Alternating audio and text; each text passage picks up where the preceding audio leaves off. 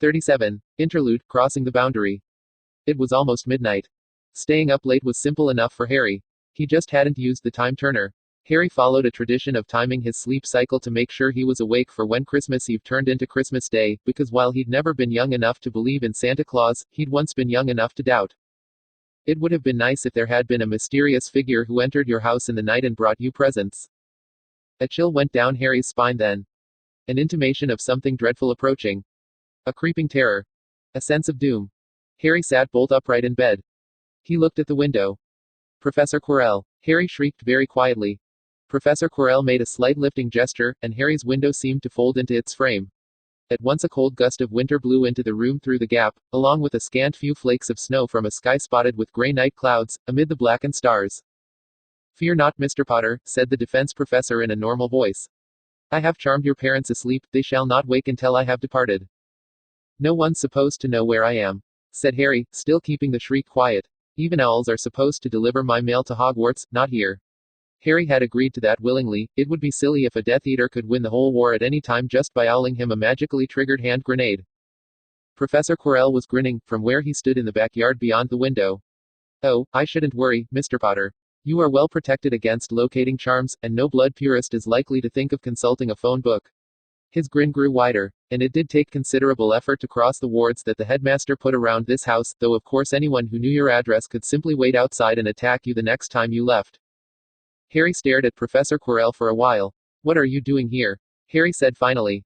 The smile left Professor Quirrell's face. "I've come to apologize, Mr. Potter," the defense professor said quietly. "I should not have spoken to you so harshly as I." "Don't," Harry said. He looked down at the blanket that he was clutching around his pajamas. "Just don't." "Have I offended you that much?" said Professor Quirrell's quiet voice. "No," Harry said, "but you will if you apologize." "I see," said Professor Quirrell, and in an instant his voice grew stern. "Then if I am to treat you as an equal, Mr. Potter, I should say that you have gravely violated the etiquette that holds between friendly Slytherins. If you are not currently playing the game against someone, you must not meddle in their plans like that, not without asking them before. For you do not know what their true design may be, nor what stakes they may lose. It would mark you as their enemy, Mr. Potter." "I'm sorry," Harry said, in just the same quiet tone that Professor Quirrell had used. "Apology accepted," said Professor Quirrell. "But," Harry said, still quietly, "you and I really must speak further on politics, at some point." Professor Quirrell sighed. "I know you dislike condescension, Mr. Potter." That was a bit of an understatement.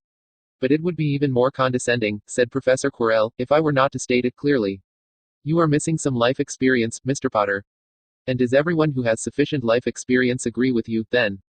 said Harry calmly. "What good is life experience to someone who plays Quidditch?" said Professor Quirrell, and shrugged. "I think you will change your mind in time, after every trust you place has failed you, and you have become cynical." The defense professor said it as though it were the most ordinary statement in the world, framed against the black and the stars and the cloud-spotted sky, as one or two tiny snowflakes blew past him in the biting winter air. "That reminds me," said Harry. "Merry Christmas." "I suppose," said Professor Quirrell. "After all, if it is not an apology, then it must be a Christmas gift. The very first one I have ever given, in fact." Harry hadn't even started yet on learning Latin so he could read the experimental diary of Roger Bacon, and he hardly dared open his mouth to ask.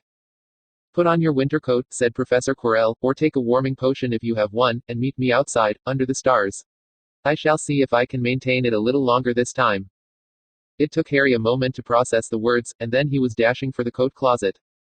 Professor Quirrell kept the spell of starlight going for more than an hour, though the defense professor's face grew strained, and he had to sit down after a while. Harry protested only once, and was shushed. They crossed the boundary from Christmas Eve to Christmas Day within that timeless void where earthly rotations meant nothing, the one true everlasting silent night.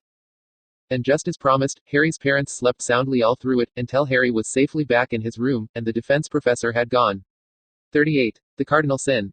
Bright the sun, bright the air, bright the students and bright their parents, clean the paved ground of platform 9.75, the winter sun hanging low in the sky at 9:45 a.m. in the morning on January 5, 1992. Some of the younger students wore scarves and mittens, but most simply wore their robes. They were wizards, after all. After Harry had moved away from the landing platform, he took off his scarf and coat, opened a compartment of his trunk, and stowed away his winter things.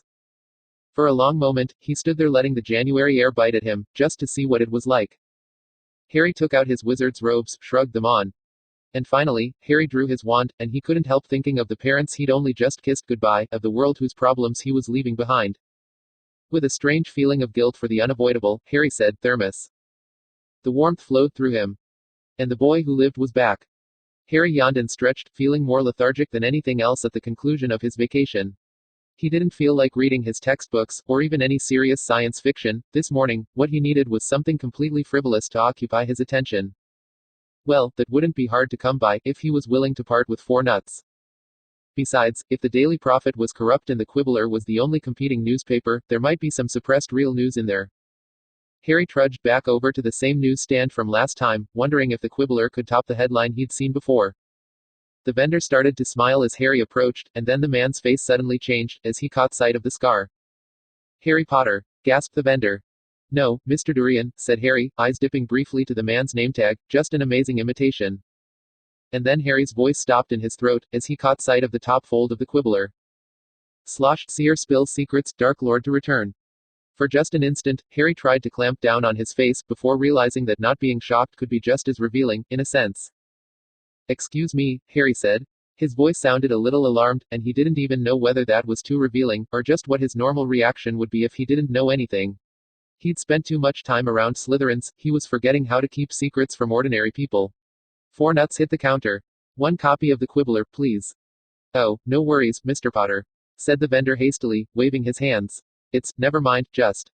A newspaper flew through the air and hit Harry's fingers, and he unfolded it. "Sloshed seer spills secrets. Dark Lord to return, wed Draco Malfoy." "It's free," said the vendor, "for you, I mean." "No," Harry said, "I was going to buy one anyway." The vendor took the coins, and Harry read on. "Gosh," Harry said half a minute later, "you get a seer smashed on 6 slugs of scotch and she spills all sorts of secret stuff. I mean, who'd have thought that Sirius Black and Peter Pettigrew were secretly the same person?" "Not me," said the vendor. "They've even got a picture of the 2 of them together, so we know who it is that's secretly the same person." "Yup," said the vendor. "Pretty clever disguise, innit? And I'm secretly 65 years old." "You don't look half that," the vendor said amiably. "And I'm betrothed to Hermione Granger, and Bellatrix Black, and Luna Lovegood, and oh yes, Draco Malfoy too." "Goin' ter be one interesting wedding," said the vendor. Harry looked up from the newspaper, and said in a pleasant voice, "You know, I heard at first that Luna Lovegood was insane, and I wondered if she really was, or if she was just making stuff up and giggling to herself the whole time. Then when I read my second Quibbler headline, I decided that she couldn't be insane. I mean, it can't be easy to make this stuff up, you couldn't do it by accident.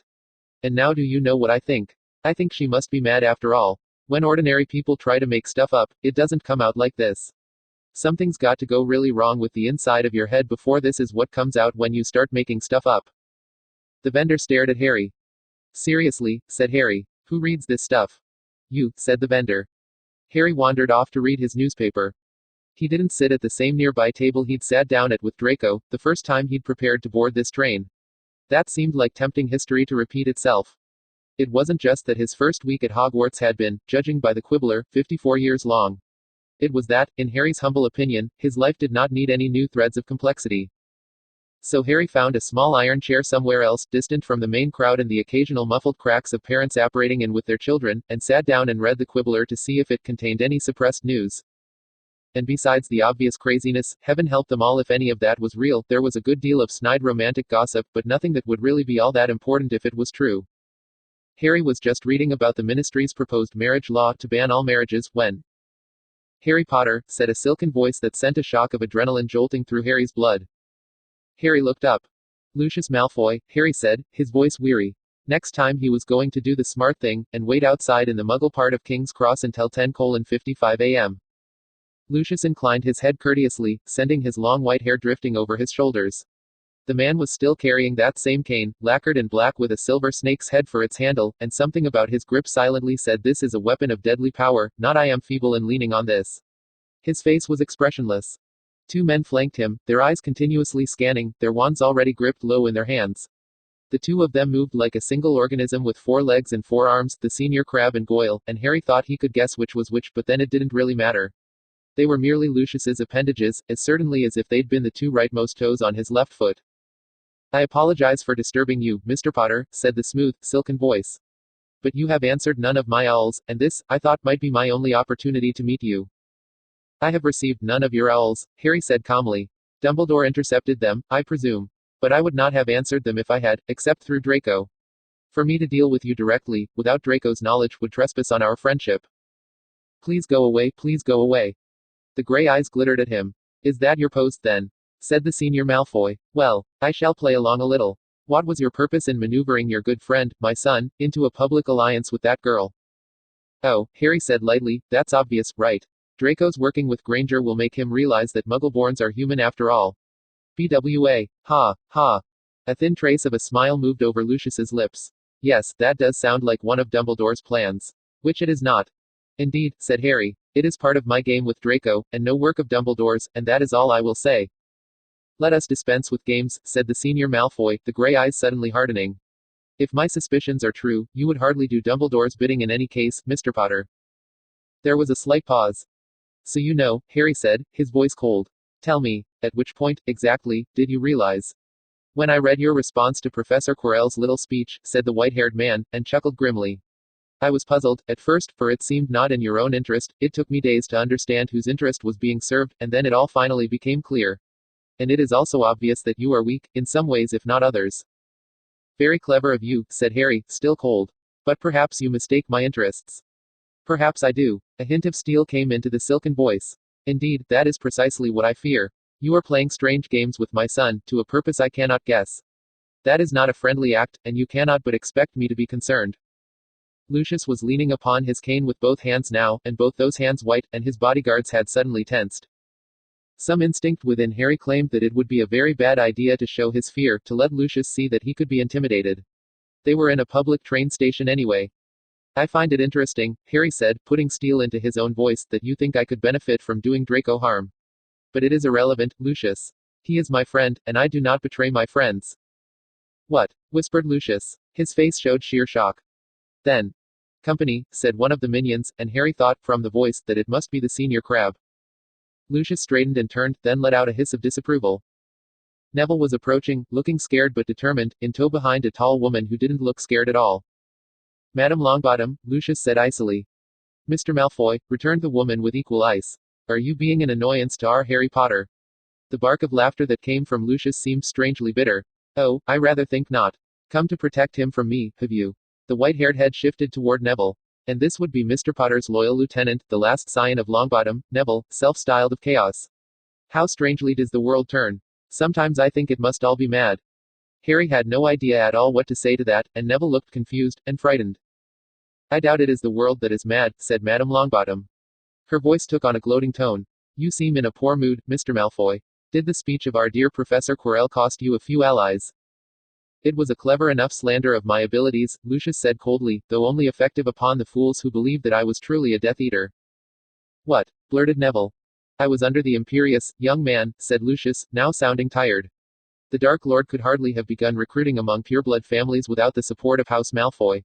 I demurred, and he simply made sure of me. His own Death Eaters did not know it until afterward, hence the false mark one bear, though since I did not truly consent, it does not bind me.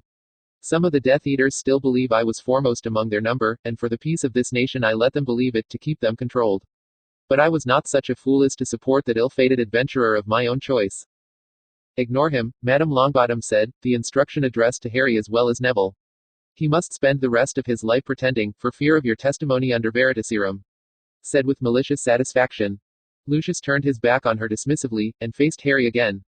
Will you request this harridan to depart, Mr. Potter? I think not, said Harry in a dry voice. I prefer to deal with the part of House Malfoy that's my own age. There was a long pause, then. The gray eyes searched him. Of course, said Lucius slowly. I do feel the fool now. This whole time you were just pretending to have no idea what we were talking about. Harry met the gaze, and said nothing. Lucius raised his cane a few centimeters and struck it hard on the ground. The world vanished in a pale haze, all sounds went quiet, there was nothing in the universe but Harry and Lucius Malfoy and the snake-headed cane. My son is my heart, said the senior Malfoy, the last worthwhile thing I have left in this world, and this I say to you in a spirit of friendship, if he were to come to harm, I would give my life over to vengeance. But so long as my son does not come to harm, I wish you the best of luck in your endeavors. And as you have asked nothing more of me, I will ask nothing more of you. Then the pale haze vanished, showing an outraged Madame Longbottom being blocked from moving forward by the senior crab, her wand was in her hand, now. How dare you? she hissed. Lucius's dark robe swirled around him, and his white hair, as he turned to the senior Goyle. We returned to Malfoy Manor. There were 3 pops of apparition, and they were gone. A silence followed. Dear heavens, said Madame Longbottom. What was that about? Harry shrugged helplessly. Then he looked at Neville. There was sweat on Neville's forehead. Thank you very much, Neville, said Harry. Your help was greatly appreciated, Neville. And now, Neville, I think you should sit down. Yes, General, said Neville, and instead of coming over to one of the other chairs near Harry, he semi-collapsed into a sitting position on the pavement. You have wrought many changes in my grandson, said Madame Longbottom. I approve of some, but not others. Send me the list of which is which, said Harry. I'll see what I can do. Neville groaned, but said nothing. Madame Longbottom gave a chuckle. I shall, young man, thank you. Her voice lowered. Mr. Potter, the speech given by Professor Quirrell is something our nation has long needed to hear.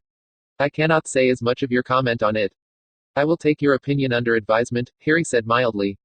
I dearly hope that you do, said Madame Longbottom, and turned back to her grandson. Do I still need to? It's okay for you to go, Grandma, said Neville. I'll be fine on my own, this time. Now that I approve of, she said, and popped and vanished like a soap bubble. The 2 boys sat quietly for a moment. Neville spoke first, his voice weary. You're going to try to fix all the changes she approves of, right? Not all of them, Harry said innocently. I just want to make sure I'm not corrupting you. Draco looked very worried. His head kept darting around, despite the fact that Draco had insisted on them going down into Harry's trunk, and using a true quieting charm and not just the sound-blurring barrier. What did you say to Father? Blurted Draco, the moment the quieting charm went up and the sounds of platform 9 3/4 vanished. Look, can you tell me what he said to you, before he dropped you off? Said Harry. That I should tell him right away if you seemed to be threatening me, said Draco. That I should tell him right away if there was anything I was doing that could pose a threat to you. Father thinks you're dangerous, Harry, whatever you said to him today it scared him. It's not a good idea to scare Father. Oh, hell. What did you talk about? Demanded Draco. Harry leaned back wearily in the small folding chair that sat at the bottom of his trunk's cavern. You know, Draco, just as the fundamental question of rationality is what do I think I know and how do I think I know it, there's also a cardinal sin, a way of thinking that's the opposite of that. Like the ancient Greek philosophers. They had no clue what was going on, so they'd go around saying things like, all is water, or, all is fire, and they never asked themselves, wait a minute, even if everything is water, how could I possibly know that? They didn't ask themselves if they had evidence which discriminated that possibility from all the other possibilities you could imagine, evidence they'd be very unlikely to encounter if the theory wasn't true. Harry, Draco said, his voice strained, what did you talk about with Father? I don't know, actually, said Harry, so it's very important that I not just make stuff up. Harry had never heard Draco shriek in horror in quite that high a pitch before. 39. Pretending to be wise, PT1. Whistle. Tick. BZZZT. Ding. Glorp. Pop. Splat. Chime. Toot. Puff. Tinkle. Bubble. Beep. Thud. Crackle. Whoosh. Hiss. PFFFT. Whir. Professor Flitwick had silently passed Harry a folded parchment during Charms class that Monday, and the note had said that Harry was to visit the headmaster at his convenience and in such fashion that no one else would notice, especially not Draco Malfoy or Professor Quirrell. His one-time password for the gargoyle would be Squeamish Ossifrage. This had been accompanied by a remarkably artistic ink drawing of Professor Flitwick staring at him sternly, the eyes of which occasionally blinked, and at the bottom of the note, underlined 3 times, was the phrase "Don't get into trouble." And so Harry had finished up Transfiguration class, and studied with Hermione, and eaten dinner, and spoken with his lieutenants, and finally, when the clock struck 9, turned himself invisible and dropped back to 6 p.m. and wearily trudged off toward the gargoyle, the turning spiral stairs, the wooden door, the room full of little fiddly things, and the silver-bearded figure of the headmaster. This time, Dumbledore looked quite serious, the customary smile absent, and he was dressed in pajamas of a darker and more sober purple than usual. Thank you for coming, Harry, said the headmaster. The old wizard rose from his throne, began to slowly pace through the room and the strange devices. First, do you have with you the notes of yesterday's encounter with Lucius Malfoy? Notes, blurted Harry. Surely you wrote it down, said the old wizard, and his voice trailed off. Harry felt rather embarrassed. Yes, if you'd just fumbled through a mysterious conversation full of significant hints you didn't understand, the bloody obvious thing to do would be to write it all down immediately afterward, before the memory faded, so you could try to figure it out later. All right, said the headmaster, from memory then. Harry sheepishly recited as best he could, and got almost halfway through before he realized that it wasn't smart to just go around telling the possibly crazy headmaster everything, at least not without thinking about it first, but then Lucius was definitely a bad guy and Dumbledore's opponent, so it probably was a good idea to tell him, and Harry had already started talking and it was too late to try and calculate things out now. Harry finished his recollections honestly. Dumbledore's face had grown more remote as Harry went on, and at the end there was a look of ancientness about him, a sternness in the air. Well, said Dumbledore, I suggest you take the best of care that the heir of Malfoy does not come to harm, then. And I will do the same. The headmaster was frowning, his fingers drumming soundlessly through the inky black surface of a plate inscribed with the word Lelial. And I think it would be most extremely wise for you to avoid all interaction with Lord Malfoy henceforth. Did you intercept owls from him to me? Said Harry. The headmaster gazed at Harry for a long moment, then reluctantly nodded. For some reason Harry wasn't feeling as outraged as he should have been. Maybe it was just that Harry was finding it very easy to sympathize with the headmaster's point of view right now.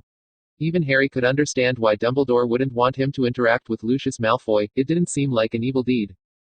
Not like the headmaster blackmailing Zabini, for which they had only Zabini's word, and Zabini was wildly untrustworthy. In fact, it was hard to see why Zabini wouldn't just tell the story that got him the most sympathy from Professor Quirrell.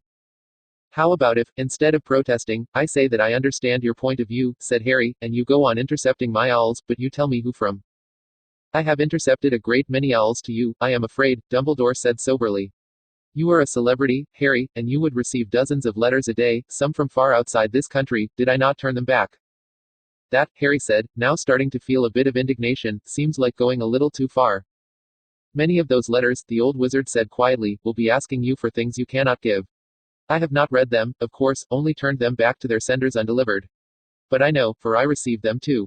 And you are too young, Harry, to have your heart broken 6 times before breakfast each morning. Harry looked down at his shoes. He should insist on reading the letters and judging for himself, but there was a small voice of common sense inside him, and it was screaming very loudly right now. Thank you, Harry muttered. The other reason I asked you here, said the old wizard, was that I wished to consult your unique genius. Transfiguration, said Harry, surprised and flattered. No, not that unique genius, said Dumbledore. Tell me, Harry, what evil could you accomplish if a Dementor were allowed onto the grounds of Hogwarts? It developed that Professor Quirrell had asked, or rather demanded, that his students test their skills against an actual Dementor after they learned the words and gestures to the Patronus charm. Professor Quirrell is unable to cast the Patronus charm himself, said Dumbledore, as he paced slowly through the devices. Which is never a good sign. But then, he volunteered that fact to me in the course of demanding that outside instructors be brought in to teach the Patronus charm to every student who wished to learn. He offered to pay the expense himself, if I would not. This impressed me greatly. But now he insists on bringing in a Dementor. Headmaster, Harry said quietly, Professor Quirrell believes very strongly in live fire tests under realistic combat conditions. Wanting to bring in an actual Dementor is completely in character for him. Now the headmaster was giving Harry a strange look. In character, said the old wizard. I mean, said Harry, it's entirely consistent with the way Professor Quirrell usually acts. Harry trailed off. Why had he put it that way? The headmaster nodded. So you have the same sense I do, that it is an excuse. A very reasonable excuse, to be sure, more so than you may realize. Often, wizards seemingly unable to cast a Patronus charm will succeed in the presence of an actual Dementor, going from not a single flicker of light to a full corporeal Patronus. Why this should be, no one knows, but it is so. Harry frowned. Then I really don't see why you're suspicious. The headmaster spread his hands as though in helplessness. Harry, the defense professor has asked me to pass the darkest of all creatures through the gates of Hogwarts. I must be suspicious. The headmaster sighed. And yet the Dementor will be guarded, warded, in a mighty cage. I will be there myself to watch it at all times. I cannot think of what ill could be done. But perhaps I am merely unable to see it. And so I am asking you. Harry stared at the headmaster with his mouth open. He was so shocked he couldn't even feel flattered. Me, said Harry. Yes, said Dumbledore, smiling slightly. I try my best to anticipate my foes, to encompass their wicked minds and predict their evil thoughts. But I would never have imagined sharpening a Hufflepuff's bones into weapons. Was Harry ever going to live that down? Headmaster, Harry said wearily, I know it doesn't sound good, but in all seriousness, I'm not evil, I'm just very creative. I did not say that you were evil, Dumbledore said seriously. There are those who say that to comprehend evil is to become evil, but they are merely pretending to be wise. Rather it is evil which does not know love, and dares not imagine love, and cannot ever understand love without ceasing to be evil. And I suspect that you can imagine your way into the minds of dark wizards better than I ever could, while still knowing love yourself. So, Harry. The headmaster's eyes were intent. If you stood in Professor Quirrell's shoes, what misdeeds could you accomplish after you tricked me into allowing a Dementor onto the grounds of Hogwarts? Hold on, said Harry, and in something of a daze trudged over to the chair in front of the headmaster's desk, and sat down. It was a large and comfortable chair this time, not a wooden stool, and Harry could feel himself enveloped as he sank into it. Dumbledore was asking him to outwit Professor Quirrell. Point 1. Harry was rather fonder of Professor Quirrell than of Dumbledore. Point 2. The hypothesis was that the defense professor was planning to do something evil, and in that subjunctive case, Harry ought to be helping the headmaster prevent it. Point 3. Headmaster, Harry said, if Professor Quirrell is up to something, I'm not sure I can outwit him. He's got a lot more experience than I do. The old wizard shook his head, somehow managing to appear very solemn despite his smile. You underestimate yourself. That was the first time anyone had ever said that to Harry. I remember, the old wizard continued, a young man in this very office, cold and controlled as he faced down the head of House Slytherin, blackmailing his own headmaster to protect his classmates. And I believe that young man is more cunning than Professor Quirrell, more cunning than Lucius Malfoy, that he will grow to be the equal of Voldemort himself. It is he who I wish to consult. Harry suppressed the chill that went through him at the name, frowned thoughtfully at the headmaster. How much does he know? The headmaster had seen Harry in the grip of his mysterious dark side, as deep as Harry had ever sunk into it.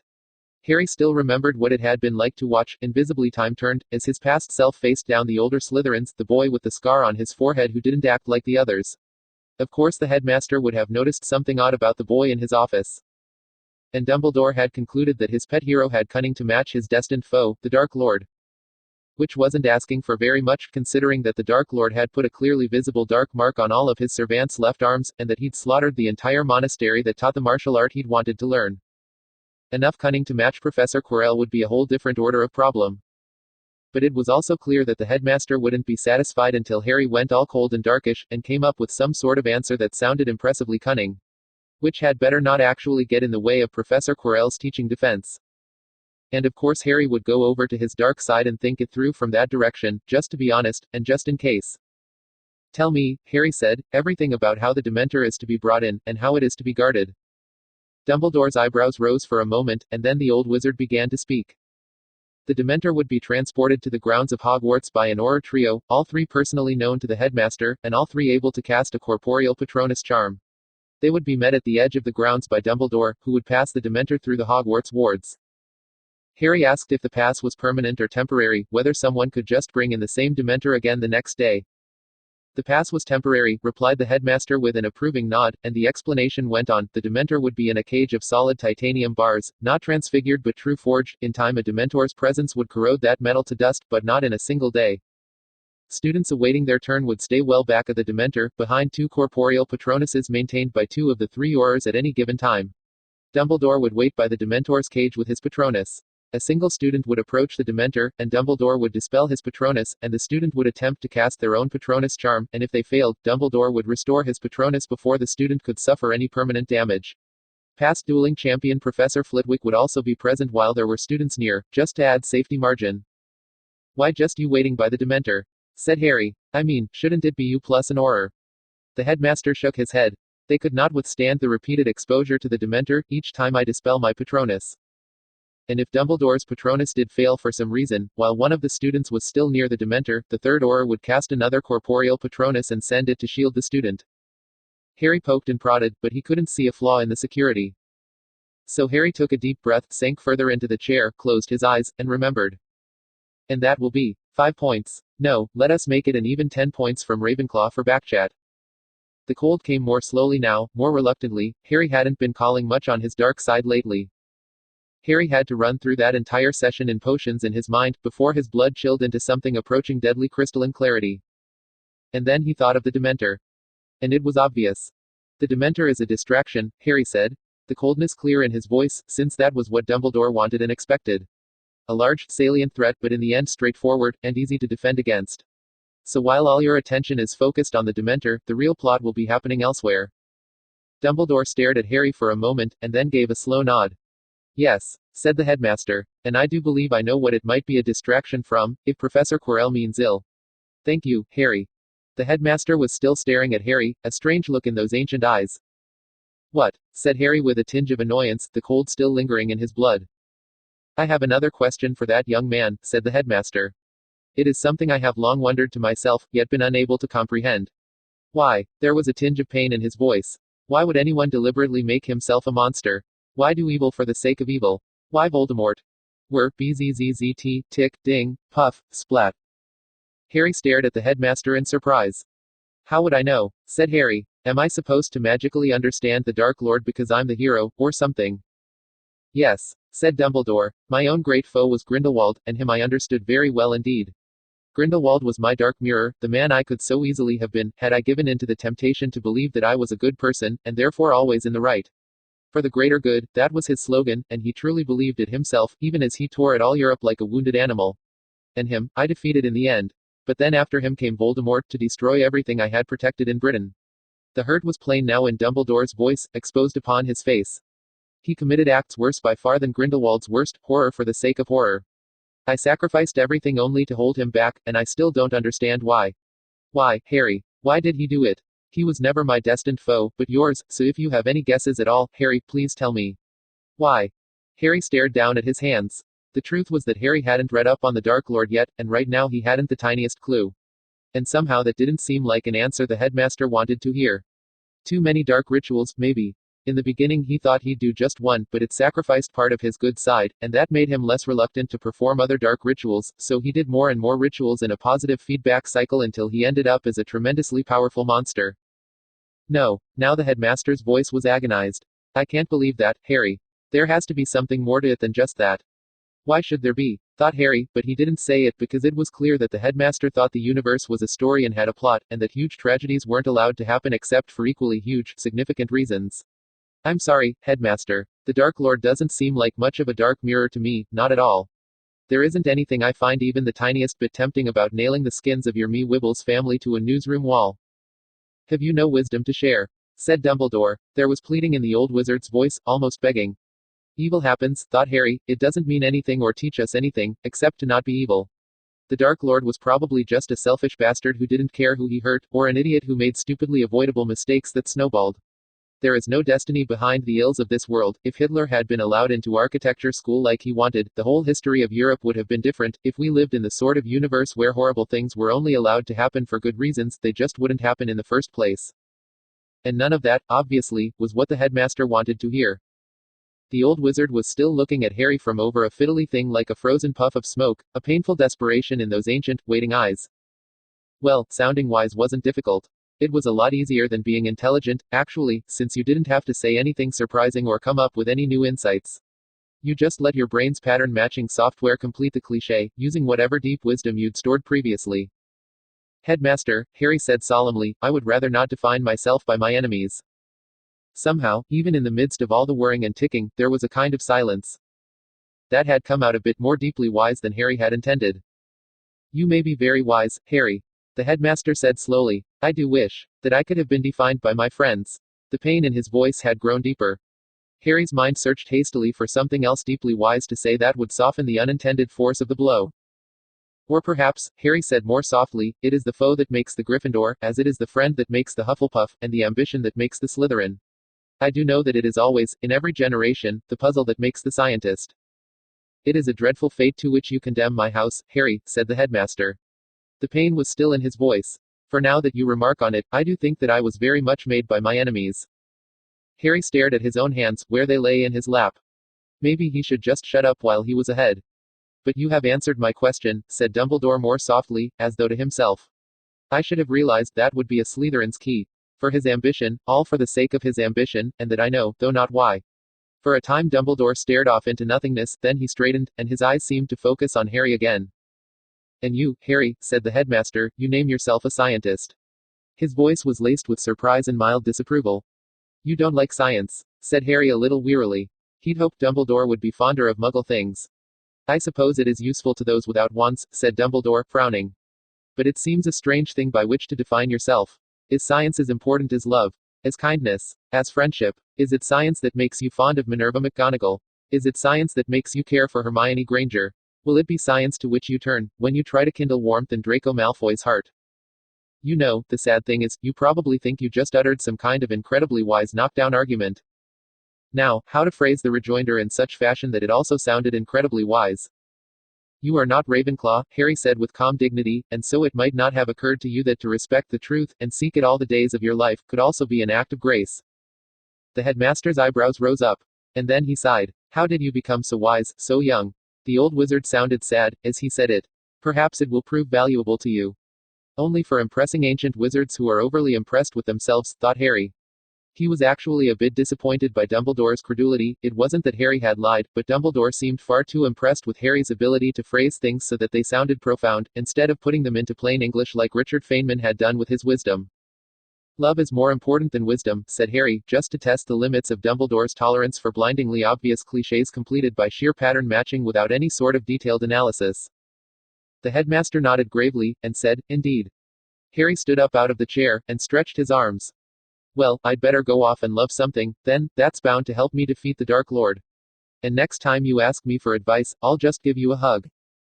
This day you have helped me much, Harry, said the headmaster. And so there is one last thing I would ask that young man. Great.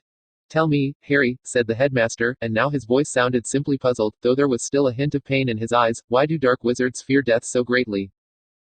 Said Harry, sorry, I've got to back the dark wizards on that one. Whoosh, hiss, chime, glorp, pop, bubble. What? Said Dumbledore. Death is bad, said Harry, discarding wisdom for the sake of clear communication. Very bad. Extremely bad. Being scared of death is like being scared of a great big monster with poisonous fangs. It actually makes a great deal of sense, and does not, in fact, indicate that you have a psychological problem. The headmaster was staring at him as though he'd just turned into a cat. Okay, said Harry, let me put it this way. Do you want to die? Because if so, there's this muggle thing called a suicide prevention hotline. When it is time, the old wizard said quietly. Not before. I would never seek to hasten the day, nor seek to refuse it when it comes. Harry was frowning sternly. That doesn't sound like you have a very strong will to live, headmaster. Harry. The old wizard's voice was starting to sound a little helpless, and he had paced to a spot where his silver beard, unnoticed, had drifted into a crystalline glass goldfish bowl, and was slowly taking on a greenish tinge that crept up the hairs. I think I may have not made myself clear. Dark wizards are not eager to live. They fear death. They do not reach up toward the sun's light but flee the coming of night into infinitely darker caverns of their own making, without moon or stars. It is not life they desire, but immortality, and they are so driven to grasp at it that they will sacrifice their very souls. Do you want to live forever, Harry? Yes, and so do you, said Harry. I want to live one more day. Tomorrow I will still want to live one more day. Therefore I want to live forever, proof by induction on the positive integers. If you don't want to die, it means you want to live forever. If you don't want to live forever, it means you want to die. You've got to do one or the other. I'm not getting through here, am I? The two cultures stared at each other across a vast gap of incommensurability. I have lived 110 years, the old wizard said quietly, taking his beard out of the bowl, and jiggling it to shake out the color. I have seen and done a great many things, too many of which I wish I had never seen or done. And yet I do not regret being alive, for watching my students grow is a joy that has not begun to wear on me. But I would not wish to live so long that it does. What would you do with eternity, Harry? Harry took a deep breath. Meet all the interesting people in the world, read all the good books and then write something even better, celebrate my first grandchild's 10th birthday party on the moon, celebrate my first great-great-great-grandchild's 100th birthday party around the rings of Saturn, learn the deepest and final rules of nature, understand the nature of consciousness, find out why anything exists in the first place, visit other stars, discover aliens, create aliens, rendezvous with everyone for a party on the other side of the Milky Way once we've explored the whole thing. Meet up with everyone else who was born on old Earth to watch the sun finally go out, and I used to worry about finding a way to escape this universe before it ran out of negentropy, but I'm a lot more hopeful now that I've discovered the so-called laws of physics are just optional guidelines. I did not understand much of that, said Dumbledore. But I must ask if these are things that you truly desire so desperately, or if you only imagine them so as to imagine not being tired, as you run and run from death. Life is not a finite list of things that you check off before you're allowed to die, Harry said firmly. It's life, you just go on living it. If I'm not doing those things it'll be because I've found something better. Dumbledore sighed. His fingers drummed on a clock. As they touched it the numerals changed to an indecipherable script, and the hands briefly appeared in different positions. In the unlikely event that I am permitted to tarry until 150, said the old wizard, I do not think I would mind. But 200 years would be entirely too much of a good thing. Yes, well, Harry said, his voice a little dry as he thought of his mum and dad and their allotted span if Harry didn't do something about it. I suspect, headmaster, that if you came from a culture where people were accustomed to living 400 years, that dying at 200 would seem just as tragically premature as dying at, say, 80. Harry's voice went hard, on that last word. Perhaps, the old wizard said peacefully. I would not wish to die before my friends, nor live on after they had all gone. The hardest time is when those you love the most have gone on before you, and yet others still live for whose sake you must stay. Dumbledore's eyes were fixed on Harry, and growing sad. Do not mourn me too greatly, Harry. When my time comes, I will be with those I have long missed, on our next great adventure. Oh, Harry said in sudden realization. You believe in an afterlife. I got the impression wizards didn't have religion. Toot. Beep. Thud. How can you not believe it? Said the headmaster, looking completely flabbergasted. Harry, you're a wizard. You've seen ghosts. Ghosts, Harry said, his voice flat. You mean those things like portraits, stored memories and behaviors with no awareness or life, accidentally impressed into the surrounding material by the burst of magic that accompanies the violent death of a wizard.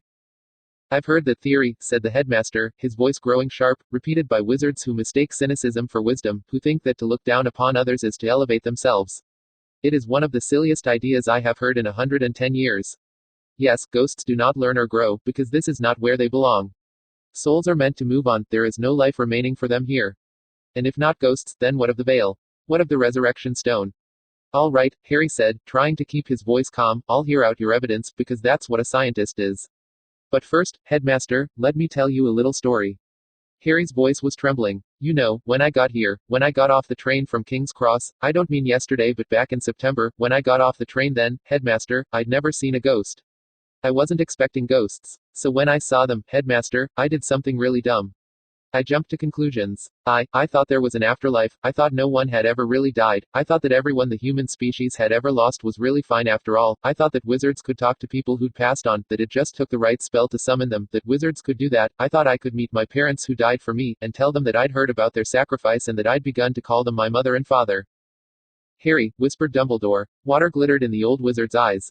He took a step closer across the office. And then, spat Harry, the fury coming fully into his voice, the cold rage at the universe for being like that and at himself for being so stupid. I asked Hermione and she said that they were just after images burned into the stone of the castle by the death of a wizard, like the silhouettes left on the walls of Hiroshima. And I should have known. I should have known without even having to ask. I shouldn't have believed it even for all of 30 seconds. Because if people had souls there wouldn't be any such thing as brain damage. If your soul could go on speaking after your whole brain was gone, how could damage to the left cerebral hemisphere take away your ability to talk? And Professor McGonagall, when she told me about how my parents had died, she didn't act like they'd just gone away on a long trip to another country, like they'd emigrated to Australia back in the days of sailing ships, which is the way people would act if they actually knew that death was just going somewhere else, if they had hard evidence for an afterlife, instead of making stuff up to console themselves. It would change everything. It wouldn't matter that everyone had lost someone in the war. It would be a little sad but not horrible. And I'd already seen that people in the wizarding world didn't act like that. So I should have known better. And that was when I knew that my parents were really dead and gone forever and ever, that there wasn't anything left of them, that I'd never get a chance to meet them and the other children thought I was crying because I was scared of ghosts. The old wizard's face was horrified. He opened his mouth to speak. So tell me, headmaster. Tell me about the evidence.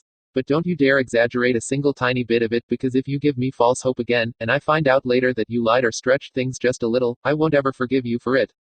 What's the bail? Harry reached up and wiped at his cheeks, while the glass things of the office stopped vibrating from his last shriek. The veil, said the old wizard with only a slight tremble in his voice, is a great stone archway kept in the Department of Mysteries, a gateway to the land of the dead. And how does anyone know that? Said Harry. Don't tell me what you believe, tell me what you've seen. The physical manifestation of the barrier between worlds was a great stone archway, old and tall and coming to a sharp point, with a tattered black veil like the surface of a pool of water, stretched between the stones, rippling, always, from the constant and one-way passage of the souls. If you stood by the veil you could hear the voices of the dead calling, always calling in whispers barely on the wrong side of comprehension, growing louder and more numerous if you stayed and tried to hear, as they tried to communicate, and if you listened too long, you would go to meet them, and in the moment you touched the veil you would be sucked through, and never be heard from again. That doesn't even sound like an interesting fraud, Harry said, his voice calmer now that there was nothing there to make him hope, or make him angry for having hopes dashed. Someone built a stone archway, made a little black rippling surface between it that vanished anything it touched, and enchanted it to whisper to people and hypnotize them. Harry, the headmaster said, starting to look rather worried. I can tell you the truth, but if you refuse to hear it, Also not interesting. What's the resurrection stone? I would not tell you, the headmaster said slowly, save that I fear what this disbelief may do to you. So listen, then, Harry, please listen. The resurrection stone was one of the 3 legendary Deathly Hallows, kin to Harry's cloak. The resurrection stone could call souls back from the dead, bring them back into the world of the living, though not as they were. Cadmus Peverell used the stone to call back his lost beloved from the dead, but her heart stayed with the dead, and not in the world of the living. And in time it drove him mad, and he killed himself to be truly with her once more. In all politeness, Harry raised his hand. Yes, the headmaster said reluctantly. The obvious test to see if the resurrection stone is really calling back the dead, or just projecting an image from the user's mind, is to ask a question whose answer you don't know, but the dead person would, and that can be definitely verified in this world. For example, call back. Then Harry paused, because this time he'd managed to think it through one step ahead of his tongue, fast enough to not say the first name and test that had sprung to mind. Your dead wife, and ask her where she left her lost earring, or something like that, Harry finished. Did anyone do any tests like that? The resurrection stone has been lost for centuries, Harry, the headmaster said quietly.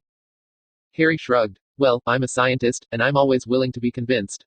If you really believe the resurrection stone calls back the dead, then you must believe a test like that will succeed, right? So do you know anything about where to find the resurrection stone? I got one Deathly Hallow already under highly mysterious circumstances, and, well, we both know how the rhythm of the world works on that sort of thing. Dumbledore stared at Harry. Harry gazed equably back at the headmaster. The old wizard passed a hand across his forehead and muttered, "This is madness." Somehow, Harry managed to stop himself from laughing. And Dumbledore told Harry to draw forth the cloak of invisibility from his pouch. At the headmaster's direction, Harry stared at the inside and back of the hood until he saw it, faintly drawn against the silvery mesh and faded scarlet like dried blood, the symbol of the Deathly Hallows, a triangle, with a circle drawn inside, and a line dividing them both. Thank you, Harry said politely. I shall be sure to keep an eye out for a stone so marked. Do you have any other evidence? Dumbledore appeared to be fighting a struggle within himself. Harry, the old wizard said, his voice rising, this is a dangerous road you are walking. I am not sure I do the right thing by saying this, but I must wrench you from this way. Harry, how could Voldemort have survived the death of his body if he did not have a soul? And that was when Harry realized that there was exactly one person who'd originally told Professor McGonagall that the Dark Lord was still alive in the first place, and it was the crazy headmaster of their madhouse of a school, who thought the world ran on clichés. Good question, Harry said, after some internal debate about how to proceed. Maybe he found some way of duplicating the power of the resurrection stone, only he loaded it in advance with a complete copy of his brain state. Or something like that. Harry was suddenly far from sure that he was trying to come up with an explanation for something that had actually happened. Actually, can you just go ahead and tell me everything you know about how the Dark Lord survived and what it might take to kill him? If he even still exists is more than Quibbler headlines. You are not fooling me, Harry, said the old wizard. His face looked ancient now, and lined by more than years. I know why you are truly asking that question. No, I do not read your mind, I do not have to, your hesitation gives you away. You seek the secret of the Dark Lord's immortality in order to use it for yourself. Wrong. I want the secret of the Dark Lord's immortality in order to use it for everyone. Tick crackle, FZZZT. Albus Percival Wulfric Brian Dumbledore just stood there and stared at Harry with his mouth gaping open dumbly. Harry awarded himself a tally mark for Monday, since he'd managed to blow someone's mind completely before the day was over. And in case it wasn't clear, said Harry, by everyone I mean all muggles too, not just all wizards. No, said the old wizard, shaking his head. His voice rose. No, no, no. This is insanity. BWA ha ha, said Harry. The old wizard's face was tight with anger and worry. Voldemort stole the book from which he gleaned his secret, it was not there when I went to look for it. But this much I know, and this much I will tell you, his immortality was born of a ritual terrible and dark, blacker than pitchest black. And it was Myrtle, poor sweet Myrtle, who died for it. His immortality took sacrifice, it took murder. Well, obviously I'm not going to popularize a method of immortality that requires killing people. That would defeat the entire point. There was a startled pause. Slowly the old wizard's face relaxed out of its anger, though the worry was still there. You would use no ritual requiring human sacrifice. I don't know what you take me for, headmaster, Harry said coldly, his own anger rising, but let's not forget that I'm the one who wants people to live. The one who wants to save everyone. You're the one who thinks death is awesome and everyone ought to die. I am at a loss, Harry, said the old wizard. His feet once more began trudging across his strange office. I know not what to say. He picked up a crystal ball that seemed to hold a hand in flames, looked into it with a sad expression.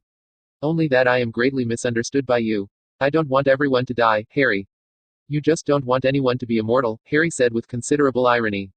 It seemed that elementary logical tautologies like all x, die, x, equals not exist x, not die, x, were beyond the reasoning abilities of the world's most powerful wizard. The old wizard nodded. I am less afraid than I was, but still greatly worried for you, Harry, he said quietly. His hand, a little wizened by time, but still strong, placed the crystal ball firmly back into its stand.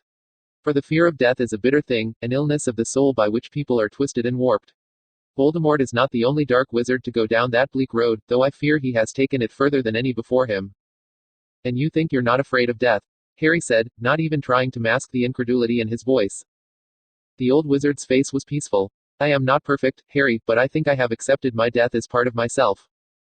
Harry said. See, there's this little thing called cognitive dissonance, or in plainer English, sour grapes. If people were hit on the heads with truncheons once a month, and no one could do anything about it, pretty soon there'd be all sorts of philosophers, pretending to be wise as you put it, who found all sorts of amazing benefits to being hit on the head with a truncheon once a month. Like, it makes you tougher, or it makes you happier on the days when you're not getting hit with a truncheon. But if you went up to someone who wasn't getting hit, and you asked them if they wanted to start, in exchange for those amazing benefits, they'd say no. And if you didn't have to die, if you came from somewhere that no one had ever even heard of death, and I suggested to you that it would be an amazing, wonderful, great idea for people to get wrinkled and old and eventually cease to exist, why, you'd have me hauled right off to a lunatic asylum. So why would anyone possibly think any thought so silly as that death is a good thing? Because you're afraid of it, because you don't really want to die, and that thought hurts so much inside you that you have to rationalize it away, do something to numb the pain, so you won't have to think about it. No, Harry, the old wizard said. His face was gentle, his hand trailed through a lighted pool of water that made small musical chimes as his fingers stirred it. Though I can understand how you must think so. Do you want to understand the dark wizard? Harry said, his voice now hard and grim. Then look within the part of yourself that flees not from death but from the fear of death, that finds that fear so unbearable that it will embrace death as a friend and cousin up to it, try to become one with the night so that it can think itself master of the abyss. You have taken the most terrible of all evils and called it good. With only a slight twist, that same part of yourself would murder innocence, and call it friendship. If you can call death better than life, then you can twist your moral compass to point anywhere. I think, said Dumbledore, shaking water droplets from his hand to the sound of tiny tinkling bells, that you understand dark wizards very well, without yet being one yourself. It was said in perfect seriousness, and without accusation. But your comprehension of me, I fear, is sorely lacking. The old wizard was smiling now, and there was a gentle laughter in his voice. Harry was trying not to go any colder than he already was. From somewhere there was pouring into his mind a blazing fury of resentment, at Dumbledore's condescension, and all the laughter that wise old fools had ever used in place of argument. Funny thing, you know, I thought Draco Malfoy was going to be this impossible to talk to, and instead, in his childish innocence, he was 100 times stronger than you. A look of puzzlement crossed the old wizard's face. What do you mean? I mean, Harry said, his voice biting, that Draco actually took his own beliefs seriously and processed my words instead of throwing them out the window by smiling with gentle superiority. You're so old and wise, you can't even notice anything I'm saying. Not understand, notice. I have listened to you, Harry, said Dumbledore, looking more solemn now, but to listen is not always to agree. Disagreements aside, what is it that you think I do not comprehend? That if you really believed in an afterlife, you'd go down to St. Mungo's and kill Neville's parents, Alice and Frank Longbottom, so they could go on to their next great adventure, instead of letting them linger here in their damaged state. Harry barely kept himself from saying it out loud. All right, Harry said coldly. I'll answer your original question, then. You asked why dark wizards are afraid of death. Pretend, headmaster, that you really believed in souls. Pretend that anyone could verify the existence of souls at any time. Pretend that nobody cried at funerals because they knew their loved ones were still alive. Now can you imagine destroying a soul? Ripping it to shreds so that nothing remains to go on its next great adventure? Can you imagine what a terrible thing that would be, the worst crime that had ever been committed in the history of the universe, which you would do anything to prevent from happening even once? Because that's what death really is, the annihilation of a soul. The old wizard was staring at him, a sad look in his eyes. I suppose I do understand now, he said quietly. Oh, said Harry. Understand what? Voldemort, said the old wizard. I understand him now at last. Because to believe that the world is truly like that, you must believe there is no justice in it, that it is woven of darkness at its core. I asked you why he became a monster, and you could give no reason. And if I could ask him, I suppose, his answer would be, why not? They stood there gazing into each other's eyes, the old wizard in his robes, and the young boy with the lightning bolt scar on his forehead. Tell me, Harry, said the old wizard, will you become a monster? No, said the boy, an iron certainty in his voice. Why not? Said the old wizard.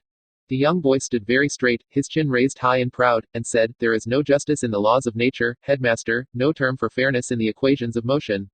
The universe is neither evil, nor good, it simply does not care. The stars don't care, or the sun, or the sky. But they don't have to. We care. There is light in the world, and it is this. I wonder what will become of you, Harry, said the old wizard. His voice was soft, with a strange wonder and regret in it. It is enough to make me wish to live just to see it. The boy bowed to him with heavy irony, and departed, and the oaken door slammed shut behind him with a thud. 40. Pretending to be wise, PT2. Harry, holding the teacup in the exactly correct way that Professor Quirrell had needed to demonstrate 3 times, took a small, careful sip. All the way across the long, wide table that was the centerpiece of Mary's room, Professor Quirrell took a sip from his own cup, making it look far more natural and elegant. The tea itself was something whose name Harry couldn't even pronounce, or at least, every time Harry had tried to repeat the Chinese words, Professor Quirrell had corrected him, until finally Harry had given up. Harry had maneuvered himself into getting a glimpse at the bill last time, and Professor Quirrell had let him get away with it. He'd felt an impulse to drink a ComEd tea first. Even taking that into account, Harry had still been shocked out of his skin.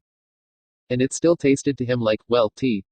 There was a quiet, nagging suspicion in Harry's mind that Professor Quirrell knew this, and was deliberately buying ridiculously expensive tea that Harry couldn't appreciate just to mess with him. Professor Quirrell himself might not like it all that much. Maybe nobody actually liked this tea, and the only point of it was to be ridiculously expensive and make the victim feel unappreciative. In fact, maybe it was really just ordinary tea, only you asked for it in a certain code, and they put a fake gigantic price on the bill. Professor Quirrell's expression was drawn and thoughtful. No, Professor Quirrell said, you should not have told the headmaster about your conversation with Lord Malfoy. Please try to think faster next time, Mr. Potter.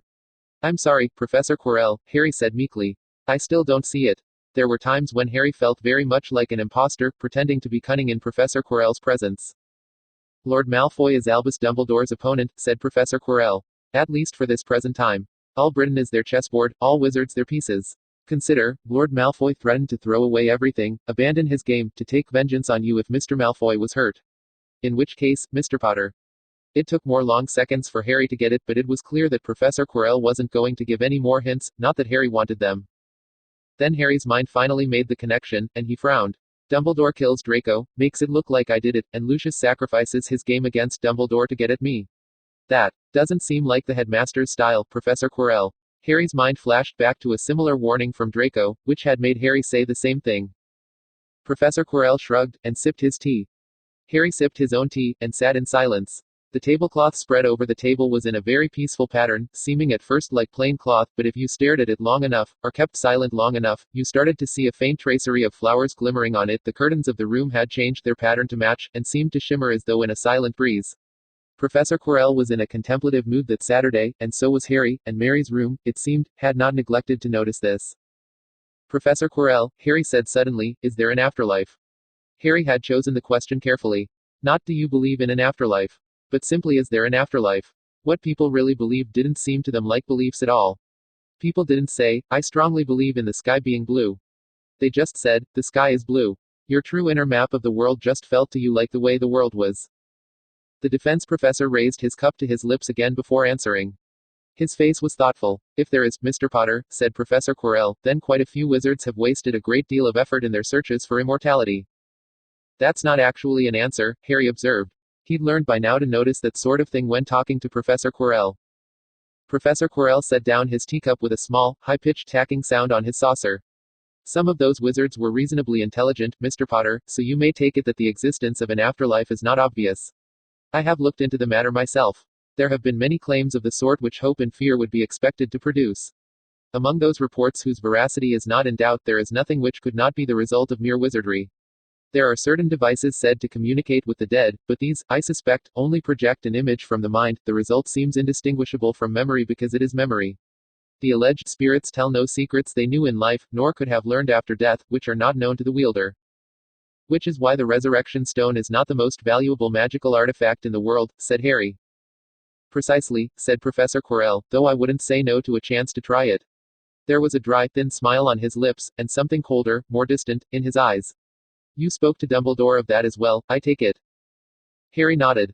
The curtains were taking on a faintly blue pattern, and a dim tracery of elaborate snowflakes now seemed to be becoming visible on the tablecloth. Professor Quirrell's voice sounded very calm. The headmaster can be very persuasive, Mr. Potter. I hope he has not persuaded you. Heck no, said Harry. Didn't fool me for a second. I should hope not, said Professor Quirrell, still in that very calm tone. I would be extremely put out to discover that the headmaster had convinced you to throw away your life on some fool plot by telling you that death is the next great adventure. I don't think the headmaster believed it himself, actually, Harry said. He sipped his own tea again. He asked me what I could possibly do with eternity, gave me the usual line about it being boring, and he didn't seem to see any conflict between that and his own claim to have an immortal soul. In fact, he gave me a whole long lecture about how awful it was to want immortality before he claimed to have an immortal soul. I can't quite visualize what must have been going on inside his head, but I don't think he actually had a mental model of himself continuing forever in the afterlife. The temperature of the room seemed to be dropping. You perceive, said a voice like ice from the other end of the table, that Dumbledore does not truly believe as he speaks. It is not that he has compromised his principles. It is that he never had them from the beginning. Are you becoming cynical yet, Mr. Potter? Harry had dropped his eyes to his teacup. A little, Harry said to his possibly ultra-high quality, perhaps ridiculously expensive Chinese tea. I'm certainly becoming a bit frustrated with whatever's going wrong in people's heads. Yes, said that icy voice. I find it frustrating as well. Is there any way to get people not to do that? Said Harry to his teacup. There is indeed a certain useful spell which solves the problem. Harry looked up hopefully at that, and saw a cold smile on the defense professor's face. Then Harry got it. I mean, besides Avada Kedavra. The defense professor laughed. Harry didn't. Anyway, Harry said hastily, I did think fast enough not to suggest the obvious idea about the resurrection stone in front of Dumbledore. Have you ever seen a stone with a line, inside a circle, inside a triangle? The deathly chill seemed to draw back, fold into itself, as the ordinary Professor Quirrell returned. Not that I can recall, Professor Quirrell said after a while, a thoughtful frown on his face. That is the resurrection stone. Harry set aside his teacup, then drew on his saucer the symbol he had seen on the inside of his cloak. And before Harry could take out his own wand to cast the hover charm, the saucer went floating obligingly across the table toward Professor Quirrell. Harry really wanted to learn that wandless stuff, but that, apparently, was far above his current curriculum. Professor Quirrell studied Harry's tea saucer for a moment, then shook his head, and a moment later, the saucer went floating back to Harry. Harry put his teacup back in the saucer, noting absently as he did so that the symbol he'd drawn had vanished. If you happen to see a stone with that symbol, said Harry, and it does talk to the afterlife, do let me know. I have a few questions for Merlin or anyone who was around in Atlantis. Quite, said Professor Quirrell. Then the defense professor lifted up his teacup again, and tipped it back as though to finish the last of what was there.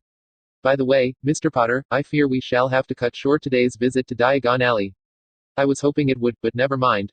Let it stand that there is something else I must do this afternoon. Harry nodded, and finished his own tea, then rose from his seat at the same time as Professor Quirrell.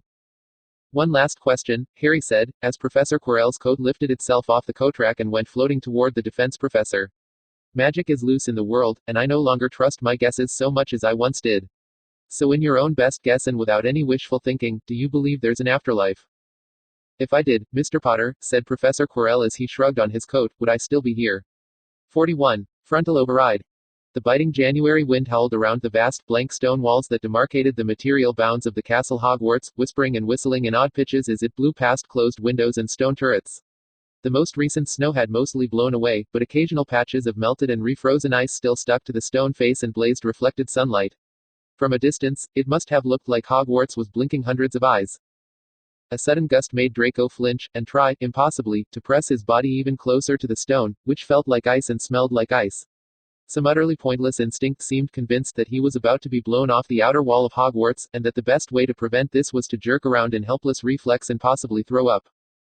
Draco was trying very hard not to think about the 6 stories worth of empty air underneath him, and focus, instead, on how he was going to kill Harry Potter. You know, Mr. Malfoy, said the young girl beside him in a conversational voice, if a seer had told me that someday I'd be hanging onto the side of a castle by my fingertips, trying not to look down or think about how loud Mum'd scream if she saw me, I wouldn't have had any idea of how it'd happen, except that it'd be Harry Potter's fault. Earlier. The 2 allied generals stepped together over Longbottom's body, their boots hitting the floor in almost perfect synchrony. Only a single soldier now stood between them and Harry, a Slytherin boy named Samuel Clamens, whose hand was clenched white around his wand, held upward to sustain his prismatic wall. The boy's breathing was coming rapidly, but his face showed the same cold determination that lit the eyes of his general, Harry Potter, who was standing behind the prismatic wall at the dead end of the corridor next to an open window, with his hands held mysteriously behind his back. The battle had been ridiculously difficult, for the enemy being outnumbered 2-1. It should have been easy. Dragon Army and the Sunshine Regiment had melded together easily in practice sessions, they'd fought each other long enough to know each other very well indeed. Morale was high, both armies knowing that this time they weren't just fighting to win for themselves, but fighting for a world free of traitors. Despite the surprised protests of both generals, the soldiers of the combined army had insisted on calling themselves Dremione Sungan Argement, and produced patches for their insignia of a smiling face wreathed in flames. But Harry's soldiers had all blackened their own insignia. It didn't look like paint, more like they'd burned that part of their uniforms, and they'd fought all through the upper levels of Hogwarts with a desperate fury. The cold rage that Draco sometimes saw in Harry had seemed to trickle down into his soldiers, and they'd fought like it hadn't been play. And Harry had emptied out his entire bag of tricks. There'd been tiny metal balls, Granger had identified them as ball bearings, on floors and staircases, rendering them impassable until cleared. Only Harry's army had already practiced coordinated hover charms, and they could fly their own people right over the obstacles they'd made.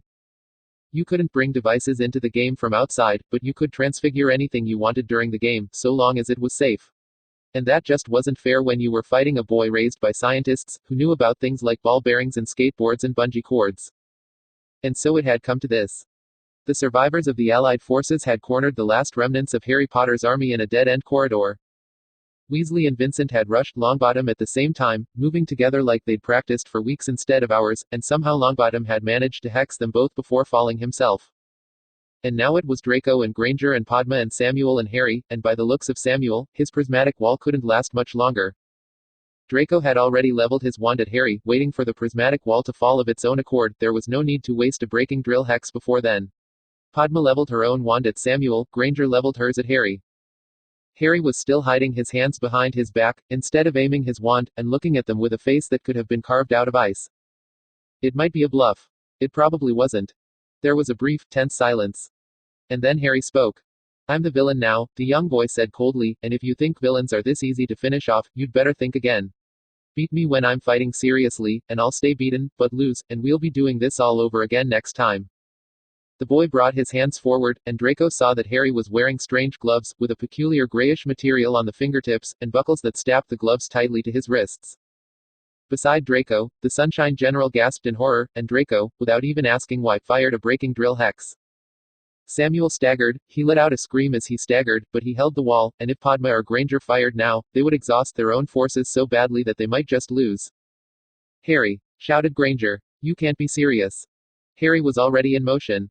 And as he swung out the open window, his cold voice said, "Follow if you dare." The icy wind howled around them. Draco's arms were already starting to feel tired. It had developed that, yesterday, Harry had carefully demonstrated to Granger exactly how to transfigure the gloves he was currently wearing, which used something called gecko-sate, and how to glue transfigured patches of the same material to the toes of their shoes, and Harry and Granger had, in innocent childish play, tried climbing around the walls and sealing a little. And that, also yesterday, Harry had supplied Granger with a grand total of exactly 2 doses of feather-falling potion to carry around in her pouch, just in case. Not that Padma would have followed them, anyway. She wasn't crazy. Draco carefully peeled loose his right hand, stretched it over as far as he could, and slapped it down on the stone again. Beside him, Granger did the same. They'd already swallowed the feather-falling potion. It was skirting the edges of the game rules, but the potion wouldn't be activated unless one of them actually fell, and so long as they didn't fall they weren't using the item. Professor Quirrell was watching them. The two of them were perfectly, completely, utterly safe. Harry Potter, on the other hand, was going to die. "I wonder why Harry is doing this," said General Granger in a reflective tone, as she slowly peeled the fingertips of one hand off the wall with an extended sticky sound. Her hand plopped back down again almost as soon as it was lifted. "I'll have to ask him that after I kill him." It was amazing how much the two of them were turning out to have in common. Draco didn't really feel like talking right now, but he managed to say, through gritted teeth, "Could be revenge. For the date." "Really," said Granger. "After all this time." "Stick. Plop." "How sweet of him," said Granger. "Stick. Plop. I guess I'll find some truly romantic way to thank him," said Granger. "Stick. Plop. What's he got against you?" said Granger. "Stick. Plop." The icy wind howled around them. One might have thought it would feel safer to have ground under your feet again. But if that ground was a slanted roof tiled with rough slats, which had rather a lot more ice on it than the stone walls, and you were running across it at a high rate of speed, then you would be sadly mistaken. Luminous, shouted Draco. Luminous, shouted Granger. Luminous, shouted Draco. Luminous, shouted Granger. The distant figure was dodging and scrambling as it ran, and not a single shot hit, but they were gaining. Until Granger slipped. It was inevitable. In retrospect, in real life you couldn't actually run across icy slanted rooftops at a high rate of speed.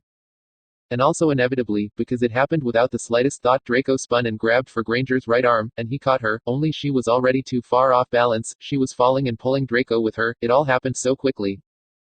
There was a hard, painful impact, not just Draco's weight hitting the rooftop but some of Granger's weight too, and if she'd hit just a little bit closer to the edge they could have made it, but instead her body tipped again and her legs slipped off and her other hand grabbed frantically.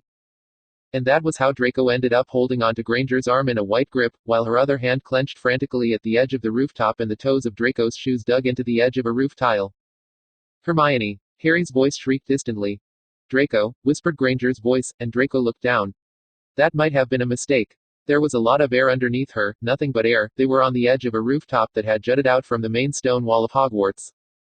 He's going to come help me, whispered the girl, but first he's going to luminous both of us, there's no way he wouldn't. You have to let me go. It should have been the easiest thing in the world. She was just a mudblood, just a mudblood, just a mudblood.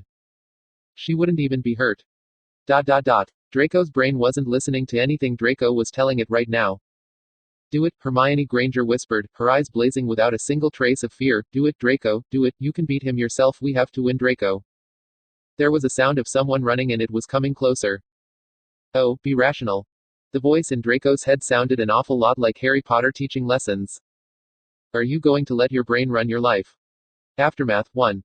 It was taking a bit of an effort for Daphne Greengrass to keep herself quiet, as Millicent Bulstrode retold the story in the Slytherin Girls' Common Room, a cozy cool place in the dungeons running beneath the Hogwarts lake, with fish swimming past every window, and couches you could lie down in if you wanted. Mostly because, in Daphne's opinion, it was a perfectly good story already without all of Millicent's improvements. And then what? Gasped Flora and Hestia Caro. General Granger looked up at him, Millicent said dramatically, and she said, Draco. You've got to let go of me. Don't worry about me, Draco, I promise I'll be all right. And what do you suppose Malfoy did then? He said, never, shouted Charlotte Willand, and held on even tighter. All the listening girls except Pansy Parkinson nodded. Nope, said Millicent. He dropped her, and then he jumped up and shot General Potter. The end. There was a stunned pause. You can't do that, said Charlotte. She's a mudblood, said Pansy, sounding confused. Of course he let go. Well, Malfoy shouldn't have grabbed her in the first place, then, said Charlotte. But once he grabbed her, he had to hang on. Especially in the face of approaching certain doom. Tracy Davis, sitting next to Daphne, was nodding along in firm agreement. I don't see why, said Pansy. That's because you don't have the tiniest smidgen of romance in you, said Tracy. Besides, you can't just go dropping girls. A boy who'd drop a girl like that. He'd drop anyone. He'd drop you, Pansy. What do you mean, drop me? Pansy said. Daphne couldn't resist any more. You know, Daphne said darkly, you're eating breakfast one day at our table, and the next thing you know, Malfoy lets go of you, and you're falling off the top of Hogwarts. That's what. Yeah, said Charlotte. He's a witch dropper. You know why Atlantis fell, said Tracy. 'Cause someone like Malfoy dropped it, that's why. Daphne lowered her voice. In fact, what if Malfoy's the one who made Hermione, I mean General Granger, slip in the first place? What if he's out to make all the Muggleborns trip and fall? You mean, gasped Tracy. That's right, Daphne said dramatically. What if Malfoy is the heir of Slytherin? The next drop lord, said Tracy. Which was far too good a line for anyone to keep to themselves, so by nightfall it was all over Hogwarts, and the next morning it was the Quibbler's headline. Aftermath 2. Hermione made sure she got to their usual classroom nice and early that evening, just so that she would be by herself, in a chair, peacefully reading a book, when Harry got there. If there was any way for a door to creak open apologetically, that was how the door was creaking open. Said Harry Potter's voice. Hermione kept reading. I'm, kinda sorry, I didn't mean for you to actually fall off the roof or anything. It had been quite an entertaining experience, in fact. I don't have much experience apologizing, I'll fall to my knees if you want, or buy you something expensive, Hermione, I don't know how to apologize to you for this, what can I do, just tell me. She kept reading the book in silence. It wasn't as if she had any idea how Harry could apologize, either. Right now she was just feeling a sort of odd curiosity as to what would happen if she kept reading her book for a while. 42. Courage. Romantic, Hermione said. They're both boys. Wow, Daphne said, sounding a little shocked. You mean muggles really do hate that? I thought that was just something the Death Eaters made up. No, said an older Slytherin girl Hermione didn't recognize. It's true, they have to get married in secret, and if they're ever discovered, they get burned at the stake together. And if you're a girl who thinks it's romantic, they burn you too. That can't be right, objected a Gryffindor girl, while Hermione was still trying to sort out what to say to that. There wouldn't be any Muggle girls left. She'd kept on reading quietly, and Harry Potter had kept on trying to apologize, and it had soon dawned on Hermione that Harry had realized, possibly for the first time in his life, that he'd done something annoying, and that Harry, definitely for the first time in his life, was terrified that he'd lost her as a friend, and she'd started to feel guilty and worried about the direction Harry's increasingly desperate offers were going. But she still had no idea what sort of apology was appropriate, so she'd said that the Ravenclaw girls should vote on it, and this time she wouldn't fix the outcome, though she hadn't mentioned that part, to which Harry had instantly agreed. The next day, practically every Ravenclaw girl over the age of 13 had voted to have Draco drop Harry. Hermione had felt mildly disappointed it was that simple, though it was obviously fair. Right now, however, standing just outside the great doors of the castle amid half the female population of Hogwarts, Hermione was beginning to suspect that there were things going on here that she did not understand and that she desperately hoped neither of her fellow generals ever heard about. You couldn't really see the details from up there, just the general fact of a sea of expectant female faces. You've got no idea what this is about, do you? Said Draco, sounding amused. Harry had read a fair number of books he wasn't supposed to read, not to mention a few quibbler headlines. Boy who lived gets Draco Malfoy pregnant, said Harry. Okay, you do know what this is about, said Draco. I thought muggles hated that. Only the dumb ones, said Harry. But, aren't we, a little young? Not too young for them, said Draco. He snorted. Girls. They silently walked toward the edge of the roof. So I'm doing this for revenge on you, said Draco, but why are you doing this? Harry's mind made a lightning calculation, weighing the factors, whether it was too soon. Honestly, said Harry, because I meant to have her climb up the icy walls, but I didn't mean to have her fall off the roof. And, I kinda did feel really awful about that. I mean, I guess I actually did start seeing her as my friendly rival after a while. So this is a real apology to her, not a plot or anything. There was a pause. Then, yeah, said Draco, I understand. Harry didn't smile. It might have been the most difficult non-smile of his life. Draco looked at the edge of the roof, and made a face. This is going to be a lot harder to do on purpose than by accident, isn't it? Harry's other hand held the roof in a reflexively terrified grip, his fingers white on the cold, cold stone. You could know with your conscious mind that you'd drunk the feather-falling potion. Knowing it with your unconscious mind was another matter entirely. It was every bit as scary as Harry had thought it might have been for Hermione, which was justice. Draco, said Harry, controlling his voice wasn't easy, but the Ravenclaw girls had given them a script. You've got to let me go. Okay, said Draco, and let go of Harry's arm. Harry's other hand scrabbled at the edge, and then, without any decision being made, his fingers failed, and Harry fell. There was a brief moment when Harry's stomach tried to leap up into his throat, and his body tried desperately to orient itself in the absence of any possible way to do so. There was a brief moment when Harry could feel the feather-falling potion kicking in, starting to slow him, a sort of lurching, cushioning feeling. And then something pulled on Harry and he accelerated downward again faster than gravity. Harry's mouth had already opened and begun screaming while part of his brain tried to think of something creative he could do, part of his brain tried to calculate how much time he had left to be creative, and a tiny rump part of his brain noticed that he wasn't even going to finish the remaining time calculation before he hit the ground. Harry was desperately trying to control his hyperventilating, and it wasn't helping him to hear the shrieking of all the girls, now lying in heaps on the ground and each other. Good heavens, said the unfamiliar man, he of the old-looking clothes and faintly scarred face, who was holding Harry in his arms. Of all the ways I imagined we might meet again someday, I didn't expect it to be you falling out of the sky. Harry remembered the last thing he'd seen, the falling body, and managed to gasp, Professor Quirrell. He'll be all right after a few hours, said the unfamiliar man holding Harry. He's just exhausted. I wouldn't have thought it possible. He must have knocked down 200 students just to make sure he got whoever was jinxing you. Gently, the man set Harry upright on the ground, supporting him the while. Harry carefully balanced himself, and nodded to the man. He let go, and Harry promptly fell over. The man helped him rise again, making sure, at all times, to stand between Harry and the girls now picking themselves up from the ground, his head constantly glancing in that direction. Harry, the man said quietly, and very seriously, do you have any idea which of these girls might have wanted to kill you? Not murder, said a strained voice. Just stupidity. This time it was the unfamiliar man who seemed to almost fall over, utter shock on his face. Professor Quirrell was already sitting up from where he'd fallen on the grass. Good heavens, gasped the man. You shouldn't be. Mr. Lupin, your concerns are misplaced. No wizard, no matter how powerful, casts such a charm by strength alone. You must do it by being efficient. Professor Quirrell didn't stand up, though. Thank you, Harry whispered. And then, thank you, to the man standing beside him as well. What happened? Said the man. I should have foreseen it myself, Professor Quirrell said, his voice crisp with disapproval. Some number of girls tried to summon Mr. Potter to their own, particular arms. Individually, I suppose, they all thought they were being gentle. Oh. Consider it a lesson in preparedness, Mr. Potter, said Professor Quirrell. Had I not insisted that there be more than one adult witness to this little event, and that both of us have our wands out, Mr. Lupin would not have been available to slow your fall afterward, and you would have been gravely injured.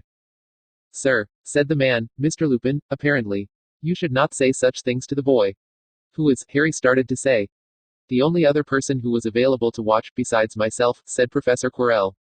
I introduce you to Remus Lupin, who is here temporarily to instruct students in the Patronus charm. Though I am told that the two of you have already met. Harry studied the man, puzzled. He should have remembered that faintly scarred face, that strange, gentle smile. Where did we meet? Said Harry. In Godric's Hollow, said the man. I changed a number of your nappies.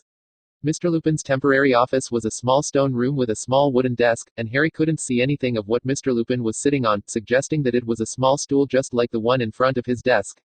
Harry guessed that Mr. Lupin wouldn't be at Hogwarts for long, or use this office much, and so he'd told the house elves not to waste the effort. It said something about a person that he tried not to bother house elves. Specifically, it said that he'd been sorted into Hufflepuff, since, to the best of Harry's knowledge, Hermione was the only non-Hufflepuff who worried about bothering house elves. Harry himself thought her qualms rather silly. Whoever had created house elves in the first place had been unspeakably evil, obviously, but that didn't mean Hermione was doing the right thing now by denying sentient beings the drudgery they had been shaped to enjoy. Please sit down, Harry, the man said quietly. His formal robes were of low quality, not quite tattered, but visibly worn by the passage of time in a way that simple repair charms couldn't fix. Shabby was the word that came to mind. And despite that, somehow, there was a dignity about him that couldn't have been obtained by fine and expensive robes, that wouldn't have fit with fine robes, that was the exclusive property of the shabby. Harry had heard of humility, but he'd never seen the real thing before, only the satisfied modesty of people who thought it was part of their style and wanted you to notice. Harry took a seat on the small wooden stool in front of Mr. Lupin's short desk. Thank you for coming, the man said. No, thank you for saving me, said Harry. Let me know if you ever need something impossible done. The man seemed to hesitate. Harry, may I ask a personal question? You can ask, certainly, Harry said. I have a lot of questions for you, too. Mr. Lupin nodded. Harry, are your step-parents treating you well? My parents, Harry said. I have 4, Michael, James, Petunia, and Lily. Ah, said Mr. Lupin. And then, ah, again. He seemed to be blinking rather hard. Aye, that is good to hear, Harry. Dumbledore would tell none of us where you were. I was afraid he might think you ought to have wicked step-parents, or some such. Harry wasn't sure Mr. Lupin's concern had been misplaced, considering his own first encounter with Dumbledore, but it had all turned out well enough, so he said nothing. What about my? Harry searched for a word that didn't raise them higher or put them lower. Other parents. I want to know, well, everything. A tall order, Mr. Lupin said. He wiped a hand across his forehead. Well, let us begin at the beginning. When you were born, James was so happy that he couldn't touch his wand without it glowing gold, for a whole week. And even after that, whenever he held you, or saw Lily holding you, or just thought of you, it would happen again. Every now and then Harry would look at his watch, and find that another 30 minutes had passed. He felt slightly bad about making Remus miss dinner, especially since Harry himself would just drop back to 7 p.m. later, but that wasn't enough to stop either of them. Finally Harry screwed up enough courage to ask the critical question, while Remus was in the middle of an extended discourse on the wonders of James's Quidditch that Harry couldn't find the heart to squash more directly. And that was when, Remus said, his eyes shining brightly, James pulled off a triple reverse Mulhenny dive with extra backspin. The whole crowd went wild, even some of the Hufflepuffs were cheering. I guess you had to be there, Harry thought, not that being there would have helped in any way, and said, Mr. Lupin. Something about Harry's voice must have reached the man, because he stopped in mid-sentence. Was my father a bully? Said Harry. Remus looked at Harry for a long moment. For a little while, Remus said. He grew out of it soon enough. Where did you hear that? Harry didn't answer. He was trying to think of something true to say that would deflect suspicion, but he didn't think fast enough. Never mind, said Remus, and sighed. I can guess who. The faintly scarred face was pinched in disapproval. What a thing to tell. Did my father have any extenuating circumstances? Harry said. Poor home life, or something like that. Or was he just being naturally nasty, cold? Remus's hand swept his hair back, the first nervous gesture Harry had seen from him. Harry, Remus said, you can't judge your father by what he did as a young boy. I'm a young boy, Harry said, and I judge myself. Remus blinked twice at that. I want to know why, Harry said. I want to understand, because to me, it seems like there isn't any possible excuse for that. Voice shaking a bit. Please tell me anything you know about why he did it, even if it doesn't sound nice. So I don't fall into the same trap myself, whatever it is. It was the thing to do if you were in Gryffindor, Remus said, slowly, reluctantly. And I didn't think so back then, I thought it was the other way around, but it might have been Black who got James into it, really. Black wanted so much to show everyone that he was against Slytherin, you see, we all wanted to believe that blood wasn't destiny. No, Harry, said Remus. I don't know why Black went after Peter instead of running. It was as though Black was making tragedy for the sake of tragedy that day. The man's voice was unsteady. There was no hint, no warning, we all thought to think that he was to be. Remus's voice cut off. Harry was crying, he couldn't help it, it hurt worse to hear it from Remus than anything he'd ever felt himself. Harry had lost 2 parents he didn't remember, knew only from stories. Remus Lupin had lost all 4 of his best friends in less than 24 hours, and for the loss of his last remaining one, Peter Pettigrew, there'd just been no reason at all. Sometimes it still hurts to think of him in Azkaban, Remus finished, his voice almost a whisper. I am glad, Harry, that Death Eaters are not allowed visitors. It means I do not have to feel ashamed of not going. Harry had to swallow hard several times before he could speak. Can you tell me about Peter Pettigrew? He was my father's friend, and it seems that I should know, that I should remember. Remus nodded, water glittering in his own eyes now. I think, Harry, that if Peter had known it would end that way, the man's voice choked up. Peter was more afraid of the Dark Lord than any of us, and if he'd known it would end that way, I don't think he would have done it. But Peter knew the risk, Harry, he knew the risk was real, that it could happen, and yet he stayed by James and Lily's side. All through Hogwarts I used to wonder why Peter hadn't been sorted into Slytherin, or maybe Ravenclaw, because Peter so adored secrets, he couldn't resist them, he would find out things about people, things they wanted kept hidden. A brief wry look crossed Remus's face. But he didn't use those secrets, Harry. He just wanted to know. And then the Dark Lord's shadow fell over everything, and Peter stood by James and Lily and put his talents to good use, and I understood why the Hat had sent him to Gryffindor. Remus's voice was fierce now, and proud. It's easy to stand by your friends if you're a hero like Godric, bold and strong like people think Gryffindors should be. But if Peter was more afraid than any of us, doesn't that also make him the most brave? It does, Harry said. His own voice was choked to where he almost couldn't talk. If you could, Mr. Lupin, if you have time, there's someone else who I think should hear Peter Pettigrew's story, a student in first year Hufflepuff, named Neville Longbottom. Alice and Frank's boy, said Remus, his voice turning sad. I see. It is not a happy story, Harry, but I can tell it again, if you think it will help him. Harry nodded. A brief silence fell. Did Black have any unfinished business with Peter Pettigrew? Harry said. Anything that would make him seek out Mr. Pettigrew, even if it wasn't a killing matter. Like a secret Mr. Pettigrew knew, that Black wanted to know himself, or wanted to kill him to hide. Something flickered in Remus's eyes, but the older man shook his head, and said, not really. That means there is something, said Harry. That wry smile appeared again beneath the salt and pepper mustache. You have a bit of Peter in you yourself, I see. But it's not important, Harry.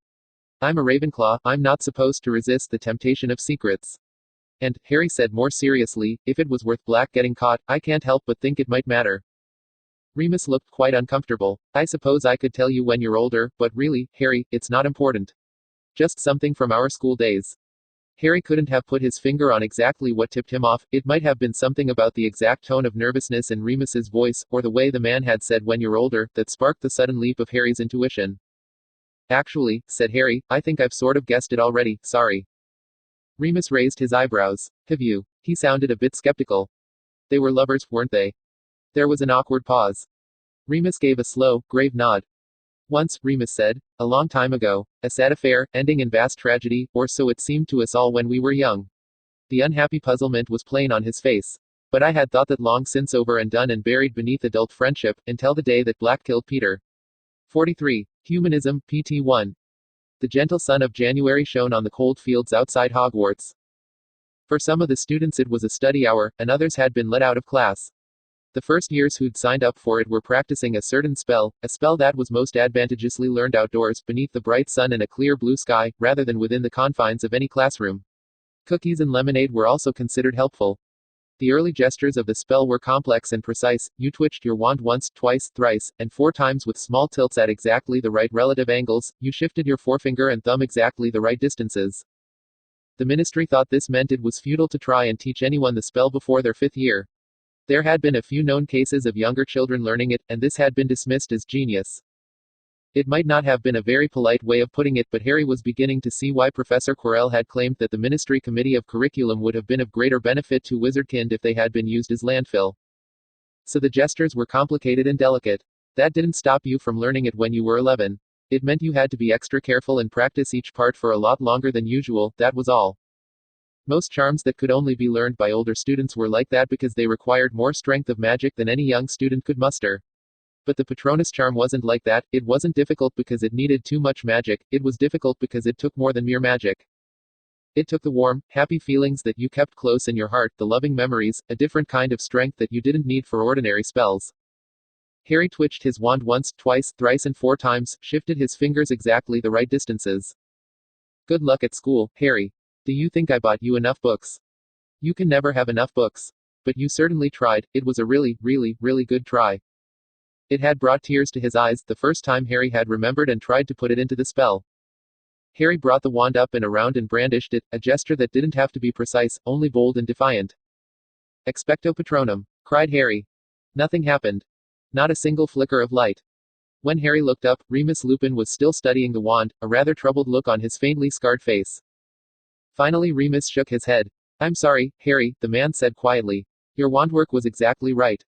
And there wasn't a flicker of light anywhere else, either, because all the other first years who were supposed to be practicing their Patronus charms had been glancing out of the corners of their eyes at Harry instead. The tears were threatening to come back into Harry's eyes, and they weren't happy tears. Of all the things, Harry had never expected this. There was something horribly humiliating about being informed that you weren't happy enough. What did Anthony Goldstein have inside him that Harry didn't, that made Anthony's wand shine with that bright light?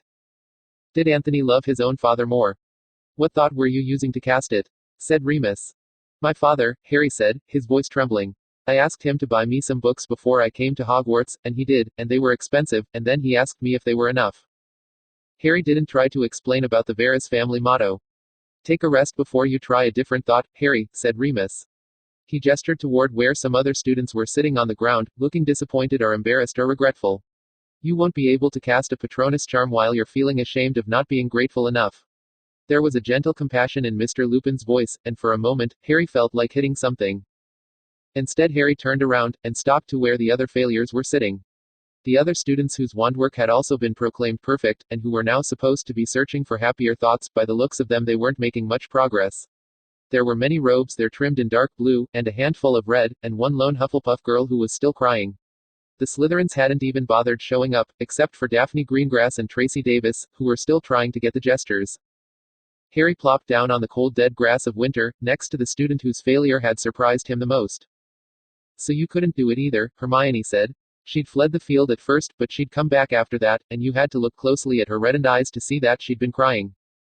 Harry said, I'd probably feel a lot worse about that if you hadn't failed. You're the nicest person I know, that I've ever met, Hermione, and if you also can't do it, it means I might still be good. I should have gone to Gryffindor, Hermione whispered. She blinked hard a few times, but she didn't wipe her eyes. The boy and the girl walked forward together, definitely not holding hands, but each drawing a kind of strength from the other's presence, something that let them ignore the whispers of their yearmates, as they walked through the hallway approaching the great doors of Hogwarts. Harry hadn't been able to cast the Patronus charm no matter what Happy thought he tried. People hadn't seemed surprised by that, which made it even worse. Hermione hadn't been able to do it either. People had been very surprised by that, and Harry had seen her starting to get the same sidelong looks as him. The other Ravenclaws who'd failed weren't getting those looks. But Hermione was the Sunshine General, and her fans were treating it like she'd failed them, somehow, like she'd betrayed a promise she'd never made. The two of them had gone to the library to research the Patronus charm, which was Hermione's way of dealing with distress, as it was sometimes also Harry's. Study, learn, try to understand why. The books had confirmed what the headmaster had told Harry. Often, wizards who couldn't cast the Patronus charm in practice would be able to do so in the presence of a real Dementor, going from flat failure all the way to a full corporeal Patronus. It defied all logic. The Dementor's aura of fear ought to make it harder to wield a happy thought, but that was the way it was. So the two of them were both going to give it one last try. There was no way either of them wouldn't give it one last try. It was the day the Dementor came to Hogwarts. Earlier, Harry had untransfigured his father's rock from where it usually rested on his pinky ring in the form of a tiny diamond, and placed the huge grey stone back into his pouch. Just in case Harry's magic failed entirely, when he confronted the darkest of all creatures. Harry had already started to feel pessimistic, and he wasn't even in front of a Dementor yet. I bet you can do it and I can't, Harry said in a whisper. I bet that's what happens. It felt wrong to me, Hermione said, her voice even quieter than his. I tried it this morning and I realized. When I was doing the brandish at the end, even before I said the words, it felt wrong. Harry didn't say anything. He'd felt the same thing, right from the start, though it had taken another 5 attempts using 5 other happy thoughts before he'd been able to acknowledge it to himself. Every time he tried to brandish his wand, it had felt hollow. The spell he was trying to learn didn't fit him. It doesn't mean we're going to be dark wizards, said Harry. Lots of people who can't cast the Patronus charm aren't dark wizards. Godric Gryffindor wasn't a dark wizard. Godric had defeated Dark Lords, fought to protect commoners from noble houses and muggles from wizards. He'd had many fine friends and true, and lost no more than half of them in one good cause or another. He'd listened to the screams of the wounded, in the armies he'd raised to defend the innocent, young wizards of courage had rallied to his calls, and he'd buried them afterward. Until finally, when his wizardry had only just begun to fail him in his old age, he'd brought together the 3 other most powerful wizards of his era to raise Hogwarts from the bare ground, the one great accomplishment to Godric's name that wasn't about war, any kind of war, no matter how just. It was Salazar, and not Godric, who taught the first Hogwarts class in battle magic. Godric had taught the first Hogwarts class in herbology, the magics of green-growing life. To his last day he'd never been able to cast the Patronus charm. Godric Gryffindor had been a good man, not a happy one. Harry didn't believe in angst, he couldn't stand reading about whiny heroes, he knew a billion other people in the world would have given anything to trade places with him, and on his deathbed, Godric had told Helga, for Salazar had abandoned him, and Rowena passed before, that he didn't regret any of it, and he was not warning his students not to follow in his footsteps. No one was ever to say he'd told anyone not to follow in his footsteps. If it had been the right thing for him to do, then he wouldn't tell anyone else to choose wrongly, not even the youngest student in Hogwarts. And yet for those who did follow in his footsteps, he hoped they would remember that Gryffindor had told his house that it was all right for them to be happier than him. That red and gold would be bright warm colors, from now on. And Helga had promised him, weeping, that when she was headmistress she would make sure of it. Whereupon Godric had died, and left no ghost behind him, and Harry had shoved the book back to Hermione and walked away a little, so she wouldn't see him crying. You wouldn't think that a book with an innocent title like The Patronus Charm, Wizards Who Could and Couldn't would be the saddest book Harry had ever read. Harry didn't want that. To be in that book. Harry didn't want that. The rest of the school just seemed to think that no Patronus meant bad person, plain and simple. Somehow the fact that Godric Gryffindor also hadn't been able to cast the Patronus charm seemed not to get repeated. Maybe people didn't talk about it to respect his last wish. Fred and George probably didn't know, and Harry certainly wasn't about to tell them. Or maybe the other failures didn't mention it because it was less shameful, the smaller loss of pride and status, to be thought dark rather than unhappy. Harry saw that Hermione, beside him, was blinking hard, and he wondered if she was thinking of Rowena Ravenclaw, who'd also loved books. Okay, Harry whispered. Happier thoughts. If you do go to a full corporeal Patronus, what do you think your animal will be? An otter, Hermione said at once. An otter, Harry whispered incredulously. Yes, an otter, said Hermione. What about yours? Peregrine falcon, Harry said without hesitation. It can dive faster than 300 kilometers per hour, it's the fastest living creature there is. The peregrine falcon had been Harry's favorite animal since forever. Harry was determined to become an animagus someday, just to get that as his form, and fly by the strength of his own wings, and see the land below with sharper eyes. But why an otter? Hermione smiled, but didn't say anything. And the vast doors of Hogwarts swung open. They walked for a time, the children, over a pathway that led toward the unforbidden forest, and continued through the forest itself. The sun was lowering to near the horizon, the shadows long, the sunlight filtered through the bare branches of the winter trees, for it was January, and the first year's the last to learn, that day.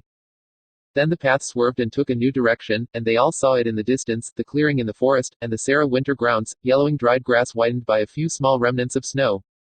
The human figures still small at that range. The 2 spots of dim white light from the Aura's Patronuses, and the brighter spot of silver light from the headmasters, next to something. Harry squinted. Something. It must have been purely Harry's imagination, because there shouldn't have been any way for a Dementor to reach past 3 corporeal Patronuses, but he thought he could feel a touch of emptiness brushing at his mind, brushing straight at the soft inner center of himself without any respect for occlumency barriers. Seamus Finnegan was ashen and trembling as he rejoined the students milling about on the withered and snow-spotted grass. Seamus's Patronus charm had been successful, but there was still that interval between when the headmaster dispelled his own Patronus and when you were supposed to cast your own, when you faced the Dementor's fear unshielded. Up to 20 seconds of exposure at 5 paces was certainly safe, even for an 11-year-old wizard with weak resistance and a still maturing brain. There was a lot of variance in how hard the Dementor's power hit people, which was another thing not quite understood, but 20 seconds was definitely safe.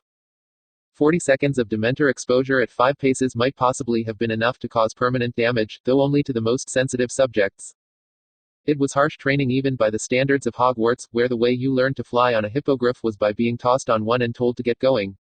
Harry was no fan of overprotectiveness, and if you looked at the difference in maturity between a 4th year in Hogwarts and a 14-year-old Muggle, it was clear that Muggles were smothering their children. But even Harry had started to wonder if this was pushing it. Not every hurt could be healed afterward. But if you couldn't cast the spell under those conditions, it meant you couldn't rely on using the Patronus charm to defend yourself. Overconfidence was even more dangerous to wizards than to Muggles. Dementors could drain your magic and your physical vitality, not just your happy thoughts, which meant you might not be able to apparate away if you waited too long, or if you didn't recognize the approaching fear until the Dementor was within range for its attack. During his reading, Harry had discovered with considerable horror that some books claimed the Dementor's kiss would eat your soul and that this was the reason for the permanent mindless coma into which it put the victims. And that wizards who believed this had deliberately used the Dementor's kiss to execute criminals. It was a certainty that some called criminals were innocent, and even if they weren't, destroying their souls. If Harry had believed in souls, he would have drawn a blank. He just couldn't think of an appropriate response to that. The headmaster was taking security seriously, and so were the 3 Aurors standing guard. Their leader was an Asianish-looking man, solemn without being grim, Auror Komodo, whose wand never left his hand. His Patronus, an orangutan of solid moonlight, paced back and forth between the Dementor and the first years awaiting their turn. Beside the orangutan moved the bright white panther of Auror Butnaru, a man with a piercing gaze, long black hair in a ponytail, and a long braided goatee. Those 2 Aurors, and their 2 Patronuses, were all watching the Dementor. On the opposite side of the students was the resting Auror Gorionov, tall and thin and pale and unshaven, sitting back on a chair he'd conjured without word or wand, and maintaining an absent-minded poker face as he scanned the entire scene. Professor Quirrell had shown up not long after the first years began their attempts, and his eyes never strayed far from Harry. The tiny Professor Flitwick, who had been a champion duelist, was fiddling absently with his wand, and his eyes, peering out from within the huge puffy beard that served as his face, stayed focused on Professor Quirrell. And it must have been Harry's imagination, but Professor Quirrell seemed to wince slightly each time the headmaster's Patronus winked out to test the next student. Maybe Professor Quirrell was imagining the same placebo effect as Harry, that backwash of emptiness caressing at his mind. Anthony Goldstein, called the voice of the headmaster. Harry quietly walked toward Seamus, even as Anthony began to approach the shining silver phoenix, and whatever it was beneath the tattered cloak. What did you see? Harry asked Seamus in a low voice. A lot of students hadn't answered Harry when he tried to gather the data, but Seamus was Finnegan of Chaos, one of Harry's lieutenants. Maybe that wasn't fair, but dead, said Seamus in a whisper, grayish and slimy. Dead and left in water for a while. Harry nodded. That's what a lot of people see, Harry said. He projected confidence, even though it was fake, because Seamus needed it. Go eat some chocolate, you'll feel better. Seamus nodded and stumbled off toward the table of healing sweets. Expecto Patronum, cried a young boy's voice. Then there were gasps of shock, even from the Aurors. Harry spun around to look. There was a brilliant silver bird standing between Anthony Goldstein and the cage. The bird reared its head and let out a cry, and the cry was also silver, as bright and hard and beautiful as metal. And something in the back of Harry's mind said, if that's a peregrine falcon, I'm going to strangle him in his sleep. Shut up, Harry said to the thought, do you want us to be a dark wizard? What's the point? You're going to end up as one eventually. That wasn't something Harry would usually have thought. It's a placebo effect, Harry told himself again. The Dementor can't actually get to me through 3 corporeal Patronuses, I'm just imagining what I think it's like. When I actually face the Dementor, it'll feel completely different, and then I'll know I was just being silly before. A slight chill went down Harry's spine then, because he had a feeling that yes, it would be completely different, and not in a positive direction. The blazing silver phoenix sprang back into existence from the headmaster's wand, the lesser bird vanished, and Anthony Goldstein began to walk back. The headmaster was coming with Anthony instead of calling out the next name, the Patronus waiting behind to guard the Dementor. Harry glanced over to where Hermione was standing, just behind the glowing panther. Hermione's turn would have come next, but had apparently just been delayed. She looked stressed. Earlier, she'd politely asked Harry to please stop trying to de-stress her. Dumbledore was smiling slightly as he escorted Anthony back toward the others, smiling only slightly, because the headmaster looked very, very tired. Unbelievable, said Dumbledore in a voice that sounded much weaker than his accustomed boom. A corporeal Patronus, in his first year. And an astounding number of successes among the other young students. Quirinus, I must acknowledge that you have proved your point. Professor Quirrell inclined his head. A simple enough guess, I should think. A Dementor attacks through fear, and children are less afraid. Less afraid, said Orgorianoff from where he was sitting. So I said as well, said Dumbledore. And Professor Quirrell pointed out that adults had more courage, not less to fear, which thought, I confess, had never occurred to me before. That was not my precise phrasing, Professor Quirrell said dryly, but it will do. And the rest of our agreement, headmaster. As you say, Dumbledore said reluctantly. I admit I was not expecting to lose that wager, Quirinus, but you have proven your wisdom.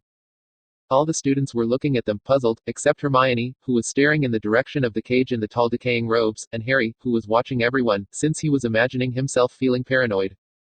Professor Quirrell said, in tones that did not invite further comments, I am allowed to teach the killing curse to students who wish to learn it.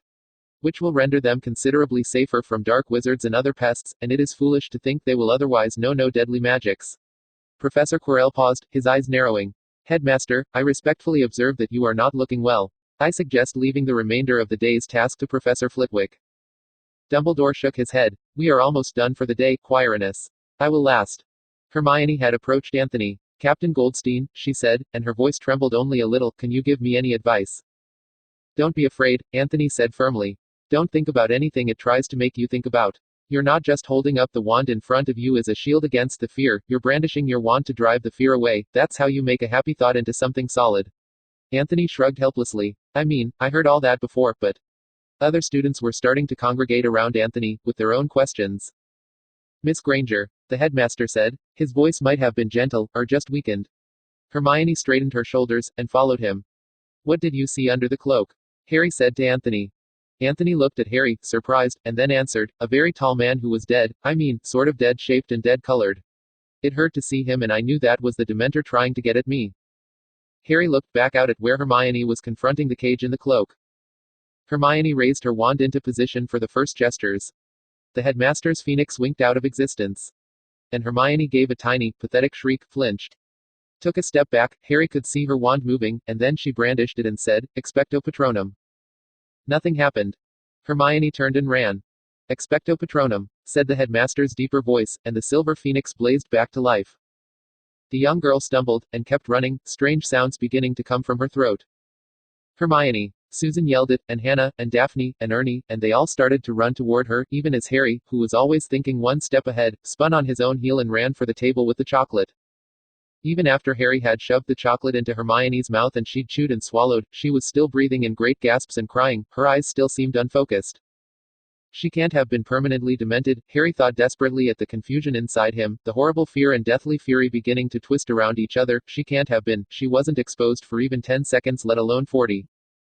But she could be temporarily demented. As Harry realized in that moment, there wasn't any rule that you couldn't be temporarily injured by a Dementor in just 10 seconds if you were sensitive enough.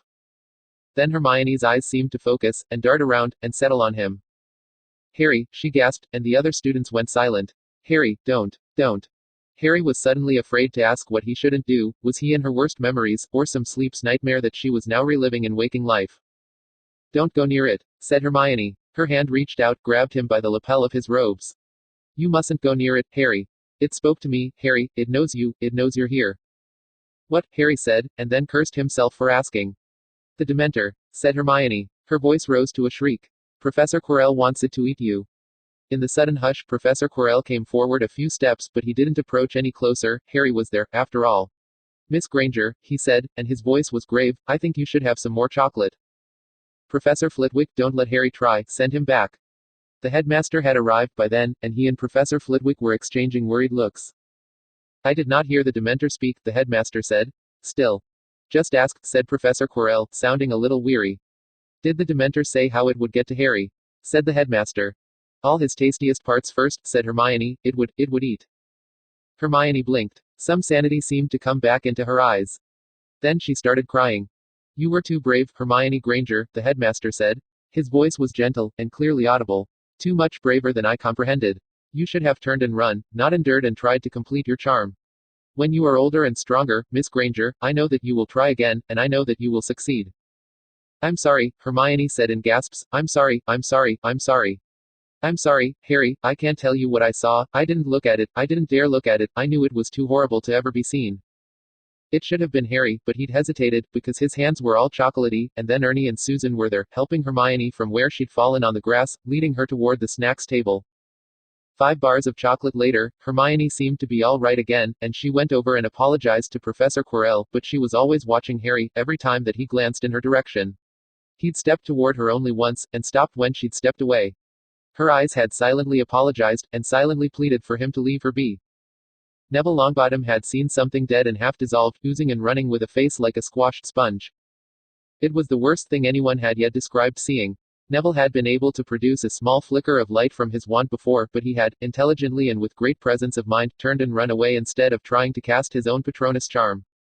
The headmaster had said nothing to the other students, told no one else to be less brave, but Professor Quirrell had calmly observed that if you made the mistake after being warned, that was when ignorance became stupidity. Professor Quirrell, Harry said in a low voice, having come as close to the defense professor as he dared. What do you see when you... Don't ask. The voice was very flat. Harry nodded respectfully. What was your original phrasing to the headmaster, if I can ask? Dryly. Our worst memories can only grow worse as we grow older. Ah, Harry said. Logical. Something strange flickered in Professor Quirrell's eyes, then, as he looked at Harry. Let us hope, Professor Quirrell said, that you succeed upon this try, Mr. Potter. For if you do, the headmaster may teach you his trick of using a Patronus to send messages that cannot be forged or intercepted, and the military importance of that is impossible to overstate. It would be a tremendous advantage to the Chaos Legion, and someday, I suspect, this entire country. But if you do not succeed, Mr. Potter, well, I shall understand. Morag McDougal had said, in a wavering voice, ouch, and Dumbledore had recast his Patronus right away. Parvati Patil had produced a corporeal Patronus in the form of a tiger, larger than Dumbledore's phoenix, though not nearly as bright. There had been a great burst of applause from all the watchers, though not the same shock as when Anthony had done it. And then it was Harry's turn. The headmaster called the name of Harry Potter, and Harry was afraid. Harry knew, he knew that he was going to fail, and he knew that it was going to hurt. But he still had to try, because sometimes, in the presence of a Dementor, a wizard went from not a flicker of light to a full corporeal Patronus, and no one understood why. And because if Harry couldn't defend himself from Dementors, he had to be able to recognize their approach, recognize the feeling of them in his mind, and run before it was too late. What is my worst memory? Harry had expected the headmaster to give him a worried look, or a hopeful look, or deeply wise advice, but instead Albus Dumbledore only watched him with quiet calm. He thinks I'm going to fail, but he won't sabotage me by telling me so, thought Harry. If he had true words of encouragement to speak, he would speak them. The cage came closer. It was already tarnished, but not rusted away to nothing, not yet. The cloak came closer. It was unraveling and shot through with unpatched holes. It had been new that morning, or Gorionov had said. Headmaster, Harry said, what do you see? The headmaster's voice was also calm. The Dementors are creatures of fear, and as your fear of the Dementor diminishes, so does the fearsomeness of its form. I see a tall, thin, naked man. He is not decaying. He is only slightly painful to look upon. That is all. What do you see, Harry? ... Harry couldn't see under the cloak. Or that wasn't right, it was that his mind was refusing to see what was under the cloak. No, his mind was trying to see the wrong thing under the cloak. Harry could feel it, his eyes trying to force a mistake. But Harry had done his best to train himself to notice that tiny feeling of confusion, to automatically flinch away from making stuff up, and every time his mind tried to start inventing a lie about what was under the cloak, that reflex was fast enough to shut it down. Harry looked under the cloak and saw an open question. Harry wouldn't let his mind see something false, and so he didn't see anything, like the part of his visual cortex getting that signal was just ceasing to exist. There was a blind spot under the cloak. Harry couldn't know what was under there. Just that it was far worse than any decaying mummy. The unseeable horror beneath the cloak was very close, now, but the blazing bird of moonlight, the white phoenix, yet lay between them. Harry wanted to run away like some of the other students had. Half the ones who'd had no luck with their Patronus charms just hadn't shown up today in the first place. Of those remaining, half had fled before the headmaster had even dispelled his own Patronus, and no one had said a word. There'd been a little laughter when Terry had turned and walked back before his own try, and Susan and Hannah, who'd gone before, had yelled at everyone to shut up. But Harry was the boy who lived, and he would lose much respect if he was seen to give up without even trying. Pride and role seemed to diminish and fall away, in the presence of whatever lay beneath the cloak. Why am I still here? It wasn't the shame of others thinking him cowardly that kept Harry's feet in place. It wasn't the hope of repairing his reputation that brought up his wand. It wasn't the desire to master the Patronus charm as magic that moved his fingers into the initial position. It was something else, something that had to oppose whatever lay beneath the cloak. This was the true darkness, and Harry had to find out whether it lay within him, the power to drive it back. Harry had planned to try one final time to think of his book shopping spree with his father, but instead, at the last minute, facing the Dementor, a different memory occurred to him, something he hadn't tried before, a thought that wasn't warm and happy in the ordinary way, but felt righter, somehow. And Harry remembered the stars, remembered them burning terribly bright and unwavering in the silent night. He let that image fill him, fill all of him like an occlumency barrier across his entire mind, became once again the bodiless awareness of the void. The bright silver shining phoenix vanished. And the Dementor smashed into his mind like the fist of God. Fear, cold, darkness. There was an instant when the two forces clashed head-on, when the peaceful starlit memory held its own against the fear, even as Harry's fingers began the wand motions, practiced until they had become automatic. They weren't warm and happy, those blazing points of light in perfect blackness, but it was an image the Dementor could not easily pierce. For the silent burning stars were vast and unafraid, and to shine in the cold and darkness was their natural state. But there was a flaw, a crack, a fault line in the immovable object trying to resist that irresistible force. Harry felt a twinge of anger at the Dementor for trying to feed on him, and it was like slipping on wet ice. Harry's mind began to slide sideways, into bitterness, black fury, deathly hatred. Harry's wand came up in the final brandish. It felt wrong. Expecto Patronum, his voice spoke, the words hollow and pointless. And Harry fell into his dark side, fell down into his dark side, further and faster and deeper than ever before, down down down as the slide accelerated, as the Dementor latched onto the exposed and vulnerable parts and fed on them, eating away the light. A fading reflex scrabbled for warmth, but even as an image of Hermione came to him, or an image of Mum and Dad, the Dementor twisted it, showed him Hermione lying dead on the ground, the corpses of his mother and father, and then even that was sucked away.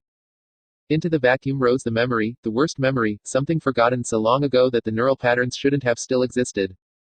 Lily, take Harry and go. It's him, shouted a man's voice. Go, run, I'll hold him off. And Harry couldn't help but think, in the empty depths of his dark side, how ridiculously overconfident James Potter had been. Hold off Lord Voldemort. With what? Then the other voice spoke, high-pitched like the hiss of a tea kettle, and it was like dry ice laid on Harry's every nerve, like a brand of metal cooled to liquid helium temperatures and laid on every part of him. And the voice said, Avada Kedavra. The wand flew from the boy's nerveless fingers as his body began to convulse and fall, the headmaster's eyes widening in alarm as he began his own Patronus charm. Not Harry, please not Harry, screamed the woman's voice. Whatever was left of Harry listened with all the light drained out of him, in the dead void of his heart, and wondered if she thought that Lord Voldemort would stop because she asked politely. Step aside, woman, said the shrill voice of burning cold. For you I am not come, only the boy. Not Harry. Please, have mercy, have mercy. Lily Potter, Harry thought, seemed not to understand what type of people became Dark Lords in the first place, and if this was the best strategy she could conceive to save her child's life, that was her final failure as a mother. I give you this rare chance to flee, said the shrill voice. But I will not trouble myself to subdue you, and your death here will not save your child. Step aside, foolish woman, if you have any sense in you at all. Not Harry, please no, take me, kill me instead. The empty thing that was Harry wondered if Lily Potter seriously imagined that Lord Voldemort would say yes, kill her, and then depart leaving her son unharmed. Very well, said the voice of death, now sounding coldly amused, I accept the bargain. Yourself to die, and the child to live. Now drop your wand so that I can murder you. There was a hideous silence. Lord Voldemort began to laugh, horrible contemptuous laughter. And then, at last, Lily Potter's voice shrieked in desperate hate, Avada Kedavra. The lethal voice finished first, the curse rapid and precise. Avada Kedavra. A blinding flare of green marked the end of Lily Potter. And the boy in the crib saw it, the eyes, those two crimson eyes, seeming to glow bright red, to blaze like miniature suns, filling Harry's whole vision as they locked to his own. The other children saw Harry Potter fall, they heard Harry Potter scream, a thin high-pitched scream that seemed to pierce their ears like knives. There was a brilliant silver flash as the headmaster bellowed, Expecto Patronum. And the blazing phoenix returned to being. But Harry Potter's horrible scream went on and on and on, even as the headmaster scooped up the boy in his arms and bore him away from the Dementor, even as Neville Longbottom and Professor Flitwick both went for the chocolate at the same time and Hermione knew it, she knew it as she saw it, she knew that her nightmare had been real, it was coming true, somehow it was coming true. Get him chocolate, demanded the voice of Professor Quirrell, pointlessly, because Professor Flitwick's tiny form was already cannonballing toward where the headmaster was racing toward the students. Hermione was moving forward herself, though she didn't know what else she meant to do. Cast Patronuses, shouted the headmaster, as he brought Harry behind the Aurors. Everyone who can. Get them between Harry and the Dementor. It's still feeding on him. There was a moment of frozen horror. Expecto Patronum, shouted Professor Flitwick and Auror Gorionov, and then Anthony Goldstein, but he failed the first time, and then Parvati Patil, who succeeded, and then Anthony tried again and his silver bird spread its wings and screamed at the Dementor, and Dean Thomas roared the words like they had been written in letters of fire and his wand gave birth to a towering white bear. There were 8 blazing Patronuses all in a line between Harry and the Dementor, and Harry went on screaming and screaming as the headmaster laid him on the dried grass. Hermione couldn't cast a Patronus charm, so she ran toward where Harry lay. In her mind, something tried to guess how long it had been already. Was it 20 seconds? More. There was a dreadful agony and bewilderment on the face of Albus Dumbledore. His long black wand was in his hand, but he spoke no spells, only looked down at Harry's convulsing body in horror. Hermione didn't know what to do, she didn't know what to do, she didn't understand what was happening, and the most powerful wizard in the world seemed equally at a loss. Use your phoenix, bellowed Professor Quirrell. Take him far away from that Dementor. Without a single word the headmaster scooped up Harry in his arms and vanished in a crack of fire along with the suddenly appearing fox, and the headmaster's Patronus winked out, where it had guarded the Dementor. Horror and confusion and sudden babble. Mr. Potter should recover, Professor Quirrell said, raising his voice, but his tone now calm once again. I think it was just over 20 seconds. Then the blazing white phoenix appeared again, like it was flying before them from elsewhere. To Hermione Granger came the creature of moonlight, and it cried to her in Albus Dumbledore's voice. It still feeds on him, even here. How? If you know, Hermione Granger, you must tell me. Tell me. The senior Auror turned to stare at her, and so did many students. Professor Flitwick didn't turn, he was now leveling his wand on Professor Quirrell, who was holding out clearly empty hands. Seconds ticked past, uncounted. She couldn't remember it, she couldn't remember the nightmare clearly, she couldn't remember why she had thought it was possible, why she had been afraid. Hermione realized then what she ought to do, and it was the hardest decision of her life. What if whatever had happened to Harry, happened to her too? All her limbs cold as death, her vision gone dark, fear overwhelming everything. She'd seen Harry dying, Mum and Dad dying, all her friends dying, everyone dying, so that in the end, when she died, she would be alone. That was her secret nightmare she'd never talked about with anyone, that had given the Dementor its power over her. The loneliest thing was to die alone. She didn't want to go to that place again, she didn't want to stay there forever. You have courage enough for Gryffindor, said the calm voice of the Sorting Hat in her memory, but you will do what is right in any house I give you. You will learn, you will stand by your friends, in any house you choose. So don't be afraid, Hermione Granger, just decide where you belong. There was no time for deciding, Harry was dying. I can't remember now, said Hermione, her voice cracking, but just hold on, I'll go in front of the Dementor again. She started to run toward the Dementor. Miss Granger, squeaked Professor Flitwick, but he made no move to stop her, only kept holding his wand on Professor Quirrell. Everyone, shouted Auror Komodo in a voice of military command. Get your Patronuses out of her way. Flitwick, roared Professor Quirrell, summon Potter's wand. Even as Hermione understood, Professor Flitwick was already crying, Accio. And she saw the stick of wood zooming up from where it had lain almost touching the Dementor's cage. The eyes opened, dead and vacant. Harry, gasped a voice in the colorless world.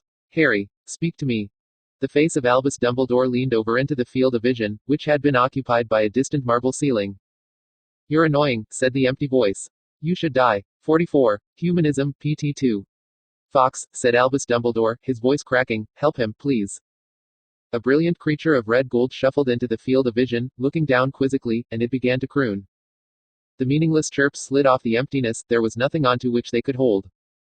You're noisy, said the voice, you should die. Chocolate, Albus Dumbledore said, you need chocolate, and your friends, but I dare not take you back. Then a shining raven came, and spoke in Professor Flitwick's voice, whereupon Albus Dumbledore gasped in sudden comprehension, and cursed aloud at his own stupidity. The empty thing laughed at that, for it had retained the capacity to be amused. And a moment later they had all vanished in another flash of fire. It was only a moment, it seemed, between when Flitwick's raven had flown to elsewhere, and when Albus Dumbledore reappeared in another crack of red and golden fire with Harry in his arms, but somehow in that time Hermione had already managed to fill her hands with chocolate. Before Hermione even got there, chocolate had zoomed off the table and straight into Harry's mouth, which a tiny part of her mind said was unfair, he'd gotten a chance to do it for her. Harry spat the chocolate back out again. Go away, said a voice so empty it wasn't even cold. Everything seemed to freeze. Everyone who had been moving toward Harry halted, all movements broken by the shock of those two dead words. Then, no, said Albus Dumbledore, I will not, and time resumed again, even as another piece of chocolate zoomed off the table and into Harry's mouth. Hermione was close enough now that she could see Harry's expression become more hateful, as his mouth chewed with a mechanical, unnatural rhythm. The headmaster's voice was grim as iron. Phileas, call Minerva, tell her she must come at speed. Professor Flitwick whispered to his silver raven, and it flew into the air and vanished. Another piece of chocolate floated into Harry's mouth, and the mechanical chewing continued. There were more students gathering around where the headmaster watched over Harry with grim eyes: Neville, Seamus, Dean, Lavender, Ernie, Terry, Anthony, none of them daring to approach any closer than Hermione had. What can we do? Said Dean in a trembling voice. Back off and give him more space, said the dry voice of Professor Quirrell. No, interrupted the headmaster. Let him be surrounded by his friends. Harry swallowed his chocolate, and said in that empty voice, they're stupid. They should die as another piece of chocolate entered his mouth. Hermione saw the looks of shock that crossed their faces. He doesn't mean it, does he? Seamus said it like he was begging. You don't understand, Hermione said, her voice breaking, that's not Harry, and she shut up before she said anything more, but she had to say that much. She saw from the look on his face that Neville understood, and she also saw that the others didn't. If Harry had really never thought anything like that, then being exposed to a Dementor for less than a minute wouldn't have made him say it. That's what they were probably thinking. Less than a minute of Dementor exposure couldn't create a whole new evil person inside you out of nothing. But if that person was already there, does the headmaster know? Hermione looked up at the headmaster, and found that Albus Dumbledore was gazing at her, and that his blue eyes had grown suddenly piercing. Words came into her mind. Do not speak of it, said the will of Dumbledore to her. You know, thought Hermione, about his dark side. I know, but this is beyond even that. Fawkes's song cannot reach him, where he is lost. What can we? I have a plan, sent the headmaster. Patience. Something about the tenor of that thought made Hermione nervous. What sort of plan? It is better that you not know, sent the headmaster. Now Hermione was getting really nervous. She didn't know how much the headmaster knew about Harry's dark side. A fair point, sent the headmaster. I am about to tell you, steel yourself so as not to react. Are you ready? Good. I am going to pretend to cast the killing curse on Professor McGonagall. Do not react, Hermione. That took work. The headmaster really was crazy. That wouldn't bring Harry out of his dark side. Harry would go completely berserk. He'd kill the headmaster. But that is not true darkness, sent Albus Dumbledore. That is protectiveness, that is love. Fawkes will be able to reach him, then. And when Harry sees that Minerva is alive after all, it will return him fully. The thought came to Hermione. I doubt that will work, sent the headmaster, and you may not like the way he reacts if you try. But you may try if you wish. She hadn't really meant that seriously. It was too. Then her eyes moved, breaking gaze with the headmaster, going to the boy looking around with empty, despising eyes as his mouth kept chewing and swallowing bar after bar of chocolate without effect. Her heart wrenched, and suddenly a lot of things didn't seem to matter, only that there was a chance. There was a compulsion to chew and swallow chocolate. The response to compulsion was killing. People had gathered around and stared. That was annoying. The response to annoyance was killing. Other people were chattering in the background. That was insolent. The response to insolence was to inflict pain, but since none of them were useful, killing them would be simpler. Killing all those people would be difficult. But many of them didn't trust Quirrell, who was strong. Finding exactly the right trigger could cause them all to kill each other. Then a person leaned over into the field of vision and did something completely strange, something that belonged to a foreign mode of thought, for which there was only a single response stored anywhere. She heard the gasps around her, and they didn't matter. She maintained the kiss on those chocolate-smeared lips as the tears welled in her eyes.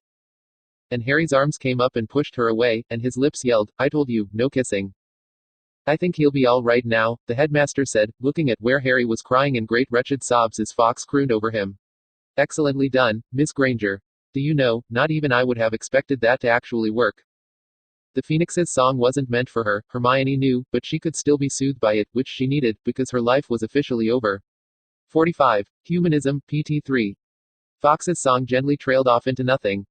Harry sat up from where he had lain on the winter-blasted grass, Fawkes still perched on his shoulder. There were intakes of breath from all around him. Harry, said Seamus in a wavering voice, are you all right? The piece of the phoenix was still in him, and warmth, from where Fawkes perched.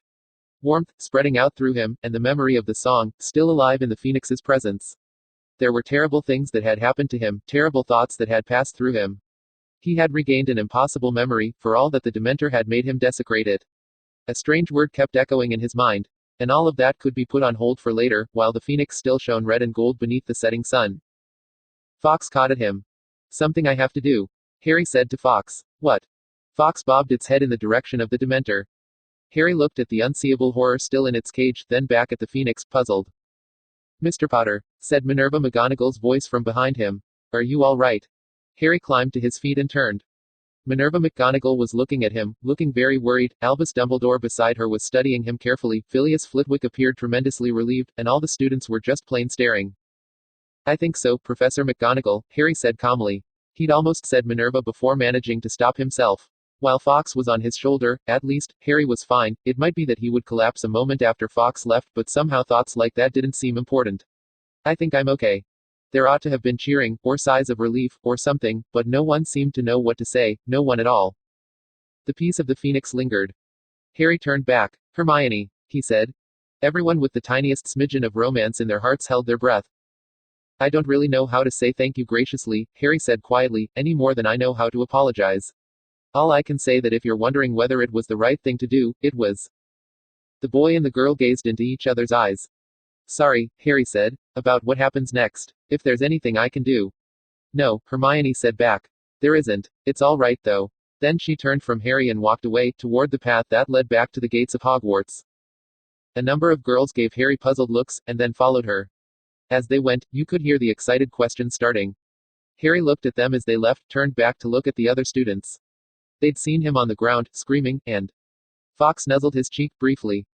And that would help them, someday, understanding that the boy who lived could also be hurt, could be wretched.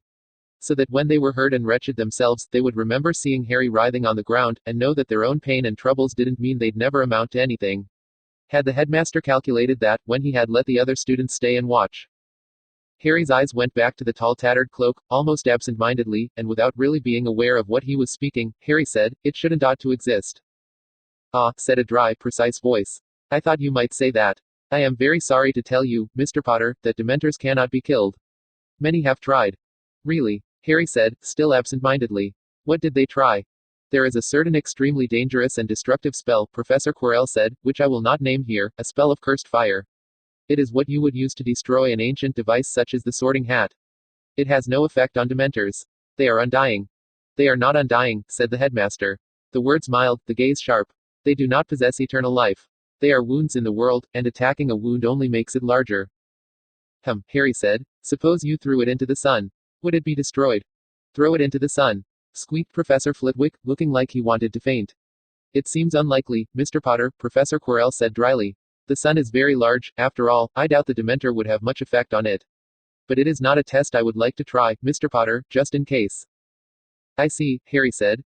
Fox caught a final time, mantled his wings around Harry's head, and then launched himself from Harry. Launched himself straight toward the Dementor, screaming a great piercing cry of defiance that echoed around the field. And before anyone could react to that, there was a flash of fire, and Fox was gone. The peace faded, a little. The warmth faded, a little. Harry took in a deep breath, let it out again. Yep, Harry said, still alive. Again that silence, again the absence of cheering, no one seemed to know how to respond. It is good to know you are fully recovered, Mr. Potter, Professor Quirrell said firmly, as though to deny any other possibility. Now, I believe Miss Ransom was up next. That started a bit of an argument, in which Professor Quirrell was right and everyone else was wrong. The defense professor pointed out that, despite the understandable emotions of all concerned, the chance of a similar mishap occurring to any other student verged on the infinitesimal, the more so as they now knew to avoid mischances with wands. And meanwhile, there were other students who needed to take their own best chance at casting a corporeal Patronus charm, or else learn the feeling of a Dementor so they could flee, and discover their own degree of vulnerability. In the end it turned out that Dean Thomas and Ron Weasley of Gryffindor were the only ones left who were still willing to go anywhere near the Dementor, which simplified the argument. Harry glanced in the Dementor's direction. The word echoed in his mind again. All right, Harry thought to himself, if the Dementor is a riddle, what is the answer? And just like that, it was obvious. Harry looked at the tarnished, slightly corroded cage. He saw what lay beneath the tall, tattered cloak. That was it then. Professor McGonagall came and spoke to Harry. She hadn't seen the worst of it, so there was only a slight glitter of water in her eyes. Harry told her that he needed to talk to her afterward and ask a question he'd put off for a while, but that didn't need to happen right now, if she was busy. There was a certain look about her which suggested that she had been pulled away from something important, and Harry observed this to her, and said that she honestly didn't need to feel guilty about leaving. This earned him something of a sharp look, but then leave she did, hurriedly, with a promise that they would talk later. Dean Thomas cast his white bear again, even in the Dementor's presence, and Ron Weasley put up an adequate shield of sparkling mist. Which concluded the day, so far as everyone else was concerned, and Professor Flitwick began to herd the students back to Hogwarts. When it was clear that Harry meant to stay behind, Professor Flitwick looked at him quizzically, and Harry, for his part, glanced significantly at Dumbledore. Harry didn't know what Professor Flitwick made of that, but after a sharp gaze of warning, his head of house departed. And so remained only Harry, Professor Quirrell, Headmaster Dumbledore, and an Auror trio. It would have been better to get rid of the trio first, but Harry couldn't think of a good way to do that. All right, said Auror Komodo, let's take it back. Excuse me, Harry said. I'd like to have another go at the Dementor. Harry's request met with a certain amount of opposition of the "you're completely insane" variety, though it was only Auror Budnaru who actually said that out loud. Fox told me to, Harry said. This did not overcome all the opposition, despite the look of shock it produced on Dumbledore's face. The argument went on, and it was starting to wear the edges off the Phoenix's remaining piece, which annoyed Harry, though only a little. Look, Harry said, I'm pretty sure I know what I was doing wrong before. There's a kind of person who has to use a different sort of warm and happy thought. Just let me try it, okay? This did not prove persuasive either. I think, Professor Quirrell said finally, staring at Harry with narrowed eyes, that if we do not allow him to do this under supervision, he may, at some point or another, sneak off and look for a Dementor on his own. Do I accuse you falsely, Mr. Potter? There was an appalled pause at this. It seemed like a good time to play his trump card. I don't mind if the headmaster keeps his own Patronus up, Harry said. For I will be in the presence of a Dementor just the same, Patronus or no. There was confusion at this, even Professor Quirrell looked puzzled, but the headmaster finally acceded, since it didn't seem likely that Harry could be hurt through 4 Patronuses. If the Dementor could not reach through your Patronus on some level, Albus Dumbledore, you would not see a naked man painful to look upon. Harry didn't say it out loud, for obvious reasons. And they began to walk toward the Dementor. Headmaster, Harry said, suppose the Ravenclaw door asked you this riddle, what lies at the center of a Dementor? What would you say? Fear, said the headmaster. It was a simple enough mistake. The Dementor approached, and the fear came over you. The fear hurt, you felt the fear weakening you, you wanted the fear to go away. It was natural to think the fear was the problem. So they'd concluded that the Dementor was a creature of pure fear, that there was nothing there to fear but fear itself, that the Dementor couldn't hurt you if you weren't afraid. But what lies at the center of a Dementor? Fear. What is so horrible that the mind refuses to see it? Fear. What is impossible to kill? Fear. It didn't quite fit, once you thought about it. Though it was clear enough why people would be reluctant to look beyond the first answer. People understood fear. People knew what they were supposed to do about fear. So, faced with a Dementor, it wouldn't exactly be comforting to ask, what if the fear is just a side effect rather than the main problem? They had come very close to the Dementor's cage guarded by 4 Patronuses, when there came sharp intakes of breath from the 3 Aurors and Professor Quirrell. Everyone's faces turned to look at the Dementor, seeming to listen. There was horror on Auror Gorionoff's face. Then Professor Quirrell raised his head, his face hard, and spat toward the Dementor. It did not like having its prey taken from it, I suppose, Dumbledore said quietly. Well, if it becomes necessary, Quirinus, there will always be a refuge for you at Hogwarts. What did it say? Said Harry. Every head swung to stare at him. You didn't hear it, Dumbledore said. Harry shook his head. It said to me, said Professor Quirrell, that it knew me, and that it would hunt me down someday, wherever I tried to hide. His face was rigid, showing no fright. Ah, Harry said, I wouldn't worry about that, Professor Quirrell.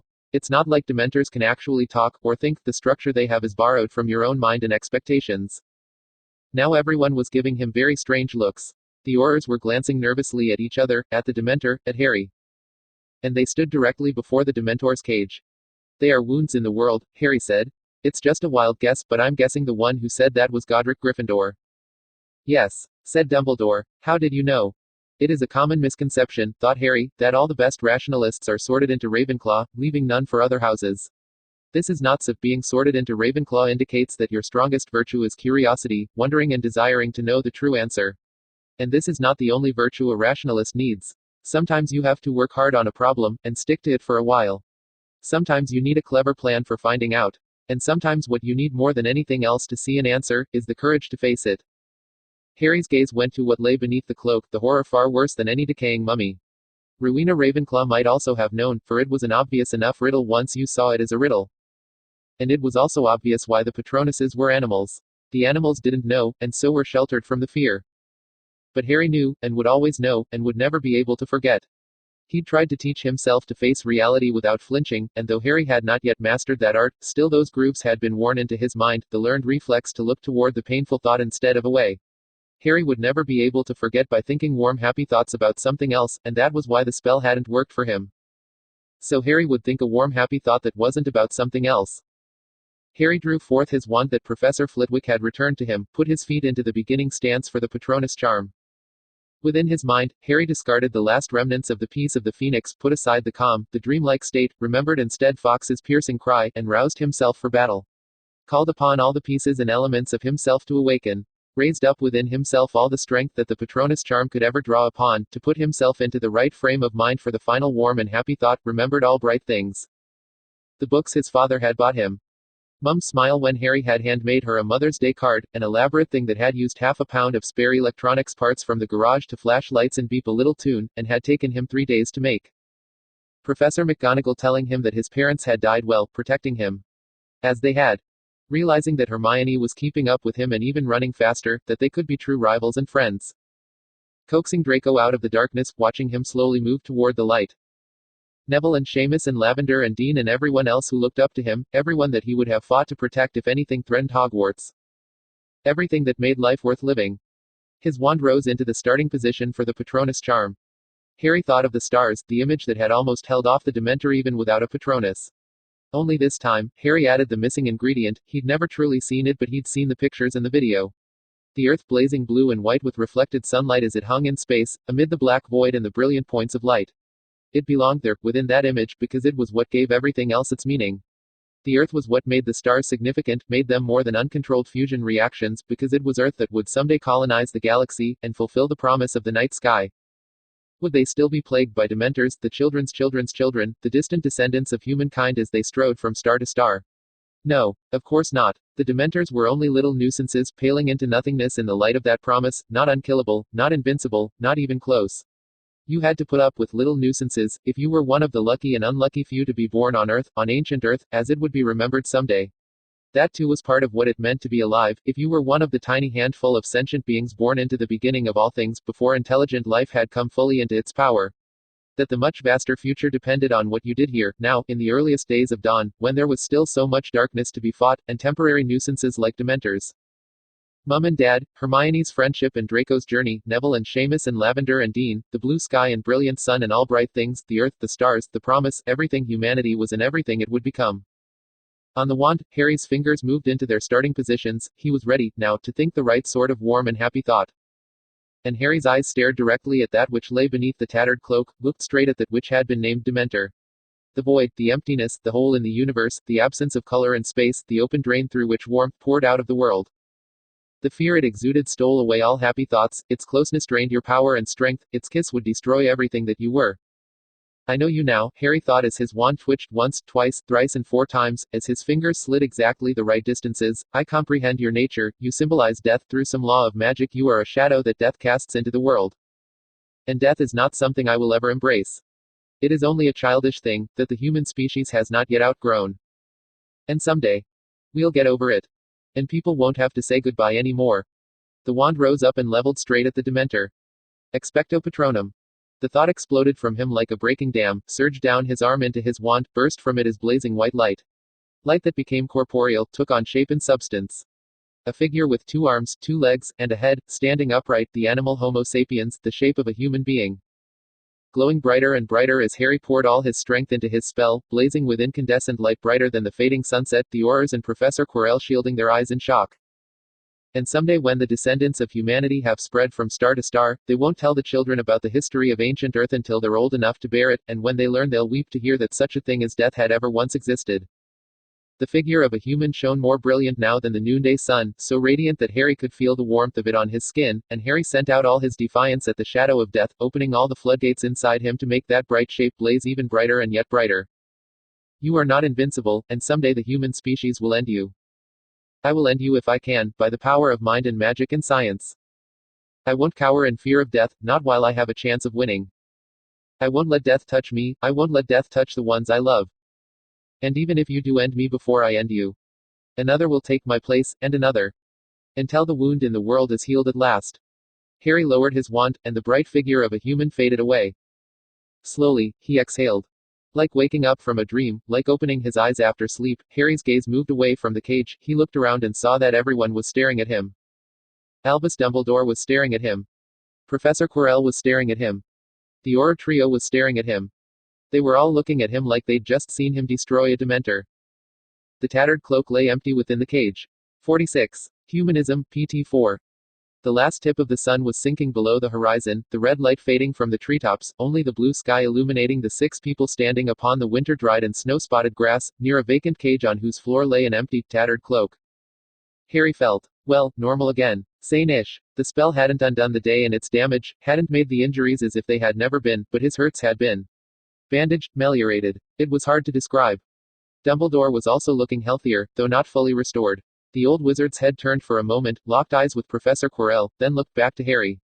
Harry, Dumbledore said, are you about to collapse in exhaustion and possibly die? No, strangely enough, Harry said. That took something out of me, but a lot less than I thought it would. Or maybe it gave something back, as well as taking. Honestly, I expected my body to be hitting the ground with a thud about now. There was a distinct body hitting the ground with a thuddish sort of sound. Thank you for taking care of that, Quirinus, said Dumbledore to Professor Quirrell, who was now standing above and behind the unconscious forms of the 3 Aurors. I confess I am still feeling a bit peaky. Though I shall handle the memory charms myself. Professor Quirrell inclined his head, and then looked at Harry. I will omit a good deal of useless incredulity, said Professor Quirrell, remarks to the effect that Merlin himself failed to do that, etc. Let us go straight to asking the important question. What the sweet slithering snakes was that? The Patronus charm, Harry said. Version 2.0. I rejoice to see that you are your usual self again, said Dumbledore. But you are not going anywhere, young Ravenclaw, until you tell me what exactly was that warm and happy thought. Said Harry. He tapped a contemplative finger on his cheek. I wonder if I should. Professor Quirrell suddenly grinned. Please, said the headmaster. Pretty please with sugar on top. Harry felt an impulse and decided to go with it. It was dangerous, but there might not ever be a better opportunity until the end of time. 3 sodas, Harry said to his pouch, then looked up at the defense professor and the headmaster of Hogwarts. Gentlemen, Harry said, I bought these sodas on my first visit to Platform 9 3/4, on the day I entered into Hogwarts. I have been saving them for special occasions, there is a minor enchantment on them to ensure they are drunk at the right time. This is the last of my supply, but I do not think there will ever come a finer occasion. Shall we? Dumbledore took a soda can from Harry, and Harry tossed another to Professor Quirrell. The 2 older men each muttered identical charms over the can and frowned briefly at the result. Harry, for his part, simply popped the top and drank. The defense professor and the headmaster of Hogwarts politely followed suit. Harry said, I thought of my absolute rejection of death as the natural order. It might not be the right kind of warm feeling you needed to cast a Patronus charm, but it was going into Harry's top 10 nonetheless. The looks he got from the defense professor and the headmaster briefly made Harry nervous, as the spilled ComEd tea faded out of existence, but then the 2 of them each glanced at the other and both apparently decided that they couldn't get away with doing anything really awful to Harry in the other's presence. Mr. Potter, said Professor Quirrell, even I know that is not how things are supposed to work. Indeed, said Dumbledore. Explain. Harry opened his mouth, and then, as realization hit him, rapidly snapped his mouth shut again. Godric hadn't told anyone, nor had Rowena if she'd known. There might have been any number of wizards who'd figured it out and kept their mouths shut. You couldn't forget if you knew that was what you were trying to do. Once you realized how it worked, the animal form of the Patronus charm would never work for you again, and most wizards didn't have the right upbringing to turn on Dementors and destroy them. Sorry about this, said Harry. But I've just this instant realized that explaining would be an incredibly bad idea until you work some things out on your own. Is that the truth, Harry? Dumbledore said slowly. Or are you just pretending to be wise? Headmaster, said Professor Quirrell, sounding genuinely shocked. Mr. Potter has told you that this spell is not spoken of with those who cannot cast it. You do not press a wizard on such matters. If I told you, Harry began. No, Professor Quirrell said, sounding rather severe. You don't tell us why, Mr. Potter, you simply tell us that we are not to know. If you wish to devise a hint, you do so carefully, at leisure, not in the midst of conversation. Harry nodded. But, said the headmaster. But what am I to tell the ministry? You can't just lose a Dementor. Tell them I ate it, said Professor Quirrell, causing Harry to choke on the soda he had unthinkingly raised to his lips. I don't mind. Shall we head on back, Mr. Potter? The two of them began to walk the dirt path back to Hogwarts, leaving behind Albus Dumbledore staring forlornly at the empty cage and the three sleeping Aurors awaiting their memory charms. Aftermath, Harry Potter and Professor Quirrell. They walked for a while before Professor Quirrell spoke, and all background noise dropped into silence when he did. "You are exceptionally good at killing things, my student," said Professor Quirrell. "Thank you," Harry said sincerely. "I am not prying," said Professor Quirrell, "but on the off chance that it was only the headmaster who you did not trust with the secret." Harry considered this. Professor Quirrell already couldn't cast the animal Patronus charm. But you couldn't untell a secret, and Harry was a fast enough learner to realize that he ought to at least think for a while before unleashing this one upon the world. Harry shook his head, and Professor Quirrell nodded acceptance. "Out of curiosity, Professor Quirrell," said Harry, "if your bringing the Dementor to Hogwarts had been part of an evil plot, what would have been its goal?" "Assassinate Dumbledore while he was weakened," Professor Quirrell said without even hesitating. The headmaster told you he was suspicious of me." Harry said nothing for a second while he tried to think of a reply, and then gave up when he realized he'd already answered. "Interesting," Professor Quirrell said. "Mr. Potter, it is not out of the question that there was a plot at work today. Your wand ending up that close to the Dementor's cage could have been an accident. Or one of the Aurors could have been imperioused, confunded, or legitimized to exert an influence. Flitwick and myself should not be excluded as suspects, in your calculation. One notes that Professor Snape cancelled all his classes today, and I suspect he is powerful enough to disillusion himself. The Aurors cast detection charms early on, but they did not repeat them immediately before your turn. But most easily of all, Mr. Potter, the deed could have been plotted by Dumbledore himself, and if he did, why, he might also take steps in advance to cast your suspicion elsewhere." They walked on for a few steps. "But why would he?" Harry said. The defense professor stayed quiet a moment, and then said, "Mr. Potter, what steps have you taken to investigate the headmaster's character?" "Not many," said Harry. He'd only recently realized. "Not nearly enough." "Then I will observe," said Professor Quirrell, "that you do not find out all there is to know about a man by asking only his friends." Now it was Harry's turn to walk a few steps in silence on the slightly beaten dirt path that led back to Hogwarts. He'd really been supposed to know better than that already. Confirmation bias was the technical term. It meant, among other things, that when you chose your information sources, there was a notable tendency to choose information sources that agreed with your current opinions. "Thank you," Harry said. "Actually, I didn't say it earlier, did I? Thank you for everything. If another Dementor ever threatens you, or for that matter, slightly annoys you, just let me know and I'll introduce it to Mr. Glowy Person. I don't like it when Dementors slightly annoy my friends." That got him an indecipherable glance from Professor Quirrell. "You destroyed the Dementor because it threatened me." Harry said, "I'd sort of decided on it before then, but yes, that would have been sufficient reason by itself."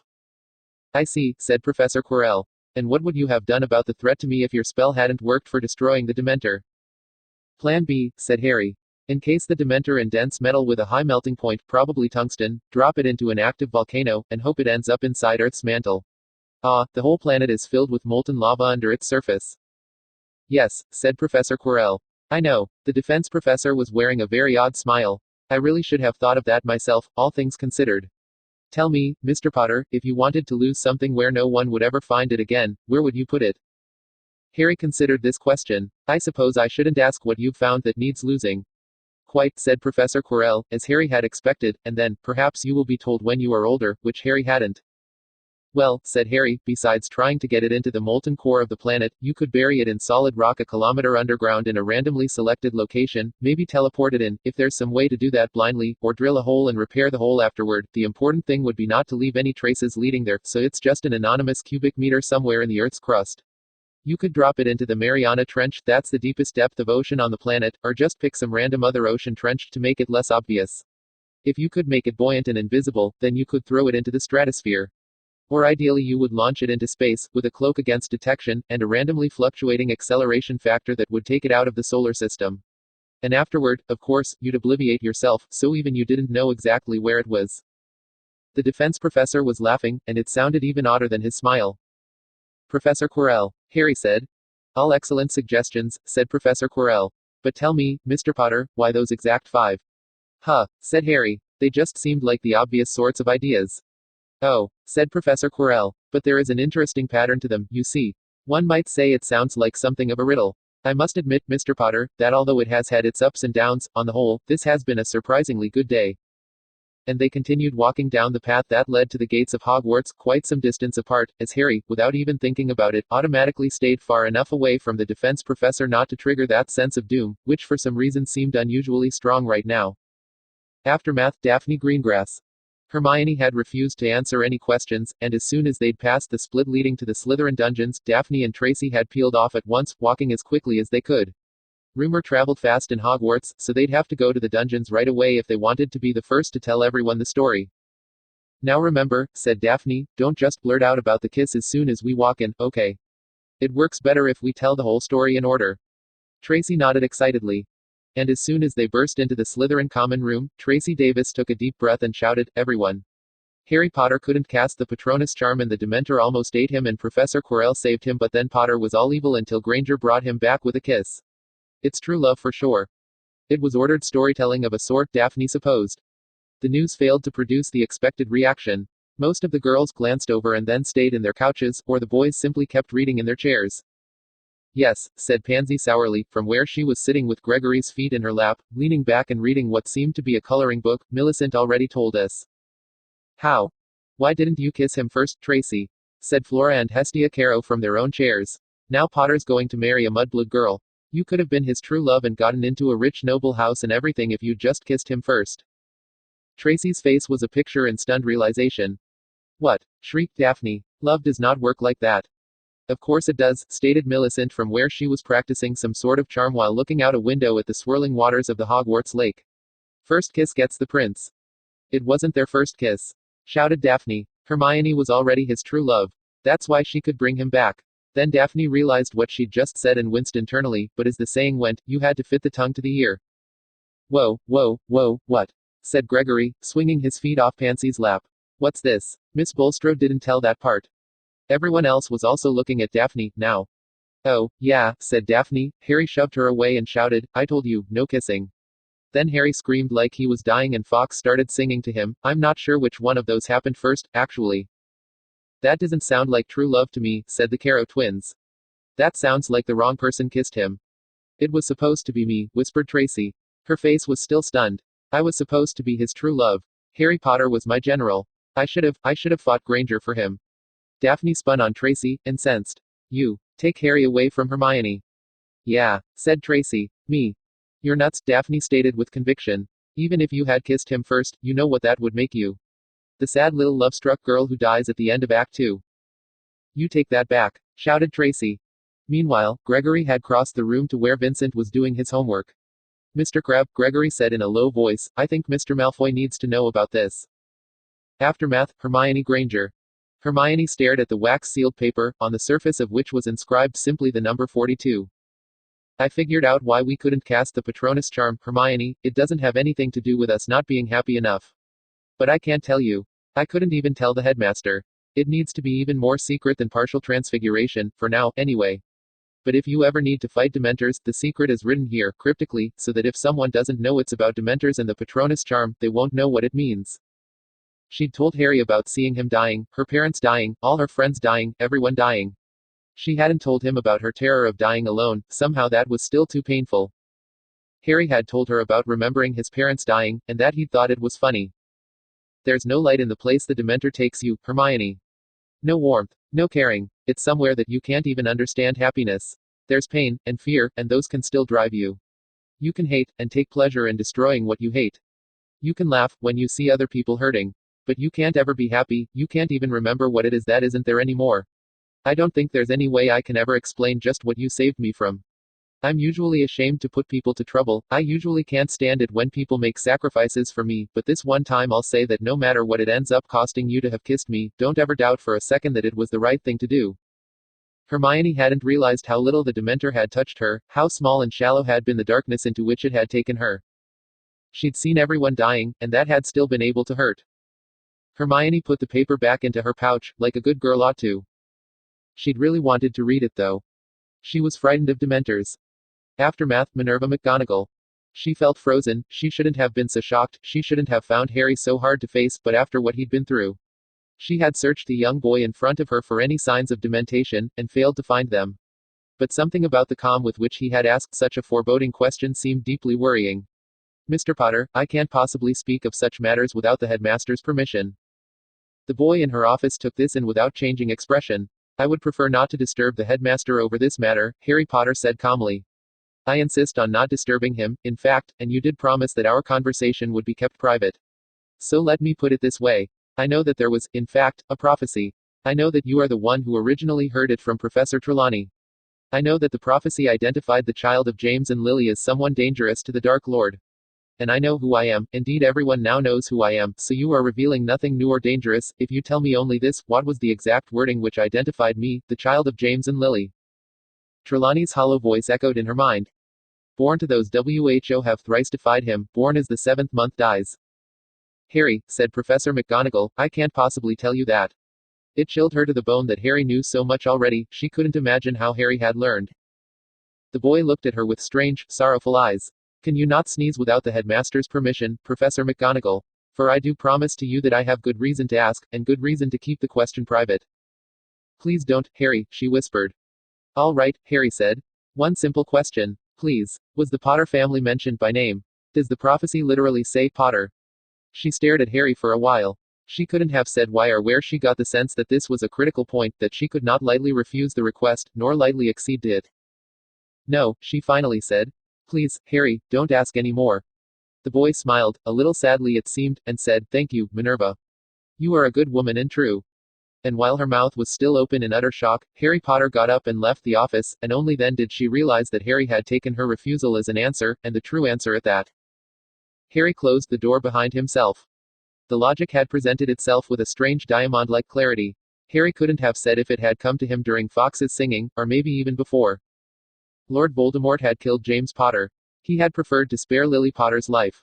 He had continued his attack, therefore, with the sole purpose of killing their infant child. Dark Lords were not usually scared of infant children. So there was a prophecy about Harry Potter being dangerous to Lord Voldemort, and Lord Voldemort had known that prophecy. I give you this rare chance to flee. But I will not trouble myself to subdue you, and your death here will not save your child. Step aside, foolish woman, if you have any sense in you at all. Had it been a whim, to give her that chance. But then Lord Voldemort would not have tried to persuade her. Had the prophecy warned Lord Voldemort against killing Lily Potter, then Lord Voldemort would have troubled himself to subdue her.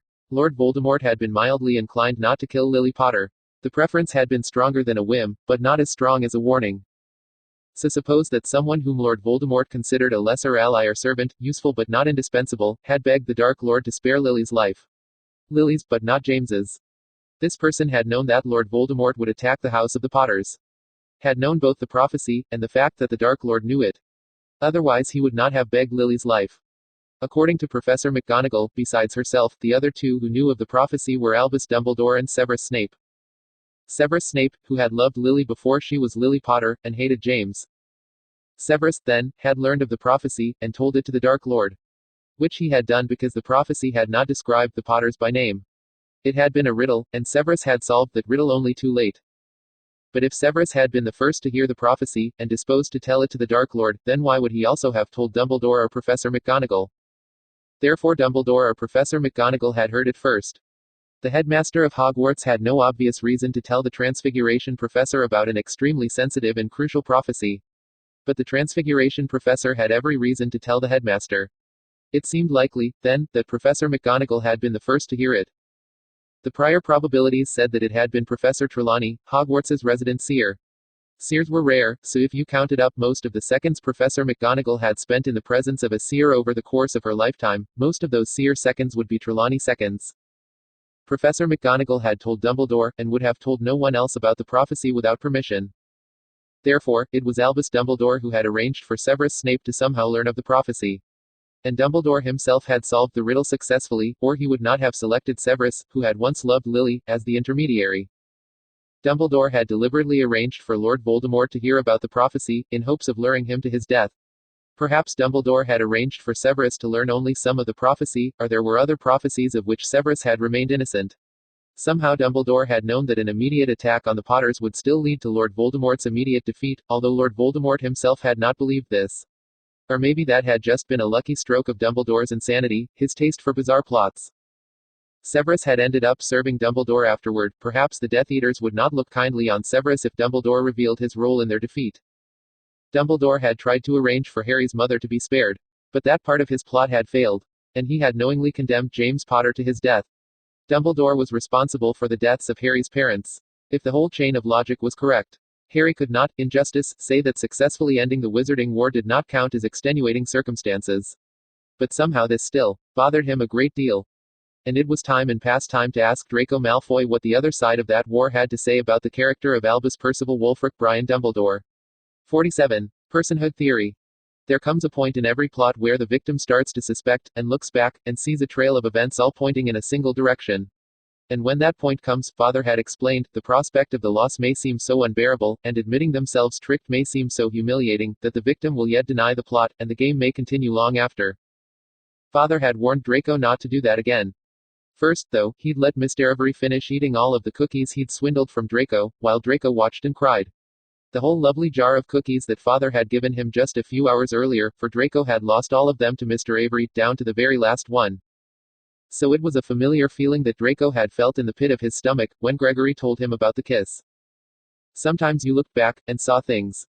In a lightless classroom, you couldn't quite call it unused anymore, since it had seen weekly use over the last few months. A boy sat enshrouded in a hooded cowl, with an unlighted crystal globe on the desk in front of him. Thinking in silence, thinking in darkness, waiting for an opening door to let in the light. Harry had shoved Granger away and said, "I told you, no kissing." Harry would probably say something like, "She just did it to annoy me, last time, just like she made me go on that date."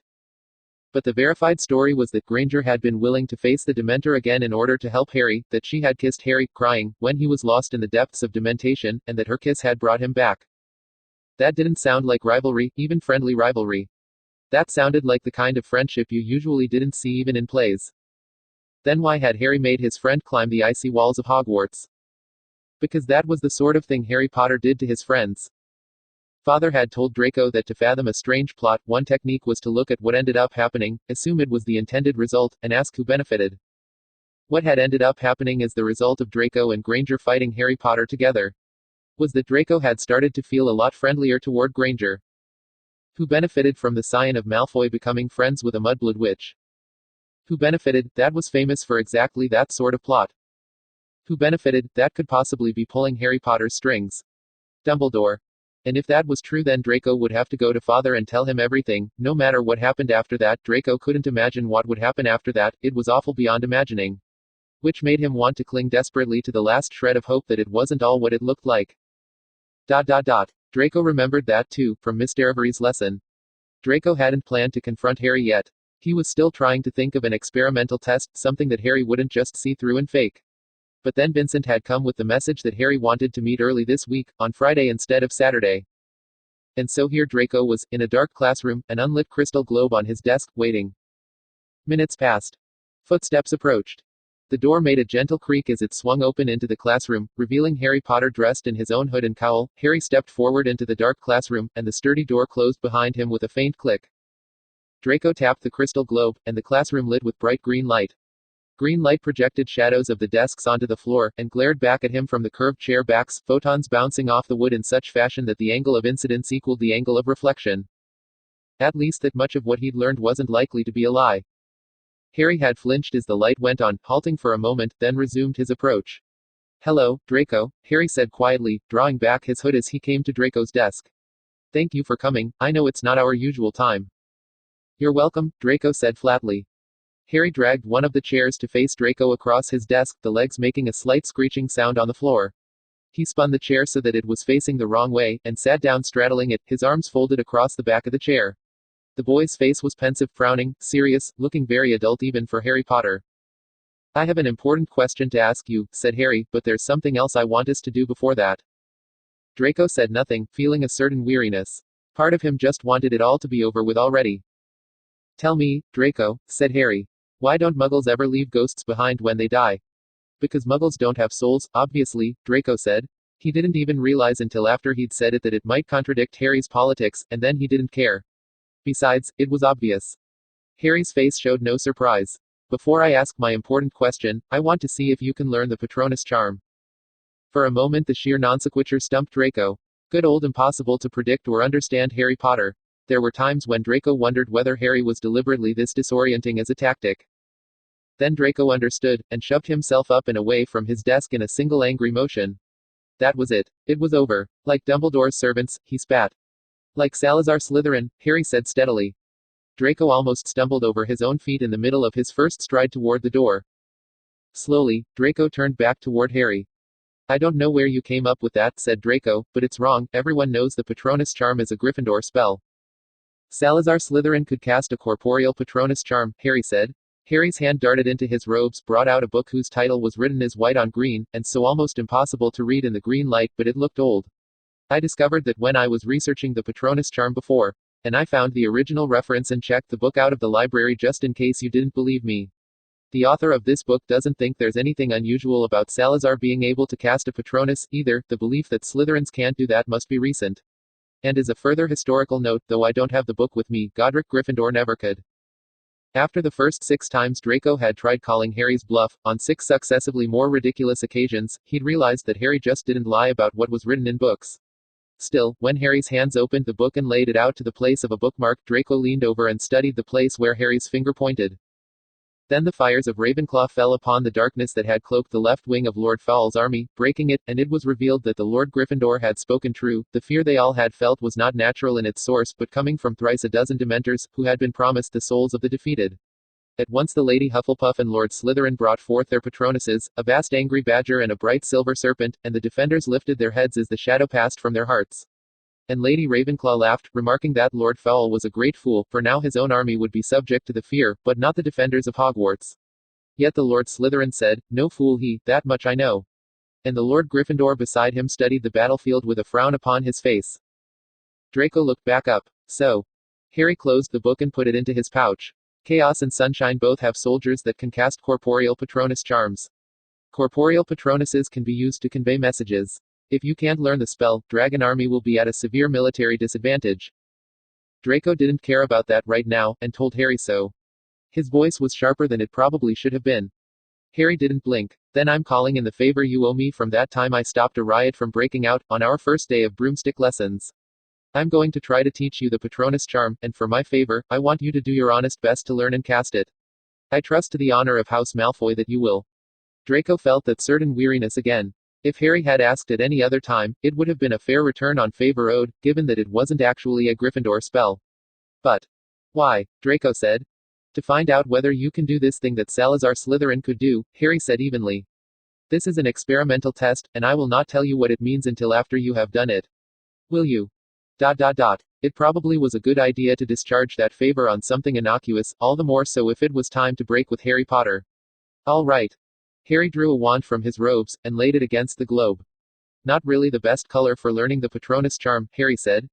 Green light the exact shade of the killing curse, I mean. But silver is a Slytherin color too, isn't it? Dulik. The light went out, and Harry whispered the first 2 phrases of the continual light enchantment, recasting that part of it though neither of them could have cast the whole thing by themselves. Then Harry tapped the globe again, and the room lit with a silver radiance, brilliant but still soft and gentle. Color returned to the desks and chairs, and to Harry's slightly sweaty face beneath his shock of black hair. It took that long for Draco to realize the implication. You saw a killing curse cast since the last time we met. When? How? Cast the Patronus charm, Harry said, looking more serious than ever, and I'll tell you. Draco pressed his hands to his eyes, shutting out the silver light. You know, I really should remember that you're too weird for any normal plots. Within his self-imposed darkness, he heard the sound of Harry snickering. Harry watched closely as Draco finished his latest run-through of the preliminary gestures, the part of the spell that was difficult to learn. The final brandish and the pronunciation didn't have to be precise. All 3 of the last runs had been perfect as far as Harry could see. Harry had also felt an odd impulse to adjust things that Mr. Lupin hadn't said anything about, like the angle of Draco's elbow or the direction his foot was pointing. It could have been entirely his own imagination, and probably was, but Harry had decided to go with it just in case. All right, Harry said quietly. There was a tension in his chest that made it a little hard to speak. Now we don't have a Dementor here, but that's all right. We won't need one. Draco, when your father spoke to me at the train station, he said that you were the one thing in the world that was most precious to him, and he threatened to throw away all his other plans to take vengeance on me, if ever you came to harm. What? There was a catch in Draco's voice, and a strange look on his face. Why are you telling me that? Why wouldn't I? Harry didn't let his expression change, though he could guess what Draco was thinking, that Harry had been plotting to separate Draco from his father, and shouldn't be saying anything that would bring them closer together. There's always been just one person who matters most to you, and I know exactly what warm and happy thought will let you cast the Patronus charm. You told it to me at the train station before the first day of school. Once you fell off a broomstick and broke your ribs. It hurt more than anything you'd ever felt, and you thought you were going to die.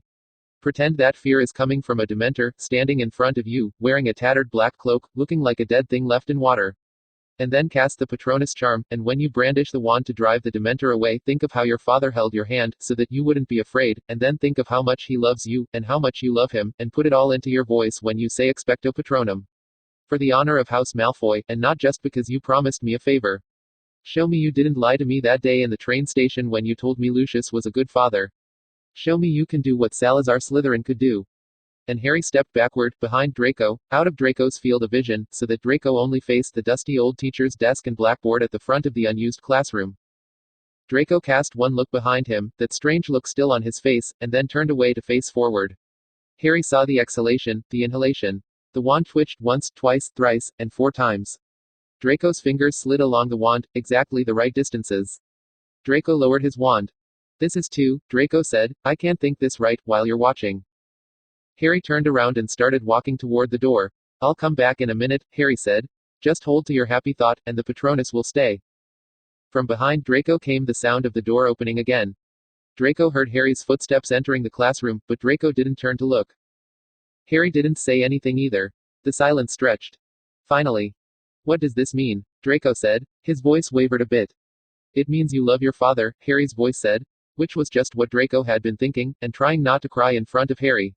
It was too right, just too right.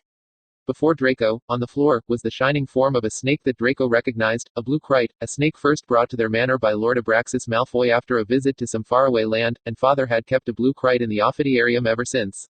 The thing about the blue kite was that the bite wouldn't hurt much. Father had said that, and told Draco that he was never allowed to pet the snake, no matter who was watching. The venom killed your nerves so fast that you didn't have time to feel pain as the poison spread. You could die of it even after using healing charms. It ate other snakes. It was as Slytherin as any creature could possibly be. That was why a blue kite head had been forged into the handle of Father's cane. The bright snake darted out its tongue, which was also silver, and seemed to smile somehow, in a warmer way than any reptile should. And then Draco realized. But Draco said, still staring at the beautifully radiant snake, you can't cast the Patronus charm. Now that Draco had cast it himself, he understood why that was important. You could be evil, like Dumbledore, and still cast the Patronus charm, so long as you had something bright left inside you. But if Harry Potter didn't have a single thought inside him that shone like that. The Patronus charm is more complicated than you think, Draco, Harry said seriously. Not everyone who fails at casting it is a bad person, or even unhappy. But anyway, I can cast it. I did it on my second try, after I realized what I'd done wrong facing the Dementor my first time.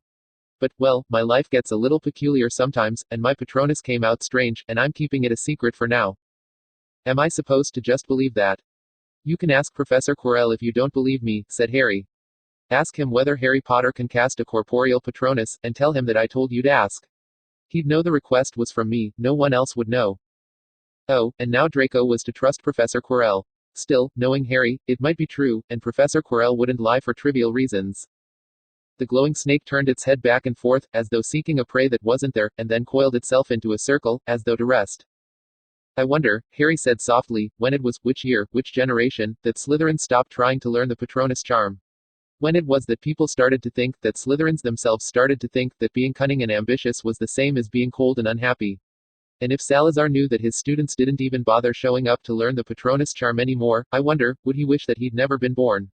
I wonder how it all went wrong, when Slytherin's house went wrong. The shining creature winked out, the turmoil rising in Draco making it impossible to sustain the charm. Draco spun on Harry, he had to control himself not to raise his wand. What do you know about Slytherin House or Salazar Slytherin? You were never sorted into my house, what gives you the right to? And that was when Draco finally realized. You did get sorted into Slytherin.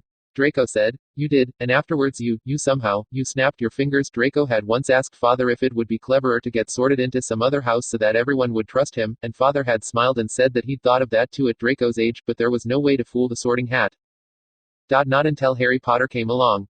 How had he ever bought for 1 minute that Harry was a Ravenclaw? An interesting hypothesis, Harry said equably. Do you know, you're the second person in Hogwarts to come up with a theory along those lines. At least you're the second that's actually said so to my face. Snape, Draco said with certainty. His head of house was no fool. Professor Quirrell, of course, said Harry. Though come to think, Severus did ask me how I managed to stay out of his house, and whether I had something the Sorting Hat wanted. I suppose you could say you're number 3. Oh, but Professor Quirrell's theory was a little different than yours, though.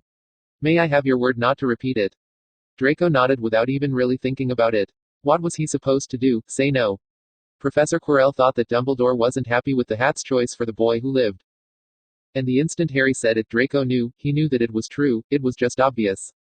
Who did Dumbledore even think he was fooling? Well, besides every single other person in Hogwarts except Snape and Quirrell, Harry might even believe it himself. Draco stumbled back over to his desk in something of a daze, and sat down hard enough to hurt slightly. This sort of thing happened around once a month with Harry, and it hadn't happened yet in January, so it was time. His fellow Slytherin, who might or might not think himself a Ravenclaw, sat back down in the chair he'd used earlier, now sitting on it crosswise, and looking up intently at Draco. Draco didn't know what he should be doing now, whether he should be trying to persuade the lost Slytherin boy that, no, he wasn't actually a Ravenclaw.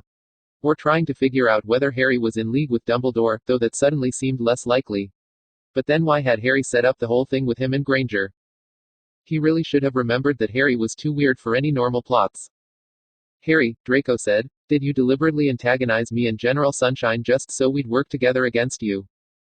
Harry nodded without hesitation, as though it was the most normal thing in the world, and nothing to be ashamed of. The whole thing with the gloves and making us climb up the walls of Hogwarts, the only point was to make me and Granger more friendly toward each other.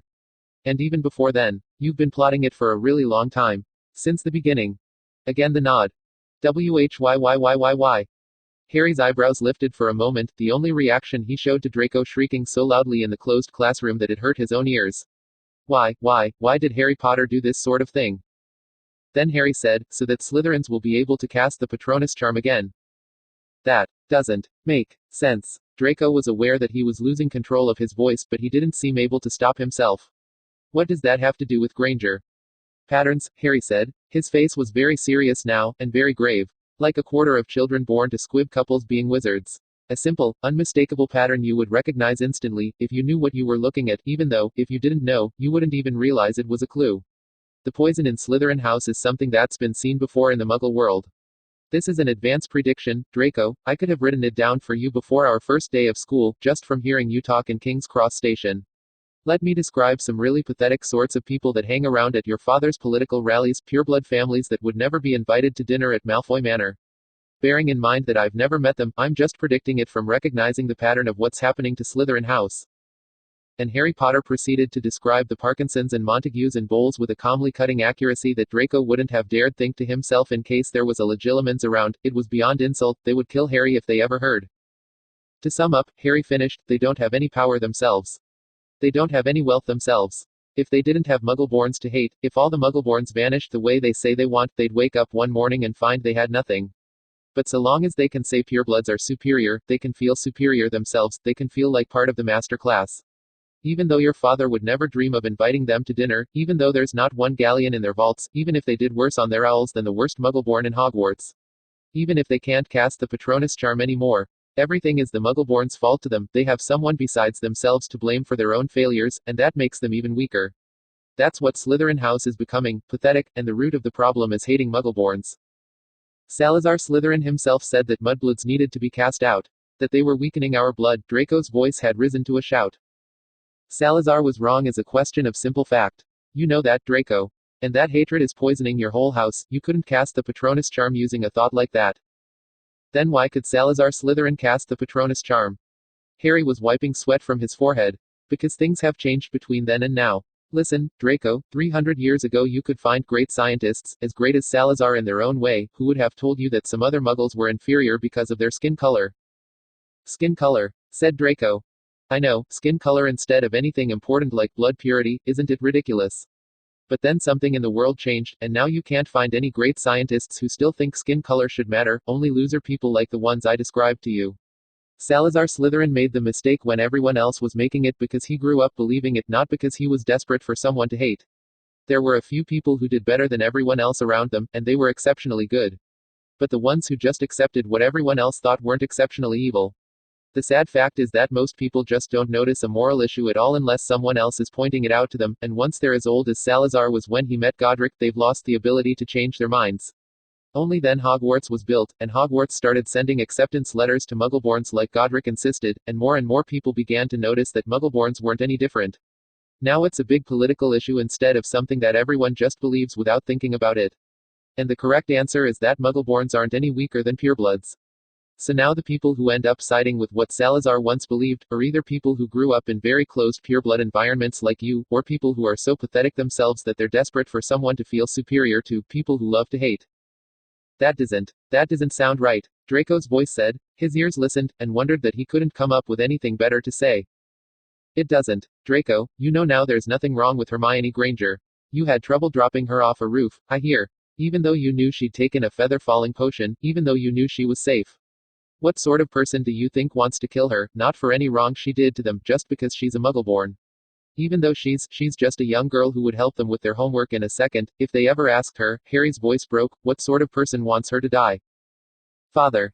Draco felt split in two. He seemed to be having a problem with dual vision. Granger is a mudblood, she should die, and a girl hanging from his hand on the rooftop, like seeing double.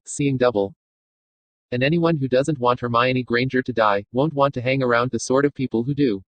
That's all people think Slytherin is now, not clever planning, not trying to achieve greatness, just hating Muggleborns. I paid Morag a sickle to ask Padma why she hadn't gone to Slytherin. We both know she got the option. And Morag told me that Padma just gave her a look and said that she wasn't Pansy Parkinson.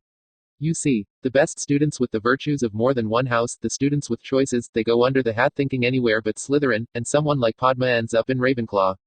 And I think the Sorting Hat tries to maintain a balance in the sorting, so it fills out the ranks of Slytherin with anyone who isn't repelled by all the hatred. So instead of Padma Patil, Slytherin gets Pansy Parkinson. She's not very cunning, and she's not very ambitious, but she's the sort of person who doesn't mind what Slytherin is turning into. And the more Padmas go to Ravenclaw and the more Pansies go to Slytherin, the more the process accelerates. It's destroying Slytherin House, Draco. It had a ring of awful truth. Padma had belonged in Slytherin. And instead Slytherin got Pansy. Father rallied lesser families like the Parkinsons because they were convenient sources of support, but Father hadn't realized the consequences of associating Slytherin's name with them. I can't, Draco said, but he wasn't even sure what he couldn't do. What do you want from me? I'm not sure how to heal Slytherin House, Harry said slowly. But I know it's something you and I will end up having to do. It took centuries for science to dawn over the Muggle world. It only happened slowly, but the stronger science got, the further that sort of hatred retreated. Harry's voice was quiet now. I don't know exactly why it worked that way, but that's how it happened historically. As though there's something in science like the shine of the Patronus charm, driving back all sorts of darkness and madness, not right away, but it seems to follow wherever science goes. The Enlightenment, that was what it was called in the Muggle world. It has something to do with seeking the truth, I think. With being able to change your mind from what you grew up believing. With thinking logically, realizing that there's no reason to hate someone because their skin is a different color, just like there's no reason to hate Hermione Granger. Or maybe there's something to it that even I don't understand. But the Enlightenment is something that you and I belong to now, both of us. Fixing Slytherin House is just one of the things we have to do. Let me think, Draco said, his voice coming out in something of a croak, please, and he rested his head in his hands, and thought. Draco thought for a while, with his palms over his eyes to shut out the world, no sound but his and Harry's breathing. All the persuasive reasonableness of what Harry said, the evident grains of truth that it contained, and against that, the obvious, the perfectly and entirely obvious hypothesis about what was really going on. After a time, Draco finally raised his head. It sounds right, Draco said quietly. A huge smile broke out on Harry's face. So, Draco continued, is this where you bring me to Dumbledore, to make it official? He kept his voice very casual as he said it. Oh, yeah, Harry said. That was the thing I was going to ask you about, actually. Draco's blood froze in his veins, froze solid and shattered. Professor Quirrell said something to me that got me thinking, and, well, no matter how you answer this question, I'm already stupid for having not asked you a lot earlier. Everyone in Gryffindor thinks Dumbledore is a saint, the Hufflepuffs think he's crazy, the Ravenclaws are all proud of themselves for having worked out that he's only pretending to be crazy, but I never asked anyone in Slytherin. I'm supposed to know better than to make that sort of mistake. But if even you think Dumbledore's okay to conspire with on fixing Slytherin House, I guess I didn't miss anything important. You know, Draco said, his voice remarkably calm, all things considered, every time I wonder if you do things like this just to annoy me, I tell myself that it has to be accidental, no one could possibly do this sort of thing on purpose even if they tried until blood trickled out of their ears. That's the only reason I'm not going to strangle you now. Huh. And then strangle himself, because Harry had grown up with muggles, and then Dumbledore had smoothly diverted him from Slytherin to Ravenclaw, so it was perfectly plausible that Harry might not know anything, and Draco had never thought to tell him. Or else Harry had guessed that Draco wouldn't join up with Dumbledore so readily, and this itself was just the next step of Dumbledore's plan. But if Harry really didn't know about Dumbledore, then warning him had to take precedence over everything. All right, Draco said, after he'd had a chance to organize his thoughts. I don't know where to start, so I'll just start somewhere. Draco drew a deep breath. This was going to take a while. Dumbledore murdered his little sister, and got away with it because his brother wouldn't testify against him. Harry listened with increasing worry and dismay. Harry had been prepared, he'd thought to take the blood purist side of the story with a grain of salt. The trouble was that even after you added an enormous amount of salt, it still didn't sound good. Dumbledore's father had been convicted of using unforgivable curses on children, and died in Azkaban. That was no sin of Dumbledore's, but it would be a matter of public record. Harry could check that part, and see whether all of this had been made up out of thin air by the blood purists. Dumbledore's mother had died mysteriously, shortly before his younger sister died in what the Aurors had ruled to be murder. Supposedly that sister had been brutalized by muggles and never spoken again after that, which, Draco pointed out, sounded remarkably like a botched obliviation. After Harry's first few interruptions, Draco had seemed to pick up on the general principle, and was now presenting the observations first and the inferences afterward. So you don't have to take my word for it, said Draco, you can see it, right?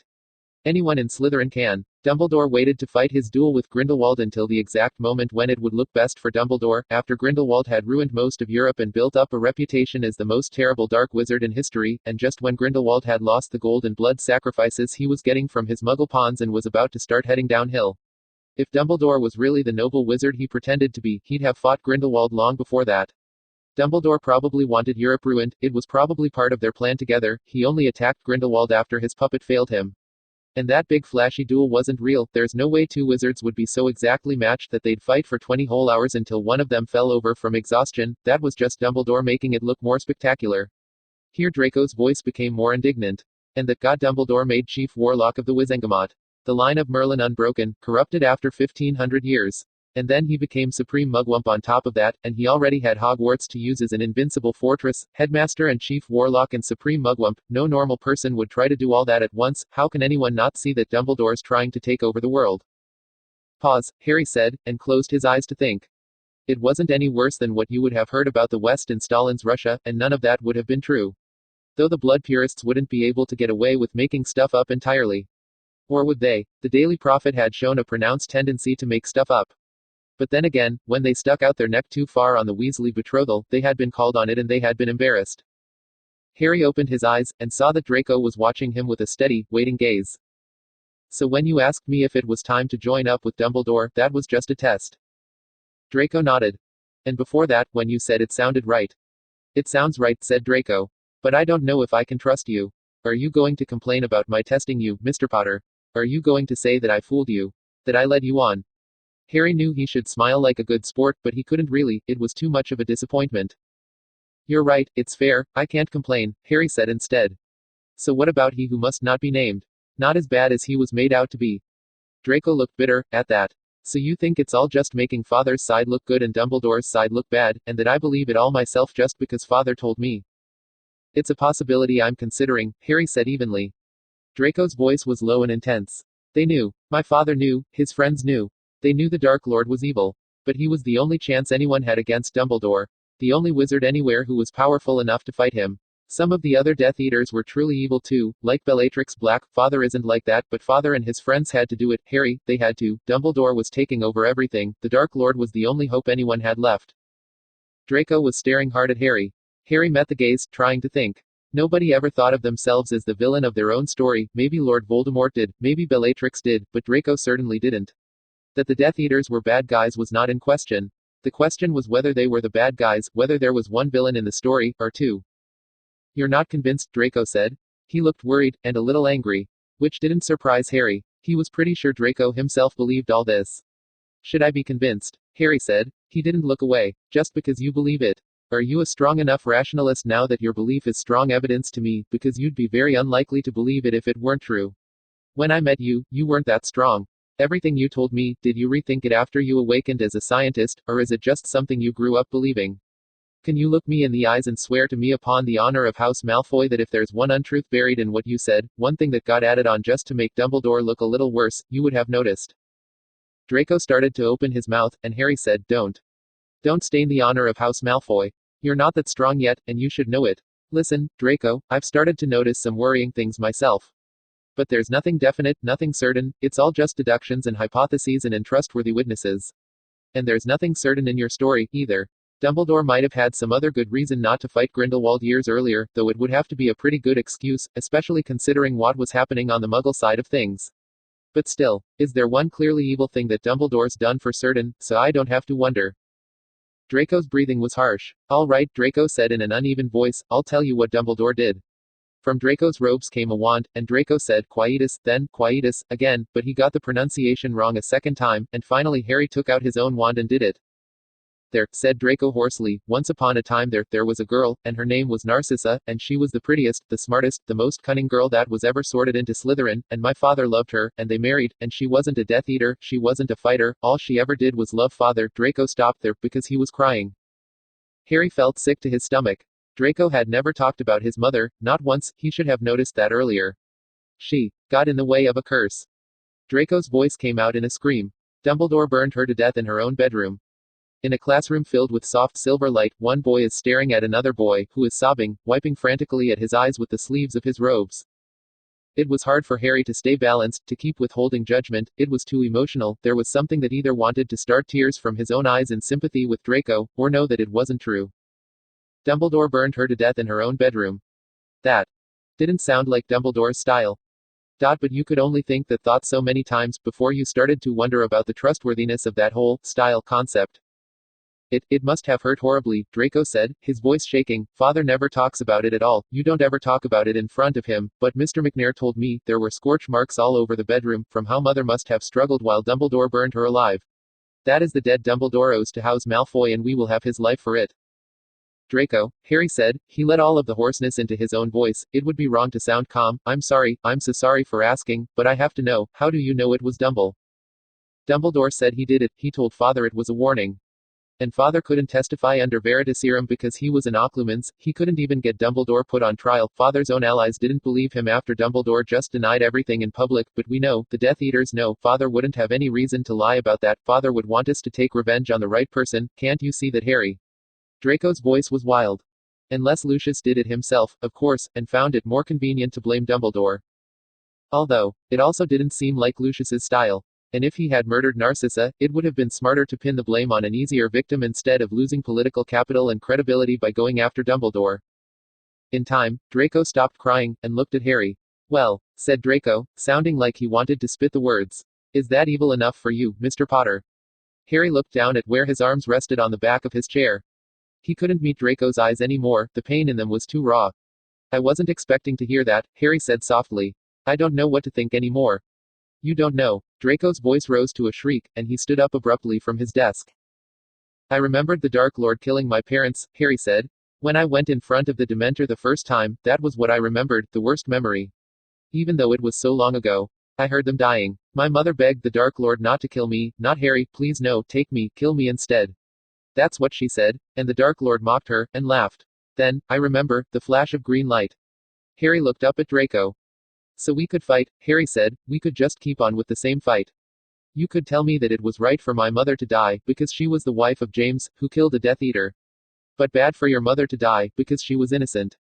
And I could tell you that it was right for your mother to die, that Dumbledore must have had some reason that made it okay to burn her alive in her own bedroom, but bad for my mother to die. But you know, Draco, either way, wouldn't it be obvious that we were just being biased? Because the rule that says that it's wrong to kill innocent people, that rule can't switch on for my mother and off for yours, and it can't switch on for your mother and off for mine. If you tell me that Lily was an enemy of the Death Eaters and it's right to kill your enemies, then the same rule says that Dumbledore was right to kill Narcissa, since she was his enemy. Harry's voice went hoarse. So if the two of us are going to agree on anything, it's going to be that neither of their deaths were right and that no one's mother should die anymore. The fury boiling inside Draco was so great that he could barely stop himself from storming out of the room. All that halted him was the recognition of a critical moment, and a small remnant of friendship, a tiny flash of sympathy, for he'd forgotten, that Harry's mother and father were dead by the Dark Lord's hand. The silence stretched. You can talk, Harry said. Draco, talk to me, I won't get angry. Are you thinking, I don't know, that Narcissa dying was much worse than Lily dying? That it's wrong for me even to make the comparison. I guess I was stupid too, Draco said. All this time I forgot that you must hate the Death Eaters for killing your parents, hate Death Eaters the way I hate Dumbledore. And Harry had never said anything, never reacted when Draco talked about Death Eaters, kept it hidden. Draco was a fool. No, Harry said. It's not like that, Draco. I don't even know how to explain to you, except to say that a thought like that wouldn't, Harry's voice choked, you wouldn't ever be able to use it to cast the Patronus charm. Draco felt a sudden wrench in his heart, unwanted but he felt it. Are you pretending you're just going to forget about your own parents? Are you saying I should just forget about Mother? So you and I have to be enemies then? Now Harry's voice was growing equally wild. What have we ever done to each other that means we have to be enemies? I refuse to be trapped like that. Justice can't mean that both of us should attack each other, it doesn't make sense. Harry stopped, took a deep breath, ran his fingers back through the deliberate mess of his hair, the fingers came away sweaty, Draco could see it. Draco, listen, we can't expect to meet on everything right away, you and I.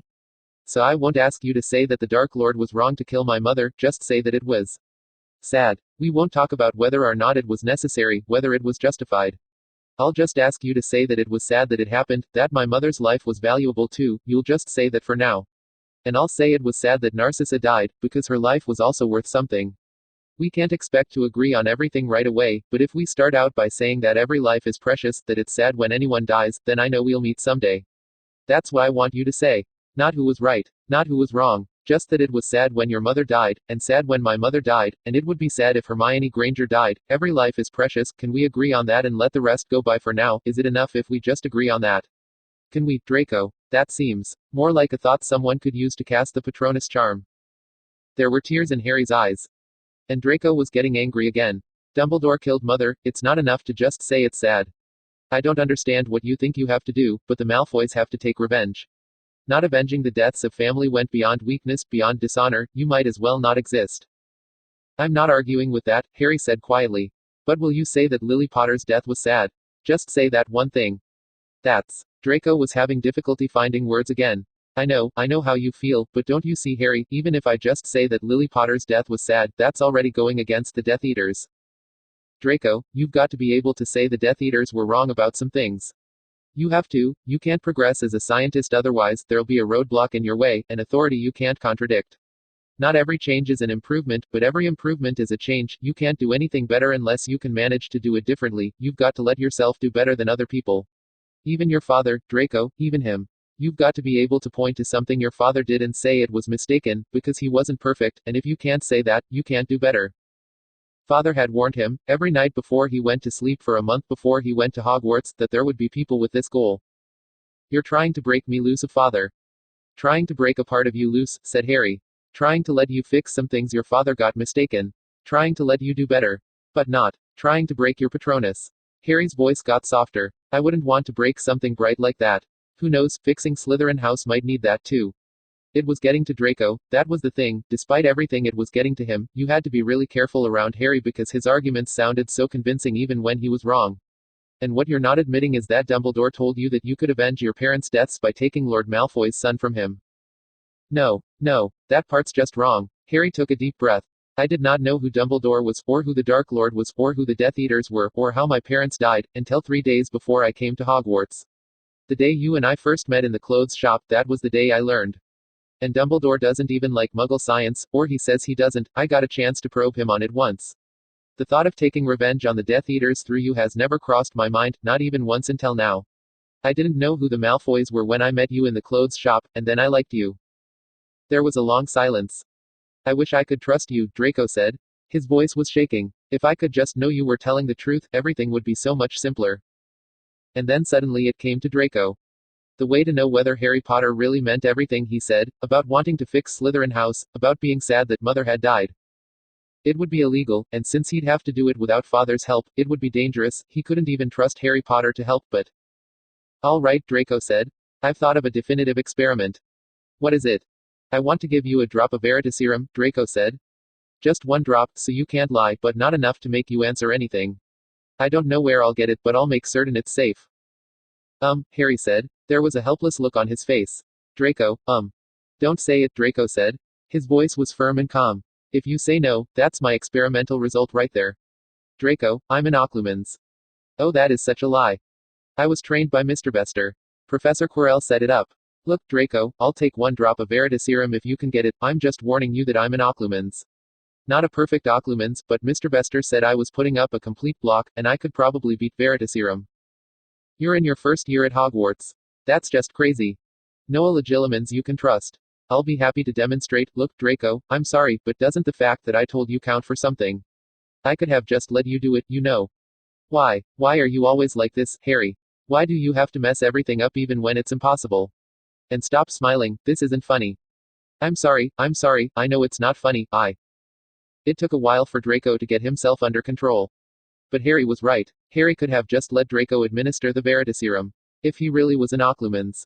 Draco didn't know who he could ask to try legilimency, but he could at least ask Professor Quirrell if it was true. Could Draco trust Professor Quirrell? Maybe Professor Quirrell would just say anything Harry asked him to. Then Draco remembered the other thing Harry had told him to ask Professor Quirrell, and thought of a different test. You know, said Draco. You know what it costs me, if I agree that the poison in Slytherin's house is hating Muggleborns, and say that Lily Potter's death was sad. And that's part of your plan, don't tell me it's not. Harry said nothing, which was wise of him. There's something I want from you in return, said Draco. And before then, an experimental test I want to try. Draco pushed open the door to which the portraits had directed them, and this time it was the right door. Before them was a small empty place of stone set against the night sky. Not a roof like the one he'd dropped Harry from, but a tiny and proper courtyard, far above the ground. With proper railings, elaborate traceries of stone that flushed seamlessly into the stone floor. How so much artistry had been infused into the creation of Hogwarts was something that still awed Draco every time he thought about it. There must have been some way to do it all at once, no one could have detailed so much piece by piece, the castle changed and every new piece was like that. It was so far beyond the wizardry of these fading days that no one would have believed it if they hadn't seen the proof in Hogwarts itself. Cloudless and cold, the winter night sky, it got dark long before students' curfew, in the final days of January. The stars shining brightly, in the clear air. Harry had said that being under the stars would help him.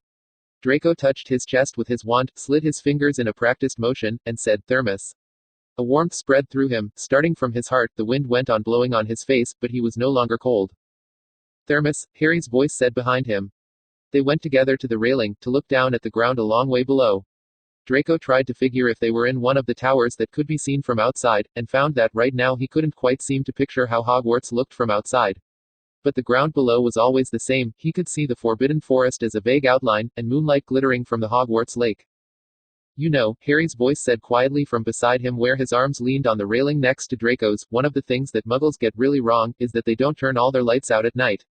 Not even for 1 hour every month, not even for 15 minutes once a year. The photons scatter in the atmosphere and wash out all but the brightest stars, and the night sky doesn't look the same at all, not unless you go far away from any cities. Once you've looked up at the sky over Hogwarts, it's hard to imagine living in a Muggle city, where you wouldn't be able to see the stars.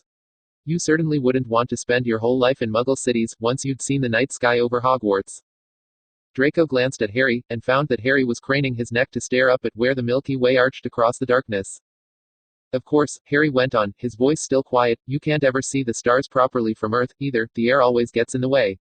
You have to look from somewhere else, if you want to see the real thing, the stars burning hard and bright, like their true selves. Have you ever wished that you could just whisk yourself up into the night sky, Draco, and go look at what there is to see around other suns than ours?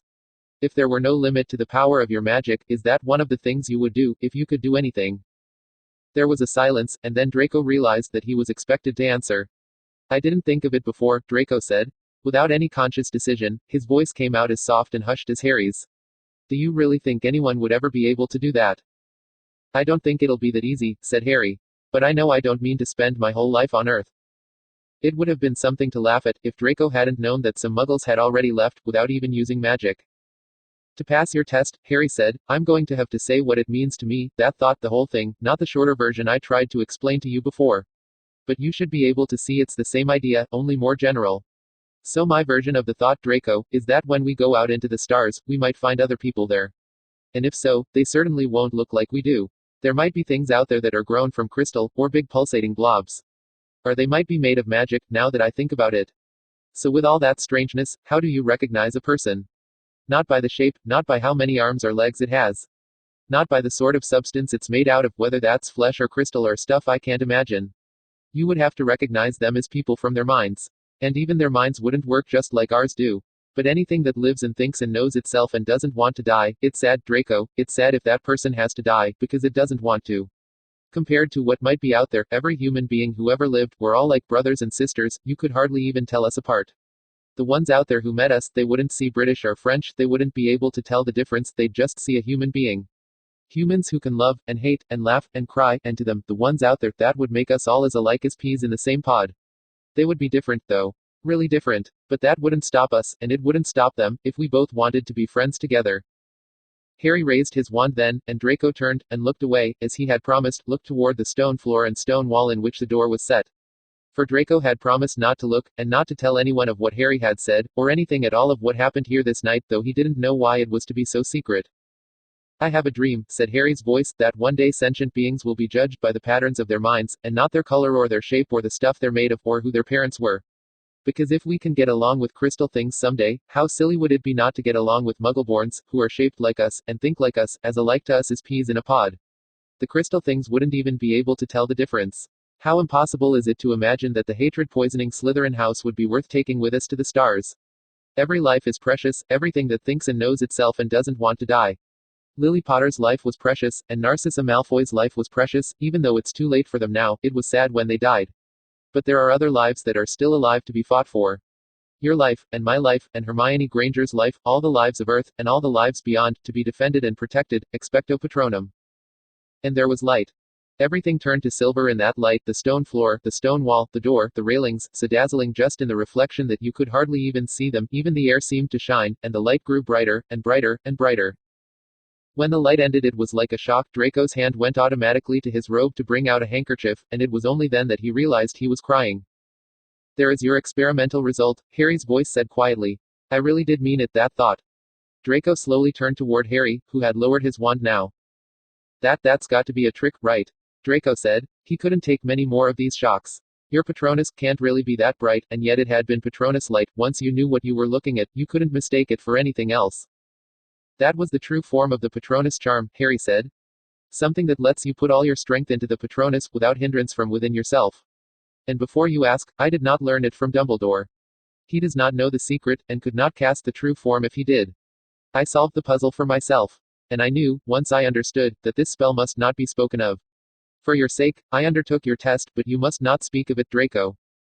Draco didn't know any more, he didn't know where the true strength lay, or the right of things. Double vision, double vision. Draco wanted to call Harry's ideals weakness, Hufflepuff foolishness, the sort of lie that rulers told to placate the populace and that Harry had been silly enough to believe for himself, foolishness taken seriously and raised up to insane heights, projected out onto the stars themselves. Something beautiful and hidden, mysterious and bright. Will I, whispered Draco, be able to cast a Patronus like that someday? If you always keep seeking the truth, Harry said, and if you don't refuse the warm thoughts when you find them, then I'm sure you will. I think a person could get anywhere if they just kept going long enough, even to the stars. Draco wiped his eyes with his handkerchief again. We should go back inside, Draco said in an unsteady voice. Someone could have seen it, all that light. Harry nodded, and moved to and through the door, and Draco looked up at the night sky one last time before he followed. Who was the boy who lived, that he was already an Occlumens, and could cast the true form of the Patronus charm, and do other strange things? What was Harry's Patronus, why must it stay unseen? Draco didn't ask any of those questions, because Harry might have answered, and Draco just couldn't take any more shocks today. He just couldn't. One more shock and his head was going to just fall right off his shoulders and go bounce, bounce, bounce down the corridors of Hogwarts. They ducked into a small alcove. Instead of going all the way back to the classroom, at Draco's request, he was feeling too nervous to put it off any longer. Draco put up a quieting barrier, and then looked at Harry in silent question. I've been thinking about it, Harry said. I'll do it, but there are 5 conditions. 5. Yes, 5. Look, Draco, a pledge like this is just begging to go terribly wrong somehow. You know it would go wrong if this were a play. Well, it's not, Draco said. Dumbledore killed Mother. He's evil. It's one of those things you talk about that doesn't have to be complicated. Draco, Harry said, his voice careful, all I know is that you say that Lucius says that Dumbledore says he killed Narcissa. To believe that unquestioningly, I have to trust you and Lucius and Dumbledore. So like I said, there are conditions. The first one is that at any point you can release me from the pledge, if it no longer seems like a good idea. It has to be a deliberate and intended decision on your part, of course, not a trick of wording or something. Okay, said Draco. That sounded safe enough. Condition 2 is that I'm pledging to take as an enemy whoever actually did kill Narcissa, as determined to the honest best of my ability as a rationalist. Whether that's Dumbledore, or someone else. And you have my word that I'll exercise my best ability as a rationalist to keep that judgment honest, as a question of simple fact. Agreed. I don't like it, said Draco. He didn't, the whole point was to make sure Harry never went with Dumbledore. Still, if Harry was honest, he'd catch on to Dumbledore soon enough, and if dishonest, he'd already broken his word. But I'll agree. Condition 3 is that Narcissa has to have been burned alive. If that part of the story turns out to be something exaggerated just to make it sound a little worse, then I get to decide for myself whether or not to still go through with the pledge. Good people sometimes have to kill. But they don't ever torture people to death. It's because Narcissa was burned alive that I know whoever did that was evil. Draco kept his temper, barely. Condition 4 is that if Narcissa got her own hands dirty, and, say, crucioed someone's child into insanity, and that person burned Narcissa for revenge, the deal might be off again. Because then it was still wrong for them to burn her, they still should have just killed her without pain, but it wasn't evil the same way as if she was just Lucius's love who never did anything herself, like you said. Condition 5 is that if whoever killed Narcissa was tricked somehow into doing it, then my enemy is whoever tricked them, not the person who was tricked. All this really sounds like you're planning to weasel out of it. Draco, I won't take a good person as an enemy, not for you or anyone. I have to really believe they're in the wrong. But I've thought about it, and it seems to me that if Narcissa didn't do any evil with her own hands, just fell in love with Lucius and chose to stay his wife, then whoever burned her alive in her own bedroom isn't likely to be a good guy. And I'll pledge to take as my enemy whoever made that happen, whether it's Dumbledore or anyone else, unless you deliberately release me from that pledge. Hopefully that won't go wrong the way it would if this were a play. I'm not happy, said Draco. But okay, you pledge to take my mother's murderer as your enemy, and all. Harry waited, with a patient look on his face, while Draco tried to make his voice work again. I'll help you fix the problem with Slytherin house-hating Muggleborns, Draco finished in a whisper. And I'll say it was sad that Lily Potter died. So be it, said Harry. And it was done. The break, Draco knew, had just widened a little more. No, not a little, a lot. There was a sensation of drifting away, of being lost further and further from shore, further and further from home. Excuse me, Draco said. He turned away from Harry, and then tried to calm himself. He had to do this test, and he didn't want to fail it from being nervous or ashamed. Draco raised his wand into the starting position for the Patronus charm.